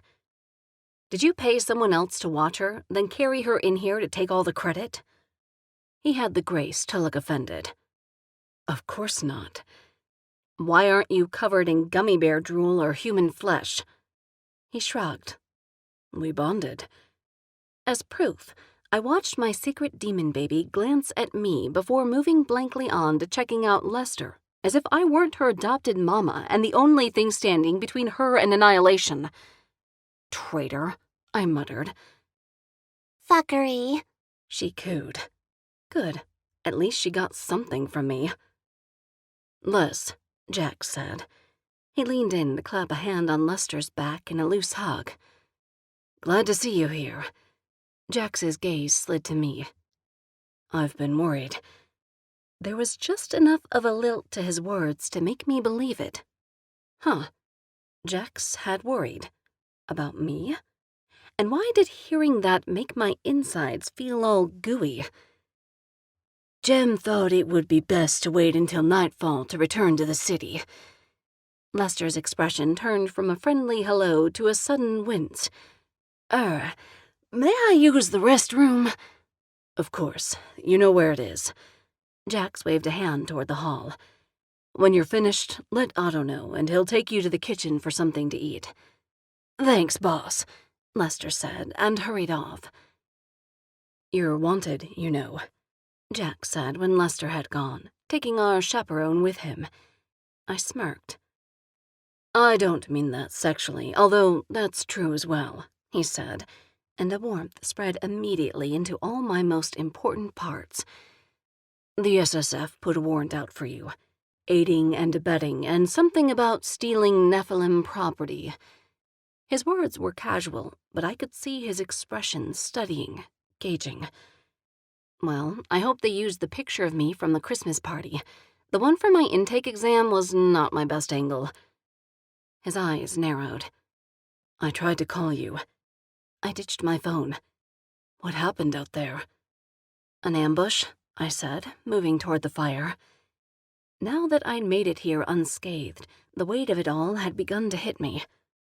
A secret demon baby, the explosion, my fugitive status. How had my life gone to shit in just a day? Trying to process it made me restless, or maybe that was the exhaustion. From the sling, the baby continued to gurgle in some language only she could understand. At least she wasn't trying to eat anyone. "Jem," Jax said, and I jumped at the sight of an arm reaching around me. Jax held out a glass, and I took it gratefully, a little shocked I'd been too distracted to hear him pour it, or approach me. I downed it and handed it back. "Another," I said, breathing through the burn left behind by the brandy. Good brandy, too. My father would have approved. Jax poured another, and I took it, letting it slosh a few times. Jax waited, giving me space to arrange my thoughts. "Did you know my father?" Jax blinked. "Excuse me?" "Lester told me about the blacklist, and that you knew his name was on it. You want to tell me why you kept that from me?" He stared back at me, unflinching. "I have to protect my pack above all else, above even my personal feelings." I decided to sidestep the landmine that was Jax McGuire's feelings. Instead, I said, "What does protecting your pack have to do with me?" "After Lester called me, I went to see your father. He showed me a list of names, proof of his claim. He said someone inside the SSF was planning to use those names as patsies for whatever they were planning." "Which was what?" "He wouldn't tell me, but it's clear now they plan to frame Lester for the crimes committed by the lupine demon." "My dad knew it was coming," I said, breathless with the realization that whatever got him killed ran a hell of a lot deeper than I could have imagined. And so did Jax's interest in me. My stomach tightened as I realized the truth about him. Our meeting at the monster ball wasn't a coincidence, was it? He hesitated. "After your father was killed, I did some digging. Had some of my informants keep an eye on things, but we heard nothing. The entire thing was a dead end. Until I heard you'd joined the agency.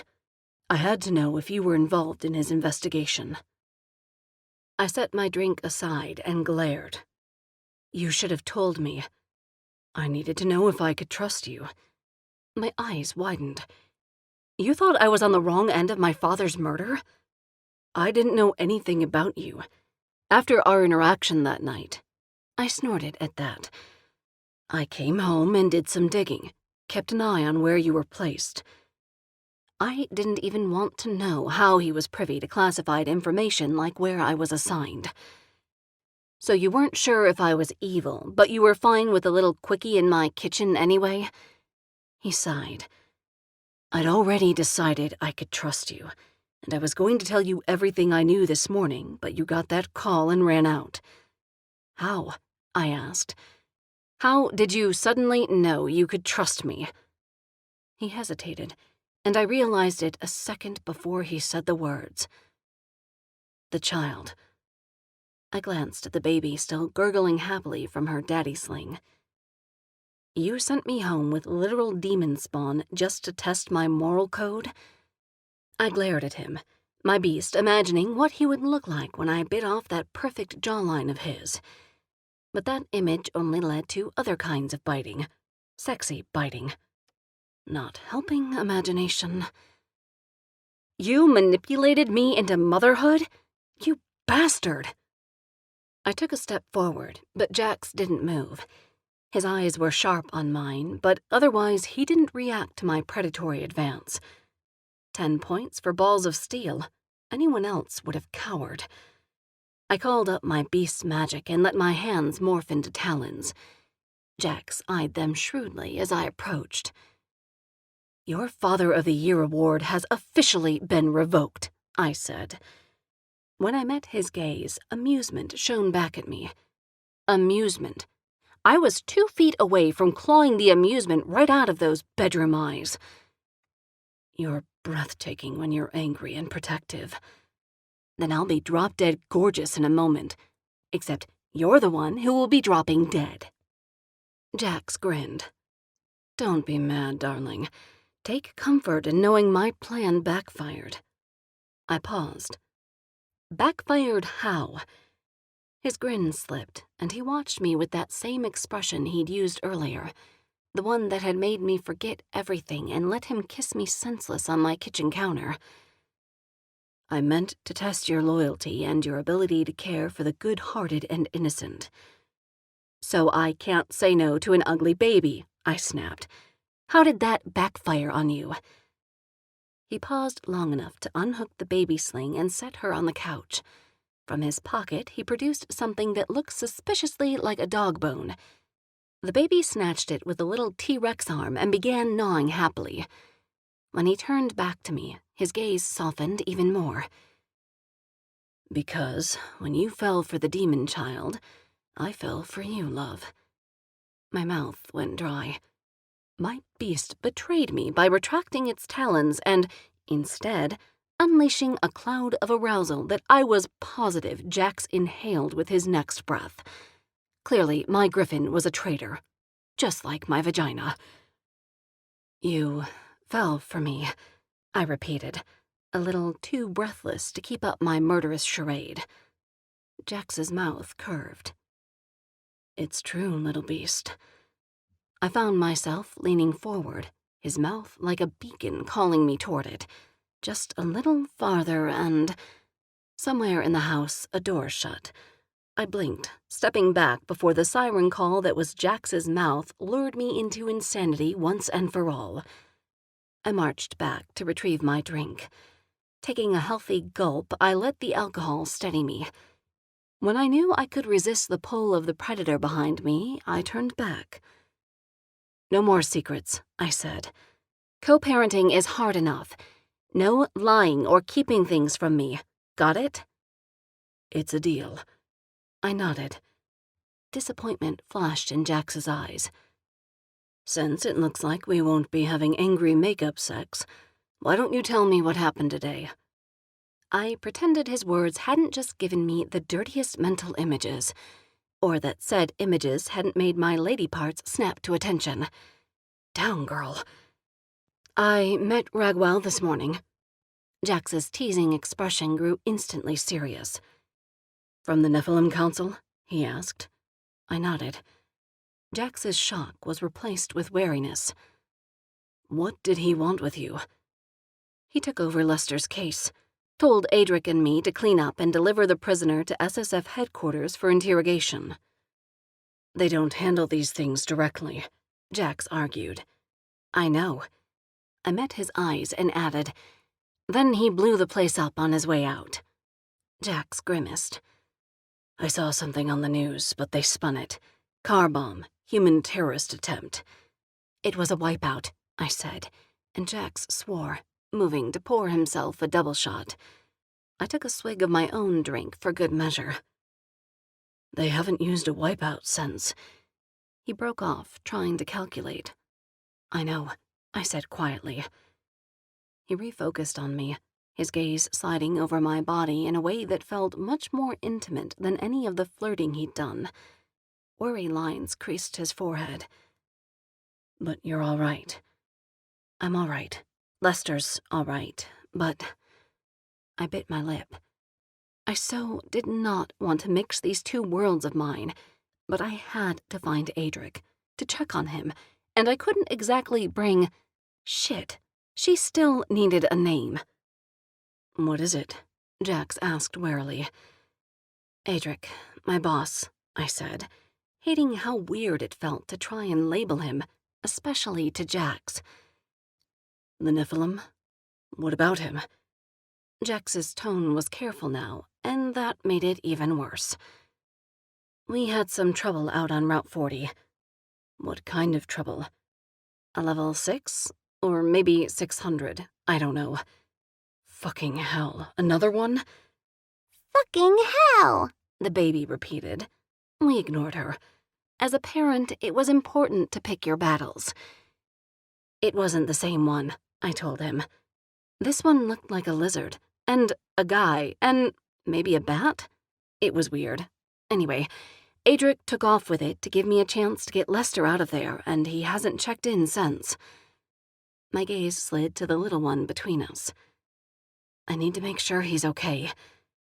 Jax's shoulders sagged, and I couldn't tell if it was disappointment or relief, like maybe he'd been expecting me to say something else. "Fergie," he said finally. "What?" I asked. He pointed at the little murderer currently gnawing away at her doggy bone. "Her name is Fergie." "You named her without me?" Out of all the things that had happened to piss me off today, this was the thing that would send me over the edge. "Trust me, it wasn't my first choice," he said as he plucked her off the couch and set her on her feet. "She can stand now?" I asked, disappointed I'd missed the milestone. You don't get to complain about missing milestones. Not when you failed to mention she had a full mouth of razor teeth. I smiled sweetly. Must have slipped my mind. I hope she didn't draw blood. His eyes narrowed. "Your worry is touching." I wouldn't want anything to happen to Fergie's devoted daddy. He snorted. "Speaking of devotion, she can do more than stand after my dedicated parenting today. Just watch." He pulled out his phone and hit a few buttons. Music filled the room, and the little monster at his feet opened her mouth and began singing. Every damn word. No more baby gurgling or mumbling or trying to sound things out. She nailed every line and every bar to Fergalicious. And not just the words, but the moves, too. I stared at her, jaw hanging, trying to decide if I'd ever seen anything more insane than the sight of this pink-skinned demon child rapping and twerking to a song that hit pop charts more than a decade ago. I didn't think so. Jax stopped the music, and Fergie, my demon Fergie, not the real one, immediately fell silent again. She blinked up at Jax, and her smile was almost innocent. But I wasn't fooled. It was the same look she'd used on me when I'd found her feasting on poor Patrice. "Okay," I said finally. "Fergie it is." My eyes narrowed. Unless, of course, she has a similar response to Post Malone or Ariana Grande or... "Just Fergie," he assured me. "It's fucking weird." As if to prove it, he hit a few more buttons on his phone, and softer music began. Something jazzier and much sexier than before. Fergie made a face of disapproval before crawling under the couch and snuggling in against the cushions as if succumbing to a lullaby. I looked back at Jax, but his expression held something different now, something a lot less parental. He stalked slowly toward me, his hands snaking around my waist as he leaned down, hips swaying in a sort of dance. "I was worried when I didn't hear from you," he murmured. His lips were close, so close I could feel his breath. Resistance melted away. My hand came up to clutch his shirt, and I leaned into his body. "You were?" I whispered, lost in the pools of his bedroom eyes. "Mm-hmm." His mouth drifted closer, brushing over my cheek. From the couch came the soft sounds of snoring. My mouth quirked. Jax's did the same. His eyes never left mine, but he also didn't move to kiss me, like he was waiting to see what I'd do. and I had the distinct feeling this was about a lot more than a kiss. If we started, it wouldn't end there. It wouldn't end at all. We both jumped as something heavy shook the floor. The windows rattled from the outside and the guards began to yell. Fergie didn't budge from the couch as we hurried past her into the hall. Voices rose and the front door slammed open. Jax and I stopped short in the foyer. Broad shoulders blotted out the moonlight, creating the silhouette of a man in the entryway. He snarled at the guards behind him, then turned, his massive wings hanging limp from his broad shoulders. Adric. Chapter 9. Relief filled me. I rushed forward, bumping Jax out of the way and shoving the guards aside with a snarl that sent them reeling and stumbling. Adric's chest was torn open, and blood, some fresh and some dried, coated nearly every inch of him. His eyes were bloodshot and exhausted, but the power rolling off of him was as untamed as ever. I reached a tentative hand toward the worst-looking incision along his right shoulder. "You're hurt." He didn't flinch from my touch, but I could see a pain reflected in his gaze as our eyes locked.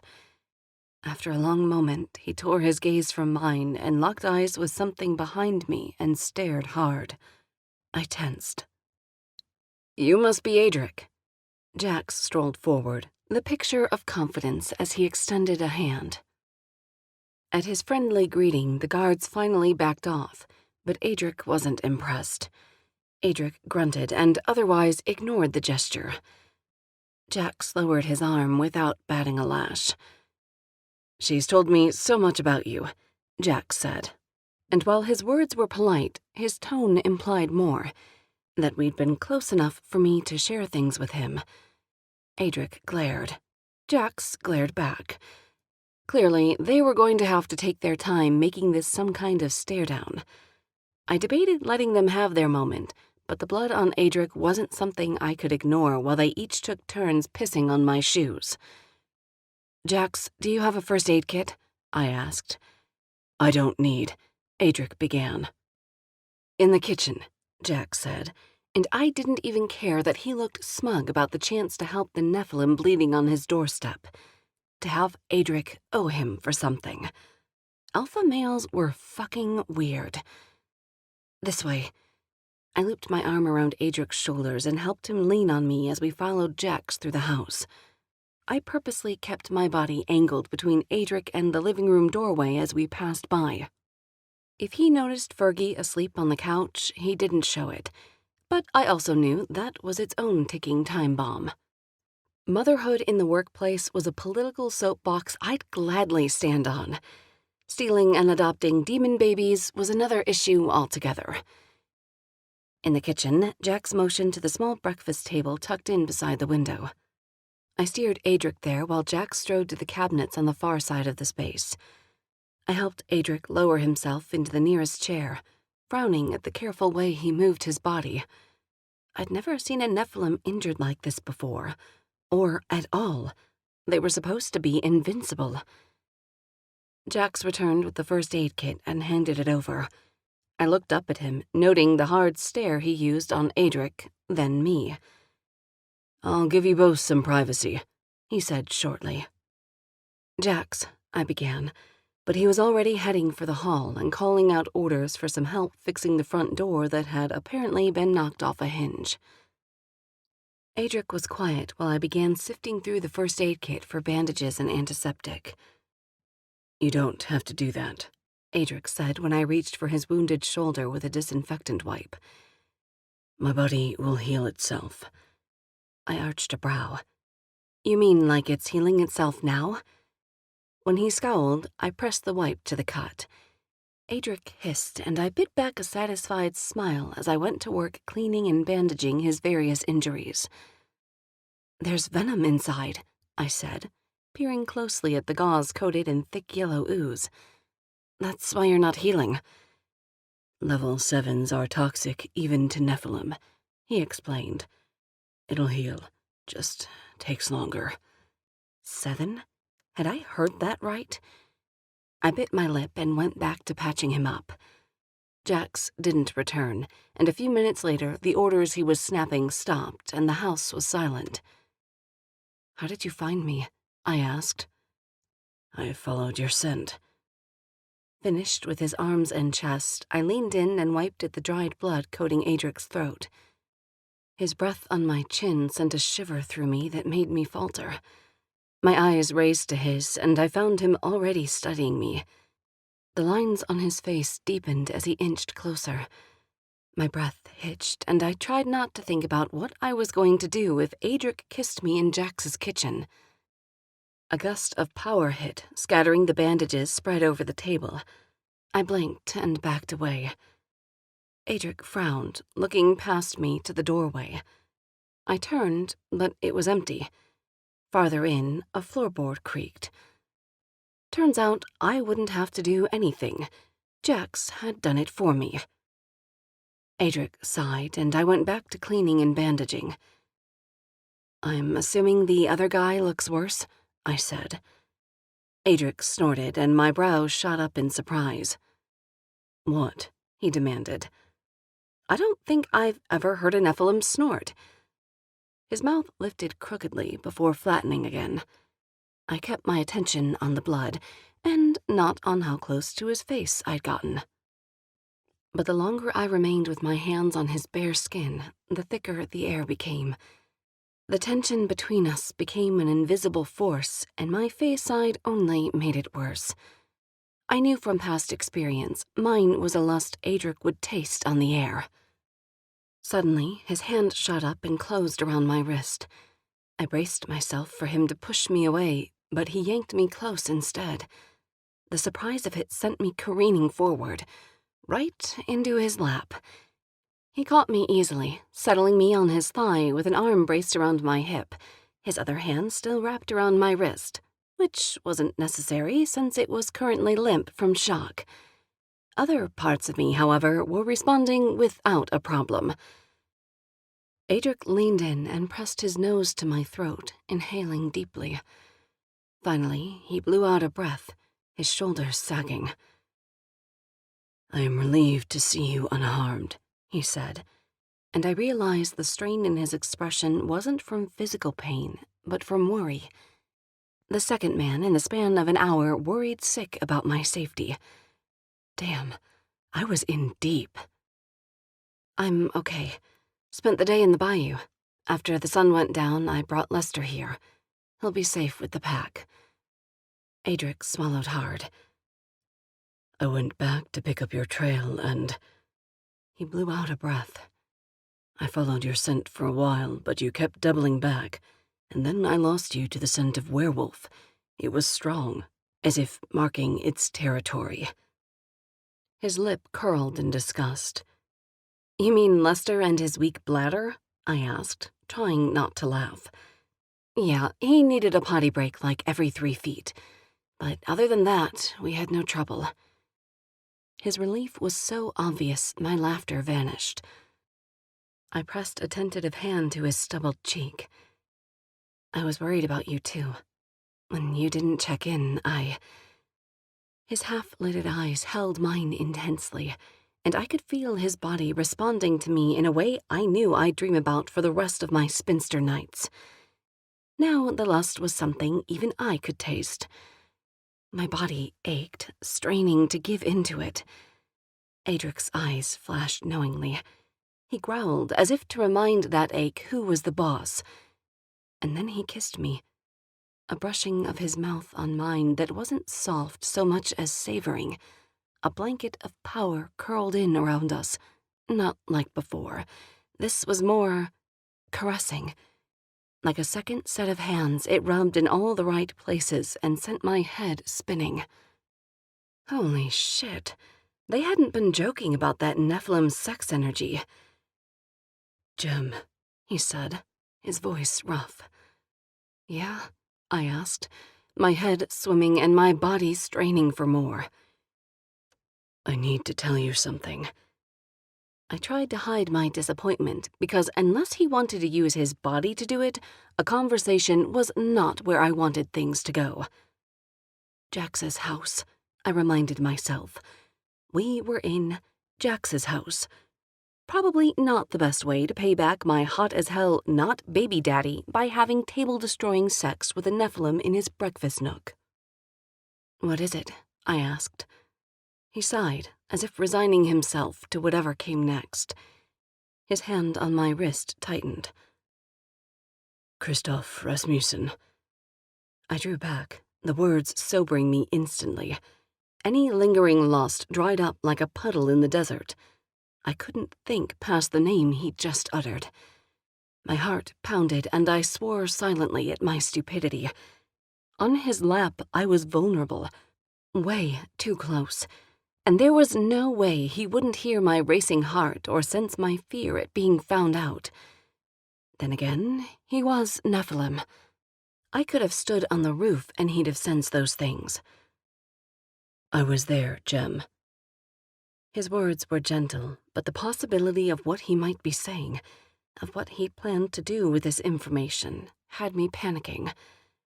I struggled to stand, but he held me in place, watching my expression like I was some kind of science experiment. "I know," I said quietly. "You do?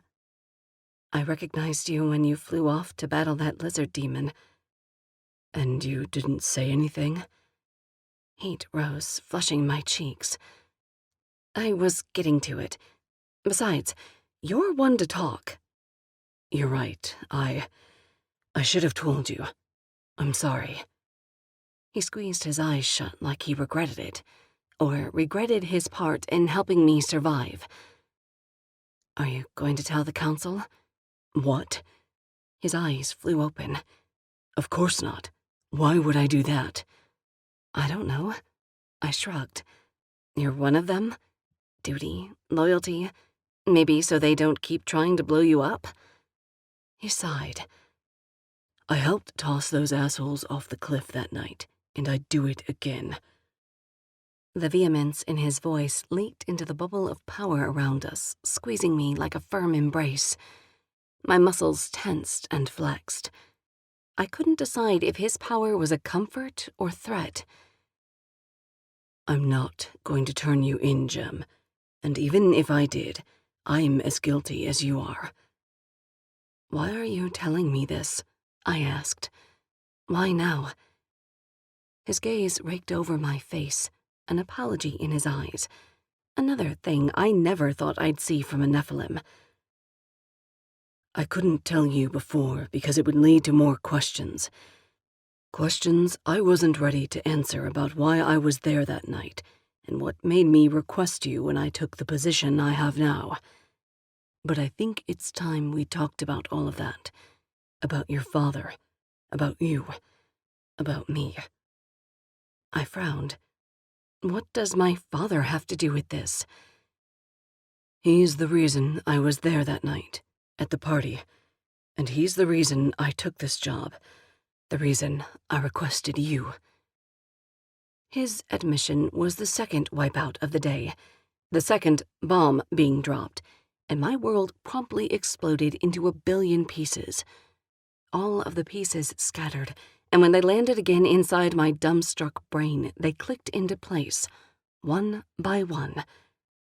Adric was the stranger who'd helped me at the monster ball, the masked mystery man who'd saved my life, the one who'd helped me murder Christoph Rasmussen, and the only witness to a crime that would surely ruin any chance I had left at making detective and regaining the access I needed to track down my father's killer. He was also apparently somehow linked to my father, the man whose murder I'd vowed to avenge. All along, he'd known that. What else did he know about my father? About me? Instead of asking him, part of me still wanted to rip off his clothes and practice making all sorts of little angel babies right here on this expensive table. But I knew I needed the answers he was offering. Out of all the things I thought I wanted to do next, or even might do next, not a single one of them involved explaining my secrets. But apparently, the universe had decided, yes, in fact, today could get worse. A sound in the doorway drew my attention, and I felt Adric turn with me. When I saw who stood there, a different sort of shock washed over me. This time with a helping of dread that had me easing off Adric's lap and taking a giant step away from the bandaged and brooding Nephilim. A pair of beady eyes stared back at us, eye level, thanks to the sling Jax had wrapped her in before strapping it once again to his torso. Adric made a sound low in his throat, and Jax lifted a hand to her back almost protectively. His eyes were nearly as black as hers. The rage in their depths made them look almost like a DNA match for a split second. Father and daughter, after all. Fergie's eyes lit at the sight of Adric, and she lifted her arms, reaching for him excitedly. Mama! She pointed at Adric animatedly. Fergalicious, she declared. Yummy. I couldn't decide if she meant Adric was gorgeous to look at, or if she actually intended on trying to eat his flesh. Either way, I was fucked. Chapter 10. I watched with mounting horror as Adric's eyes narrowed in silent deduction. I could practically see the wheels turning, the pieces falling into place. Could he see similarities between Fergie and her Gorsh demon mother? I glared at Jax, rage coursing through me at his petty attempt to show off where he stood. The fact that he looked way too smug about the current state of things only made me want to punch him that much more. When this was all over, he was going to regret this moment. Right now, though, I had to fix this. Sure, Adric had shown a new side of himself today, but I was pretty sure that altruism didn't extend to demon offspring. I had to turn this around. Fergie's life depended on it. Is that? Before Adric could ask the question, I grabbed Jax's phone from where it dangled in his hand and queued up the music, blasting it into the weighted silence. A second later, Fergalicious poured out of the speaker, and I prayed this would work a second time. My little Fergie didn't disappoint. The minute the song began, she was twerking her little butterball ass as hard as the sling would allow. Jax frowned, probably trying to figure out whether to let her continue gyrating against his chest or put her down. Adric stared at the demonling, shock and awe freezing his features. I forced a laugh, trying to rearrange my face into something like amusement. "Crazy, right?"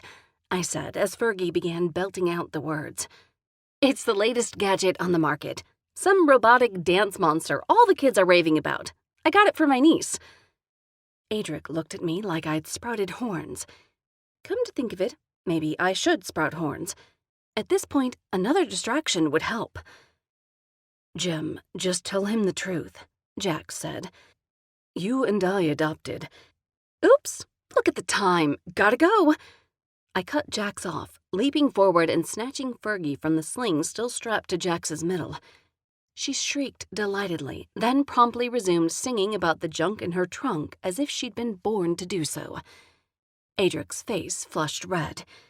Jax opened his mouth, probably to blurt out his rights as a co-parent, and I decided neither one was about to say words I could handle right now. Fergie squealed as I took off for the front door, her round little body bouncing in my arms. Behind me, footsteps sounded. Shit. I ran faster, ripping the front door clean off the newly repaired hinges as my griffin rose to the surface, aiding my speed. Outside, I shoved past the guards and shifted. Fergie clutched delicately in my griffin's talons. When she saw my bird beak, she laughed, reaching for it like it was a toy. My wings beat the air, stirring the leaves and lifting me high just as Jax and Adric rushed out of the house. I glanced down long enough to be sure Adric hadn't decided to follow me into the skies. When I saw I was alone, I banked right and continued climbing. Higher and higher until the clouds swallowed me up and the cell signal on the phone was lost to the ether. The music died, but Fergie didn't care. She wriggled in my grasp, and I snapped my beak at her until she stopped trying to free herself. Damn, this motherhood gig was not what I thought it'd be. If I was going to find a way to not get murdered by Adric after that little fiasco back there, I needed help. I also needed a place to lie low. going back to my apartment was not an option, provided it was even still standing. Even if I hadn't just bolted with a demon baby and left two egotistical alphas to figure out the rest on their own, I was still a wanted fugitive, and I still had a bounty on my head. I needed a safety net, and I needed it now. A hot shower wouldn't hurt either. There was only one place in the world I could go for all of that. The flight took the better part of 3 hours. When I got close, I landed on a rooftop long enough to access Jax's phone from where I'd tucked it behind my wing and check the address. Fergie squirmed to be let free, and the moment she stood on 2 legs, she immediately urinated into the wind. With a yelp, I jumped out of the line of fire just in time. Fergie giggled, and I side-eyed her. At least she'd waited until I wasn't holding her. That was probably as close to potty-trained as we were going to get. 20 minutes later, I spotted my destination and ducked into the park across the street for a covert landing. According to my phone, it was around 3 in the morning, which meant anyone who spotted a griffin dropping out of the sky was either drunk or high enough to ruin their credibility if they tried reporting it. Hopefully, that would buy me enough time to figure out my next move. By the time I shifted back to 2 legs and stepped into the elevator of the apartment building across the street, Fergie was snoring loudly against my shoulder, and I was questioning all of my life choices, especially the ones involving men. The elevator dinged and opened onto a dimly lit floor with oriental carpeting that smelled new. Silently, I made my way down and stopped at the door marked 305. My knock went unanswered. I pulled my phone out and hit the call button. "What?" came the answer in a voice groggy with sleep. "Answer your door," I said simply, and hung up. When I knocked again, the door opened within seconds. Milo stared at me with wide eyes and rumpled hair. "Jem?" His shock turned to surprise that froze in horror the moment he spotted Fergie. Opening the door wide, he practically yanked me inside.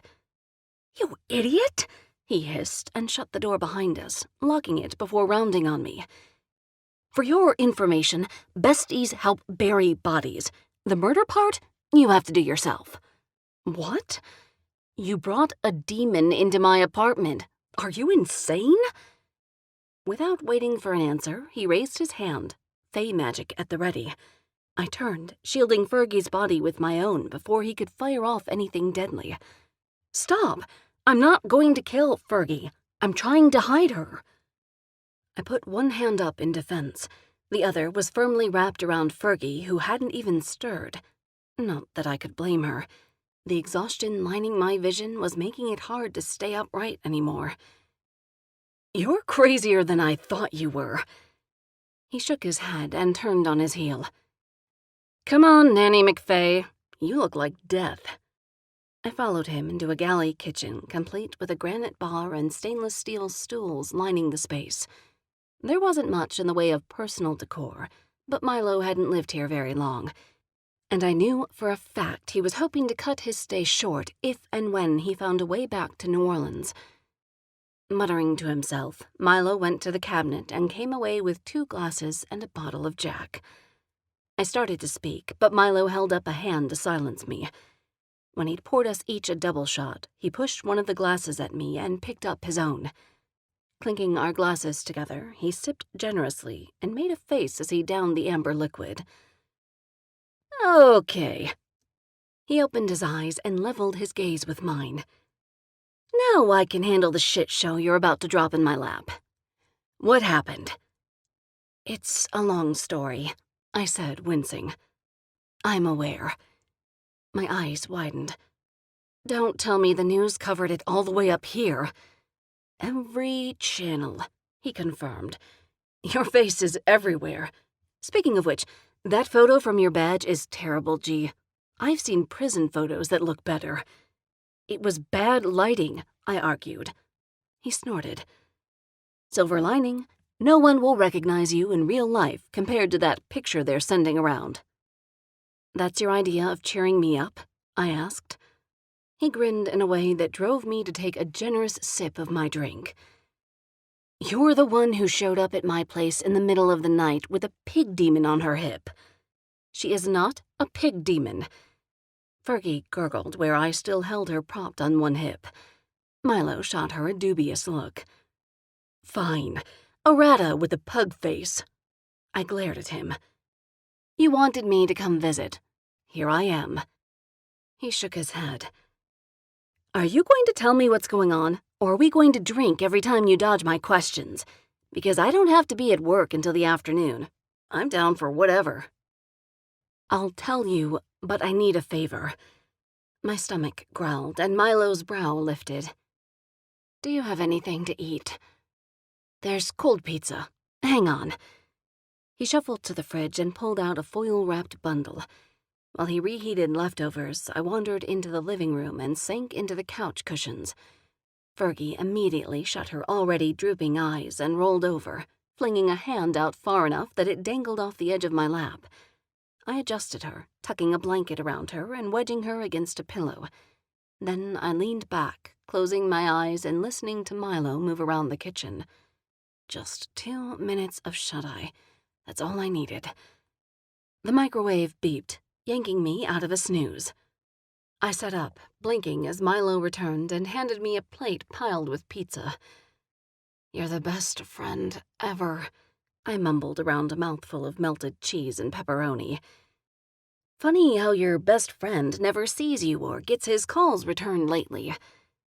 Milo, I've been busy, I said, mouth full. I'm on the lam. First of all, no one says lamb. Second of all, am I to assume you've been busy making babies? He countered, and I groaned. Of course not. Are you going to explain this hairless gopher to me, or should I Google it? Definitely don't Google it, I said, shuddering to think about what he might find. Proof of demons? Probably not. But the humans' internet was still a weirdly dark place. He eyed me expectantly. Well, okay. Her name's Fergie. I rescued her from the womb of a gorsh demon yesterday. Wait, 2 days ago? Shit, I don't even know anymore. But I couldn't bring myself to kill her, so I took her home, and now she's mine. Milo stared at me with an expression that made me glad we'd started with alcohol. Cushion the blow. Milo? Nothing. Shit. Listen, Fergie? Okay, not the response I'd expected. She likes the black-eyed peas, I explained. You're insane. He pushed to his feet and began pacing.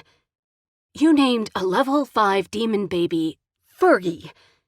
That's the thing you're most upset about? He stopped and pinned me with a look that made me wince. Of course, that's not the thing, but I can't even go there because where would I even start, G? You're a fugitive from the SSF, which is the same agency you were supposed to be gainfully employed by. Also, the same agency I currently work for and swore an oath to be loyal to. And you show up here, looking like you've been dragged through a muddy cornfield with a level 5 demon spawn who has an affinity for outdated, though admittedly great, pop music. Oh, and the last thing I heard about your actual whereabouts involved you stealing a government vehicle and a suspect just before an explosion leveled half the block outside your apartment. Well, when you put it like that, maybe discussing baby names is the safest option right now. Did you even check on Tony? He demanded. I looked away guiltily. Milo shook his head and marched out. I listened as he poured more Jack. When he returned a moment later, he held the bottle in one hand and an empty snifter in the other. Look, I can't go home, I said as he poured himself another double shot. No, you can't, he agreed, but something about his tone was softer now, more like we were back on the same side. What the hell was a level 5 doing in the city anyway? He asked. Judging from the pentagram chalked onto the floor, I'd say someone opened a portal, or maybe 4. He looked up, staring at me like I'd spoken Russian. What? Portals. Unauthorized from the looks of it. Someone is using them to summon level 5s and 6s right into the city. Oh, and 1/7. Who the hell would... Wait, a 7? That's not even possible. They're extinct. Contained in the underworld, according to the Nephilim Accords. I shook my head. That's my point. And the bomb you heard about? That was a wipeout initiated by the Council, and it was meant to include me and my boss if we hadn't gotten out of there when we did. Jem. He sank into the chair across from me. His glass hung limply in his hand. I reached out and snagged it before it fell. Thanks, I muttered, knocking back what was left of the drink. They haven't used wipeouts since... I know. And listen, I saw a 6, up close. It was this wolf-man monster with rancid breath, but the thing I remember most? His claws. They're the right length and width to match the injuries for the reported killings outside the city, but the Council is using Lester as a scapegoat to cover it up. Who's Lester? The guy Adric and I kidnapped from the crime scene this morning. Right. And how does this connect to your dad? He tried to warn Lester months ago, said there was a list of names that would be used to take the fall for the demon activity at first. Your dad knew about the portals? I think it's what got him killed. Shit. He paused, and I knew we were both thinking about what a huge effing mess this was. So this Lester guy, the Council is trying to pin those killings on him? Yeah, but get this. He's a vegetarian and a card-carrying member of the AARP. There's no way he did those murders. And you know this because I spent the day in the bayou with him. I see. And this new boss of yours, Adric. Right, Adric was there? No, he flew off trying to fight the lizard demon. Okay, hold on. He uncapped the jack and drank straight from the bottle. When he was done, he looked at me again and said, "Start from the beginning. Tell me everything." I did, stopping only to snag a swallow of Jack at the really crazy parts, which was often. I finished with the part about Fergie dancing for Adric and me trying to pretend she was some kind of robot toy. He snorted. "I thought we established that you're a terrible liar," he said. I panicked, I protested. I wasn't thinking straight. We stared at each other, silent, while I waited for him to digest everything I told him. I can't believe you stole a demon baby. Gee, she's a monster. She's innocent. She's a demon. Her evil is built in, and it's a problem you don't need right now, not with everything else going on. I can't abandon her, or worse, turn her over to be killed. He sighed. What are you going to do now? I'm going to finish what my father started, I said. Someone inside the agency is opening portals for greater demons. I'm going to find out who and expose them. Is that before or after you're arrested for aiding and abetting? About that. I have a plan, I said. Let's hear it. I hesitated. It's pretty terrible. I love terrible. It's my favorite kind of plan. Feeling looser after the shots of Jack, I told him my idea. By the time I was done, Milo was laughing. Terrible is an understatement. Do you think it'll work? He glanced at Fergie, who was out cold and leaving a puddle of drool on his couch cushion. If anyone can pull it off, it's you, he said. My smile was cut short by a deep yawn. But in the meantime, he said, rising to grab an extra blanket from behind him, you need rest. Exhaustion will make you careless, and we can't have that. Thanks, Milo. I won't stay longer than tonight. I don't want to make trouble for you. Trouble is my middle name, G. His eyes twinkled. Although, before I agree to harbor a wanted felon and her demon love child, I do have one last request. Anything. Tell me more about these two men you've gotten tangled with, Jax and Adric. They sound equally delicious. I groaned, but the smile he flashed me made it impossible to refuse. Instead, I reached for the jack and settled in for a few more minutes of girl talk. Chapter 11. I am never going to complain about sitting in coach again.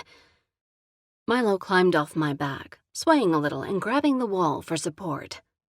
My griffin grunted in relief. I shifted slowly back to 2 legs, using my fey magic to ease the stiffness in my sore muscles. Trust me, I'm not interested in starting a transport service, I told him. Thanks to my extra cargo, my 3-hour journey to Toledo had turned into a 5-hour flight home. Milo wasn't as light as he looked, and I was pretty sure the load I just carried across the country officially made me caught up on my lifting workouts for the next few months. Then again, judging from my level of exhaustion, maybe I needed those workouts more than I thought. If the SSF didn't find and arrest me, I made a mental note to take up lifting weights. If they did arrest me, well, maybe they had a nice gym in Supernatural Prison. I think I'm going to be sick, Milo whispered. He'd woken with a hangover and no time to nurse it before we'd flown here. No throwing up. It's a rule, remember? That was only for the flight, he said with a scowl. No way, that's for life. Look around. It's not like you'll have to clean it up. He gestured to our surroundings, and I had to admit he had a point. The alley we stood in was damp and dark. When I'd spotted it from above, I'd been certain I'd chosen a good location to cover our arrival. Unfortunately, not good enough. Handing a restless Fergie to Milo, I turned just in time to stop Jax's fist from plowing into Milo's jaw. Whoa, calm down. He's a friend, I insisted, driving Jax a few paces back. What the hell? Milo said roughly. Magic crackled in the air, and I gritted my teeth.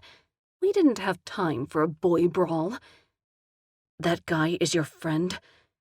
In the darkness, Jax's eyes flashed with suspicion.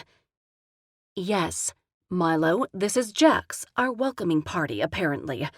Jax, Milo, my friend from the academy. How in the hell did you find us anyway? Jax hesitated. I have my ways. My eyes narrowed at his vague answer.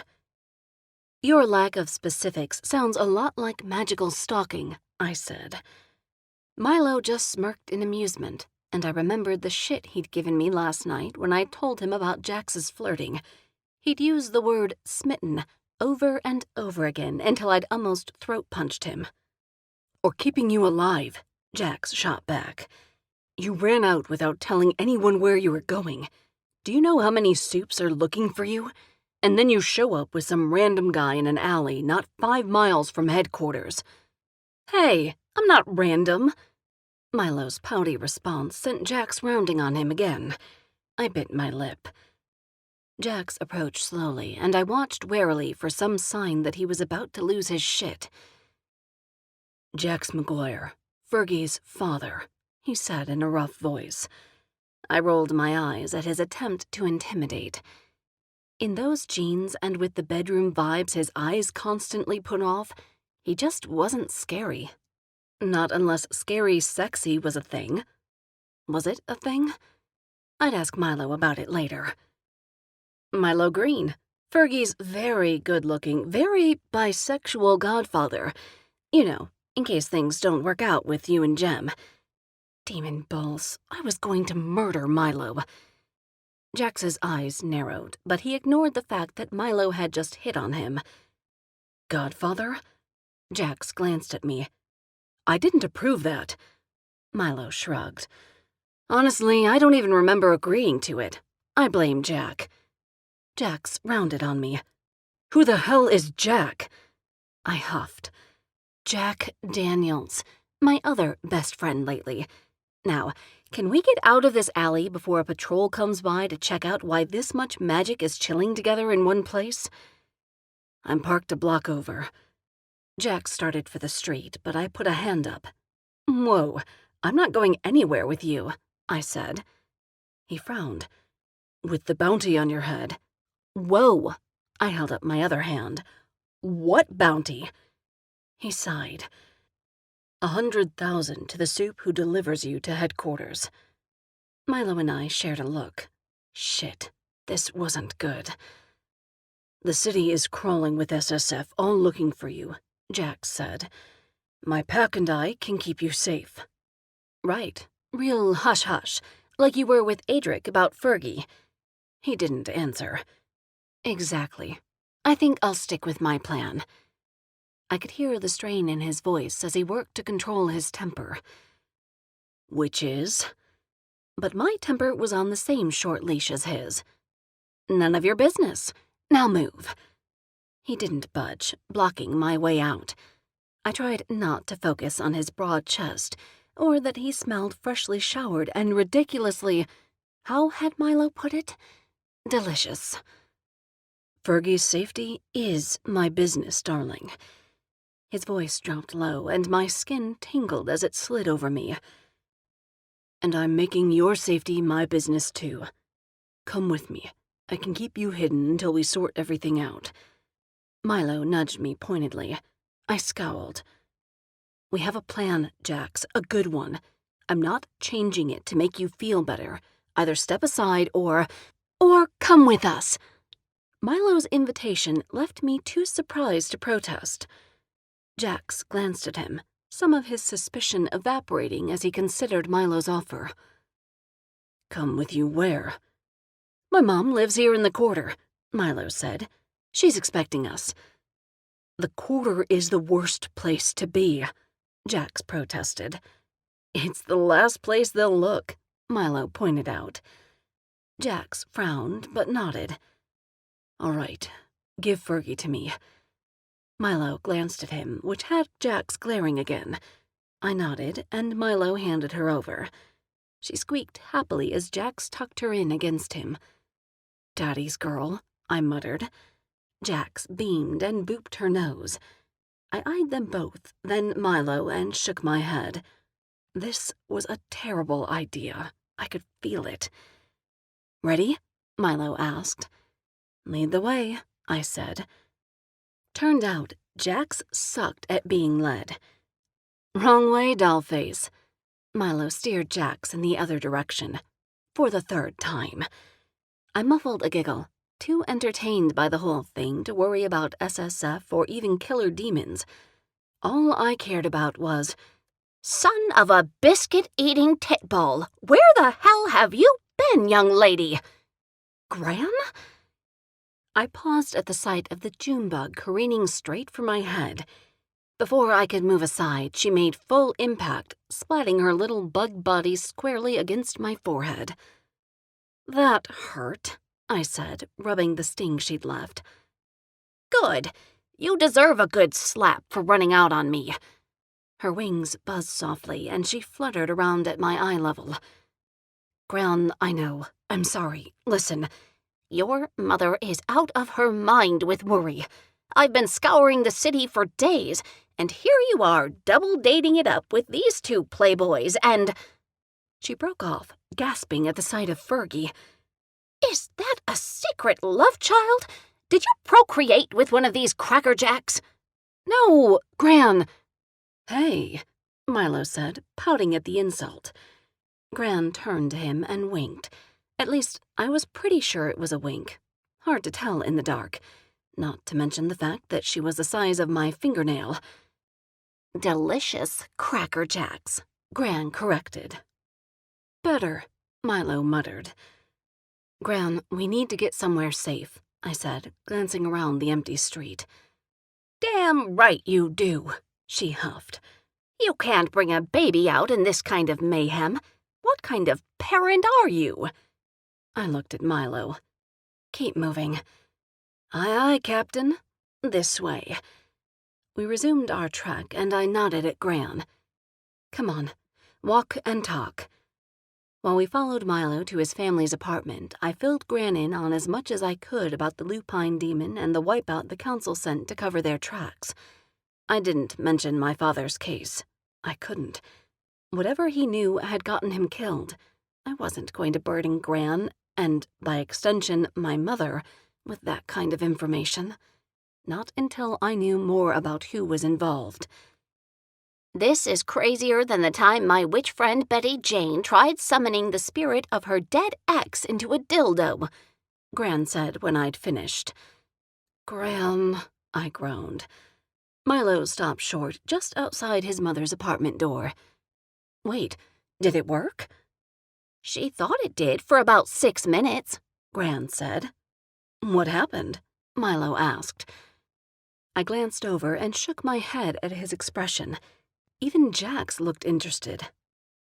She realized as she was writing out her happy ending that she'd bought the model that talks dirty to you with pre-programmed phrases. Apparently, the robot voice sounded like her ex when he'd been drinking. Betty Jane came, then cried. It was terrible. Hasn't touched a vibrator since. Milo nearly fell over from laughing so hard. Jax's lips twitched before curving into a small smile. Even Fergie giggled, which made everything weird. I cast my eyes to the hall ceiling, which was marked with an old water stain. Angel above, save me, I muttered. The door opened, and a dark-haired woman with Milo's eyes smiled back at us. "Milo," she exclaimed. "Come in, come in." We filed into the apartment. I was surprised to see all the lights on and several people in the small living room, all fully dressed like it was dinner time instead of dawn.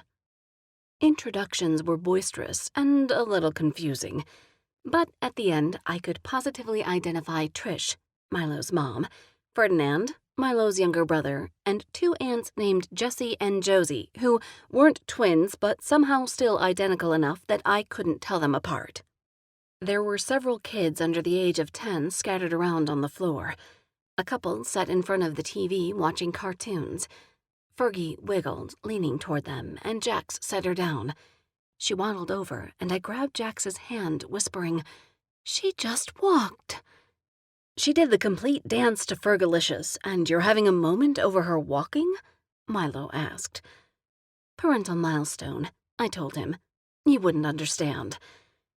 He rolled his eyes, but Jax smiled as we both watched our demon baby plop down on the stomach of one of the Fae girls. My breath hitched, and I waited for a freak-out, but the girl just giggled. "You're cute. I'm Brianna. What's your name?" "Fuckery," Fergie said in a sing-song voice. I glanced apologetically at Trish.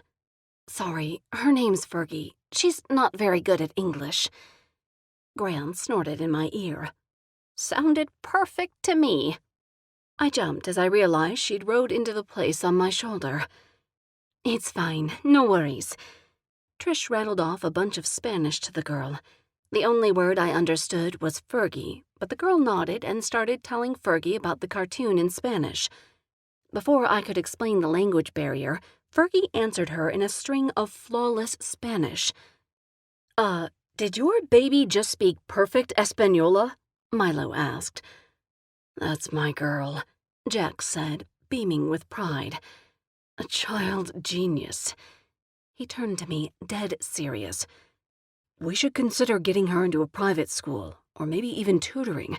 She's clearly gifted." "I know a guy," Gran said. "I think I need a drink," I said. "Ooh, I second that," Gran whispered in my ear.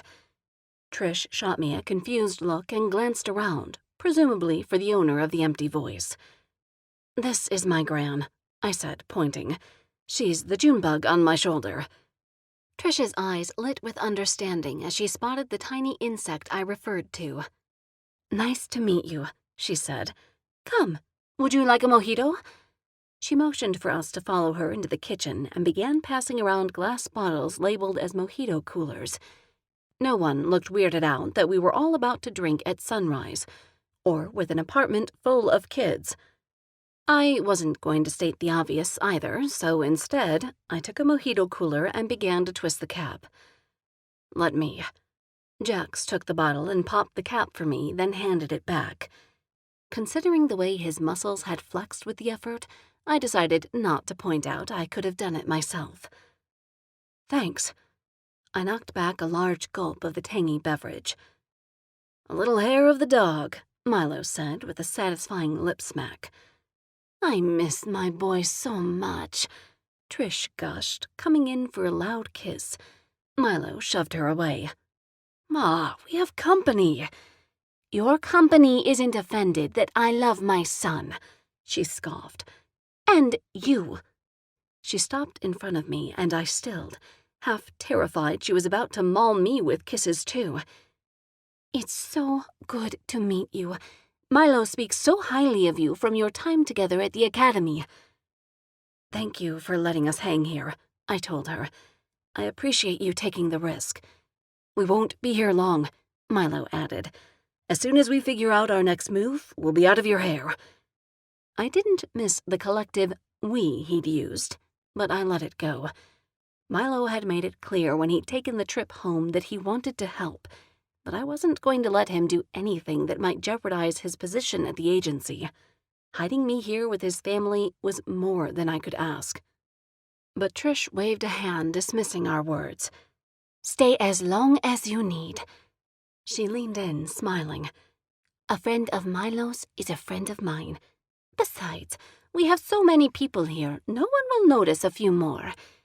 She winked at Jax. "Except for you. Everyone notices you, am I right?" "Delicious, isn't he?" Gran purred. Hoping to distract her, I held up my bottle. "Gran, it's all yours," I said. "Oh, don't mind if I do."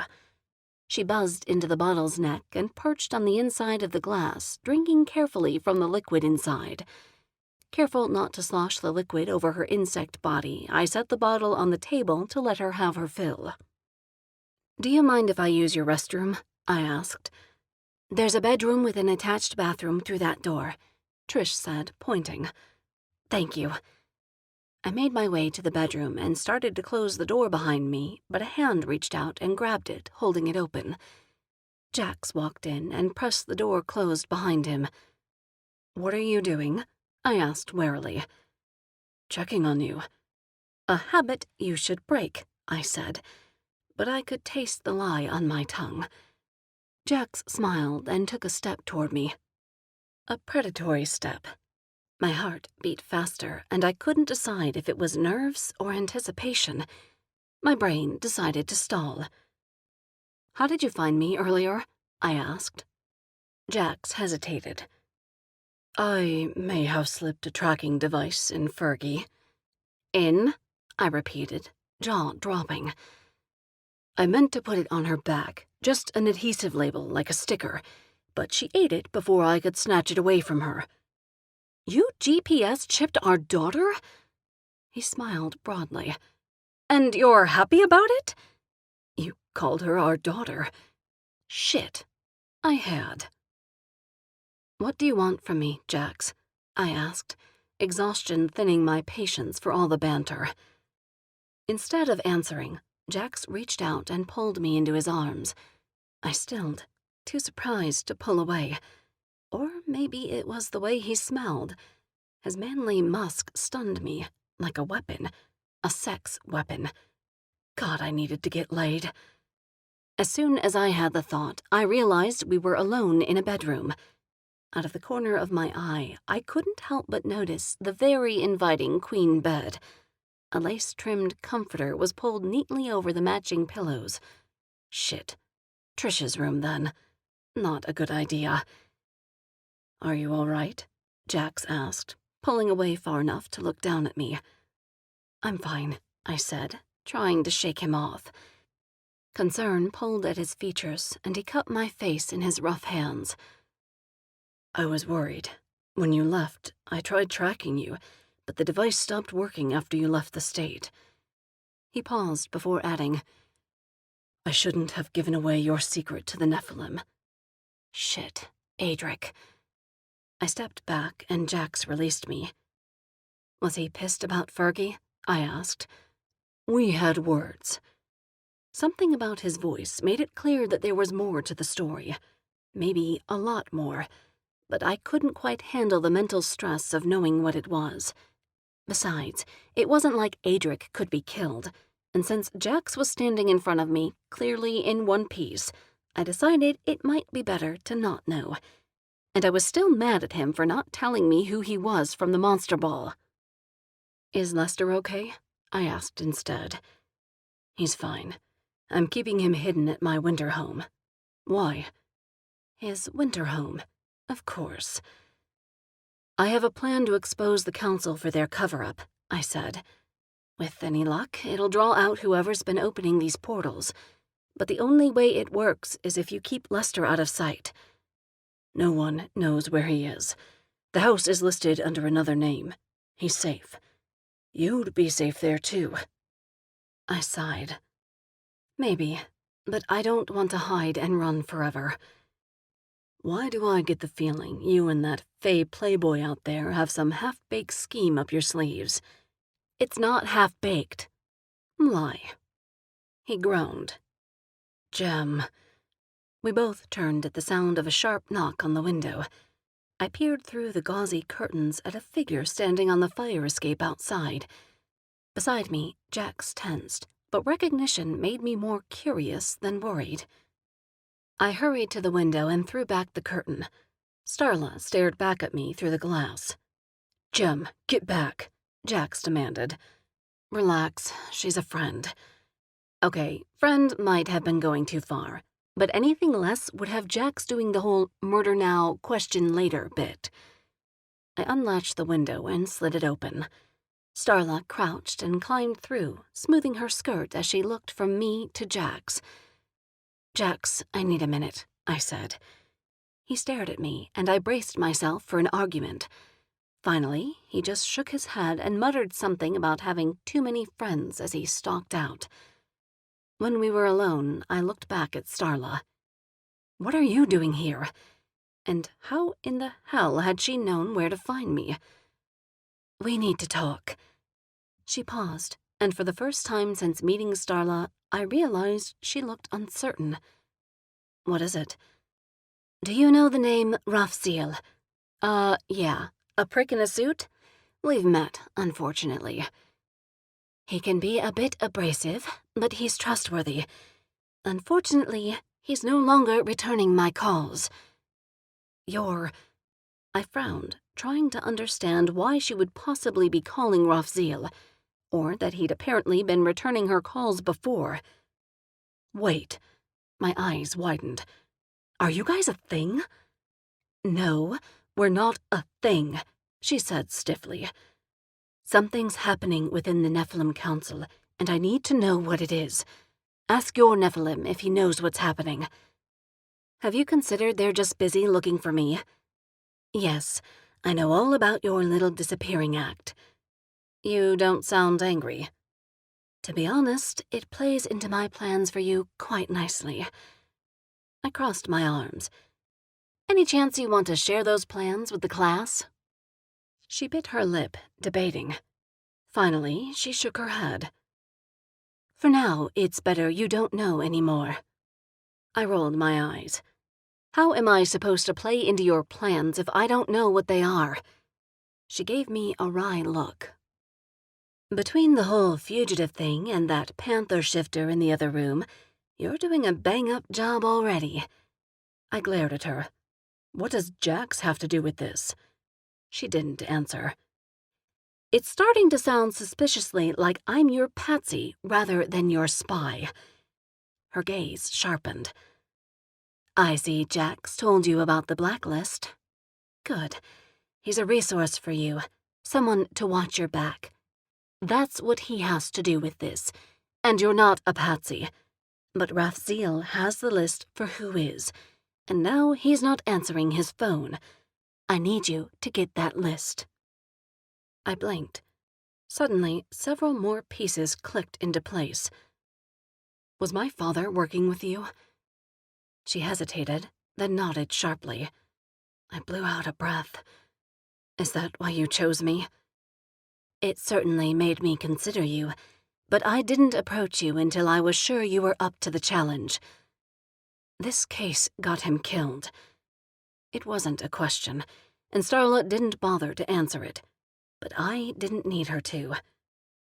I'll get you the list. Chapter 12. The quarter was alive. pulsing with its own magic that had nothing to do with the soups hidden among the cracks and crevices of the city. I wasn't entirely sure about the wisdom in waiting until peak party hours to make our trek, but so far we hadn't been stopped. Beside me, Milo's glamour matched my own, painting us both as nothing more than average humans. Forgettable faces, worn clothes. I'd used this disguise often enough to know it was effective. Still, considering the demon baby I wore in my front-facing sling, I wasn't letting my guard down an inch. "You could have done better than just adding her glamour to yours," Milo said, gesturing to what appeared as my very overweight human belly. "Anything else would have drawn attention," I said, eyes constantly scanning the way ahead. "And what happens when your Buddha belly starts belting out curse words?" he asked. "Ventriloquism at its finest," I said, way too brightly. Milo snickered. From behind me, Jax remained silent. Back at Trish's, he'd stubbornly insisted on shadowing us despite my protests. In the end, it had been easier to give in than to waste any more time arguing with him about the sanity of my plan. The only way to fix this was to talk to the council, and the only way to get that far without getting myself killed by a bunch of trigger-happy agents who thought I was the ticket to an impressive bank balance was for someone on the inside to help us. Tony was the only one I knew who worked at Nephilim headquarters. Well, except for Adric, but I wasn't about to ask for his help getting inside. "How much farther?" Jax asked as we shouldered our way through the crowded streets. He'd stopped trying to talk me out of this around the time he was forced to admit he didn't have a better idea. Well, not one that involved leaving people alive. "Another block or so," Milo said quietly. We passed a group of girls with fishbowls in hand. They laughed and swayed as they tried to hold each other up, each thinking they were more sober than the next. So wrong. "Whoops, there you go." Jax caught the girl on the end and righted her before she could topple off the edge of the curb. "Oh, thank you." She blinked up at him, caught in his stare like a deer in headlights. "Jax," I hissed. He released her, nudging her back toward her friends before hurrying to catch up with us. "If his hotness gets us caught," Milo began. I grumbled my agreement. "I can't glamour myself like you both," Jax said. "Exactly why I told you to stay back," I said. "I'm not letting you out of my sight until we resolve this." His tone left no room for argument, as usual. Some girls might have thought his protectiveness was sweet. Those girls obviously didn't have a price on their heads and a track record for picking the wrong guy. Even as I had the thought, I wondered where Adric was. I hadn't heard from him since I'd run out of Jax's 2 days ago, but I wasn't naive enough to think he'd written me off, or that he wasn't going to be pissed when he found out my little plan. If it worked, though, we could fight about it after I'd cleared my name, and his, and Lester's. "We're here." Milo went first, leading us through a door I would have walked right by without his guidance. Unlabeled and nondescript, it was the kind of door only a soup could spell against unwanted interest. I followed Milo through and into a narrow hall that led up a flight of stone steps. Jax followed behind, quiet, though I could feel his edginess. At the second-floor landing, Milo kept going. Up one flight, then another, and another. On the 4th floor, he stopped in front of the last door, listening. No sound came from the other side. Then again, I hadn't heard a peep from behind any of the doors we passed either. If these were all soup apartments, they'd have been spelled for noise, too. "Ready?" Milo asked. I nodded. Jax scowled. Milo knocked. A minute ticked by, and Fergie began humming what sounded suspiciously like My Humps. I shot Jax a look, who shrugged. After another knock, louder this time, and no answer, Milo turned to me. "Maybe he's at work. Or maybe he doesn't want to open the door for 2 humans and a panther," I pointed out. Good point. Milo turned back to the door. Tony, he called, knocking a third time. A noise drifted out from behind the other apartment door. My patience snapped. Move, I told Milo, and reached for the knob, channeling my fey magic into the lock until it clicked free. Jax hissed at me to wait, but I ignored him. Pushing the door open, I stepped inside. The shadowy interior was still, but my senses picked up on the magic spelled into the walls. Behind me, Milo and Jax crowded in and shut the door behind them. A second later, Milo flipped a switch and light flooded the space. I blinked, gaze sweeping the room. It was exactly as I'd expected. Sparsely furnished and slightly messy. The kitchen opened up to my right. Dirty dishes lined the counter beside the sink. On my left, a couch sagged underneath a double window, holding a blanket that dangled onto the floor. Milo swept past me, his feet silent as he padded out of sight. A second later, he returned and shook his head. He's not here. I bit my lip, thinking. What about Fiona? Maybe he's with her. I don't know. I found this. Milo held up a cell phone. He hit the home screen, and I saw a dozen missed calls from Fiona. My stomach sank. Guilt pricked at me as I thought about how many times Milo had asked me to check on Tony. That's not good, I said quietly. Jim? I turned to see Jack standing in front of a window along the far wall. He held up what looked like a badge, and I stalked closer. Shit, I said when I caught sight of Tony's SSF credentials.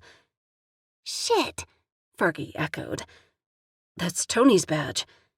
Milo slipped around me and snatched it out of Jax's hand. He frowned down at it, or, more specifically, at the red splatters coating one side. And that's blood. Is it his? I asked. Milo sniffed, then blew out a breath. It smells like werewolf. Shit, I said again. Shit, Fergie, I scolded. She grinned up at me. Fuckery. I made a mental note to have a stern talk with her just as soon as we weren't in mortal danger. Maybe a timeout. That was a parental thing to do, right? I knew something was wrong, Milo said. He stalked across the kitchen, pacing. He wasn't returning my calls, and I had a bad feeling. Damn it, this is my fault. Hey, I grabbed his arm. None of this is your fault, and we're going to find him. How? He asked. His badge and phone are both here. Two things he'd never go anywhere without. Maybe someone else in the building saw something, I said. But I knew as soon as I said it that was a long shot.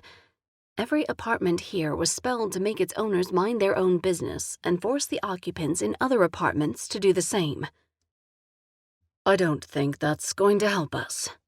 Jax pointed to the window next to where he stood, and I noted the shattered glass littering the floor underneath the sill. Fur caught on a jagged shard. My gut tightened. I bent down and plucked the tuft of hair from where it had snagged. Before I'd even inhaled the scent, my instincts went off like an alarm. I looked up at Jax sharply. I know this scent signature. What is it? Milo asked. From outside the broken window, a growl drifted in, low and threatening.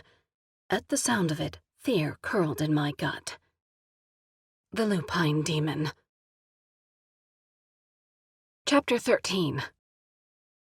The growl was all too familiar after my close encounter the other night. I tensed and looked down at Fergie, who still sat happily in her sling. On our way here, Jax had gifted her a brand new doggy bone that she still happily gnawed.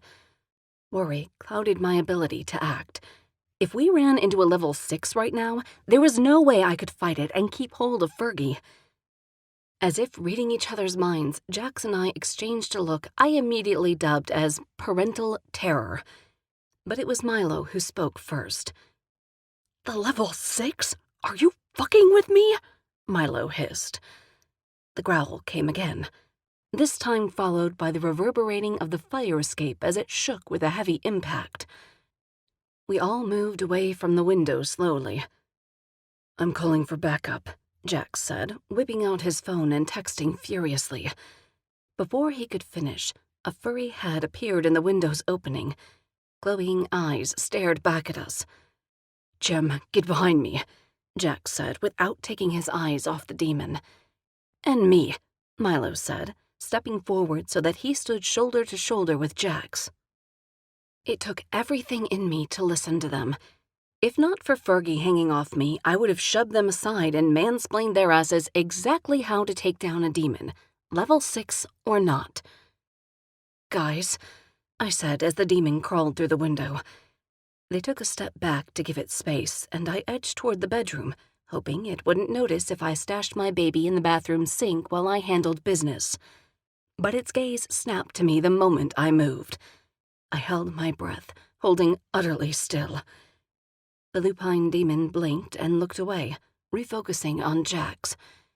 His beast surfaced, and he began to shift. The lupine demon snarled at that, and I used the opportunity to sidestep my way closer to the bedroom. In the silence, a tiny toddler voice mumbled, "Fuckery." The lupine demon froze. Jax paused mid-shift. I sucked in a breath. The lupine's eyes flared, glowing brightly as it shoved past the guys and stalked right for me. Uh-oh, not good. I called my griffin as close to the surface as I could without changing my form. If my torso grew too wide and the sling broke free, I couldn't risk losing Fergie. Instead, I channeled my inner mama warrior and glared back at the wolf demon just as hard as he glared at me. "Jem, get back," Jax warned, but I didn't move. My fear screamed at me to listen to him, but my instincts overrode it. The lupine demon stopped before me, nostrils flaring as he huffed. He leaned in close, hovering over Fergie as he sniffed. I could feel the air from his exhale tickling my skin. Fergie, apparently feeling it too, giggled. The lupine's eyes narrowed, and he stared down at her. She looked up at him, eyes wide, T-Rex arms reaching straight for the level 6 killer. "Play," she said. The demon moved too fast for me to stop or even see. Before I knew what was happening, his mouth opened and his tongue darted out, swiping a sticky layer of saliva across Fergie's face. What didn't land on her bald body left a trail across my chest. Had I just been licked by the world's biggest, sloppiest, murderiest dog? Was he marinating us before he ate us? Or playing with his food? Jem?" Milo said, inching around from behind. "What the hell is going on?" At the sound of his voice, the lupine demon whirled, his eyes brightening with a predatory glow. At his snarl, Milo threw his hands up and backed away again. The demon turned back to me and Fergie, and some of the glow faded again as it studied her. The knot in my gut eased as I finally realized the demon's intention. "Jem, on the count of 3, jump aside," Jax warned, and I could hear his bones beginning to pop as he shifted. "Wait," I called. The lupine grunted. I looked up at it and stepped forward. "We won't hurt you," I said, "if you don't hurt us." "Jem, are you insane?" Milo hissed. I reached for Fergie and pulled her out of the baby sling, then held her out for the furry wolf demon. "You can hold her if you want." The lupine hesitated before taking Fergie, holding her carefully as he pulled her into his chest and cradled her there. Fergie looked up at him, hideously adorable as ever, and grinned. The lupine made a noise of contentment and snuggled her close. Milo's jaw dropped. "Are they cuddling?" he whispered, edging in closer as he stared at the exchange.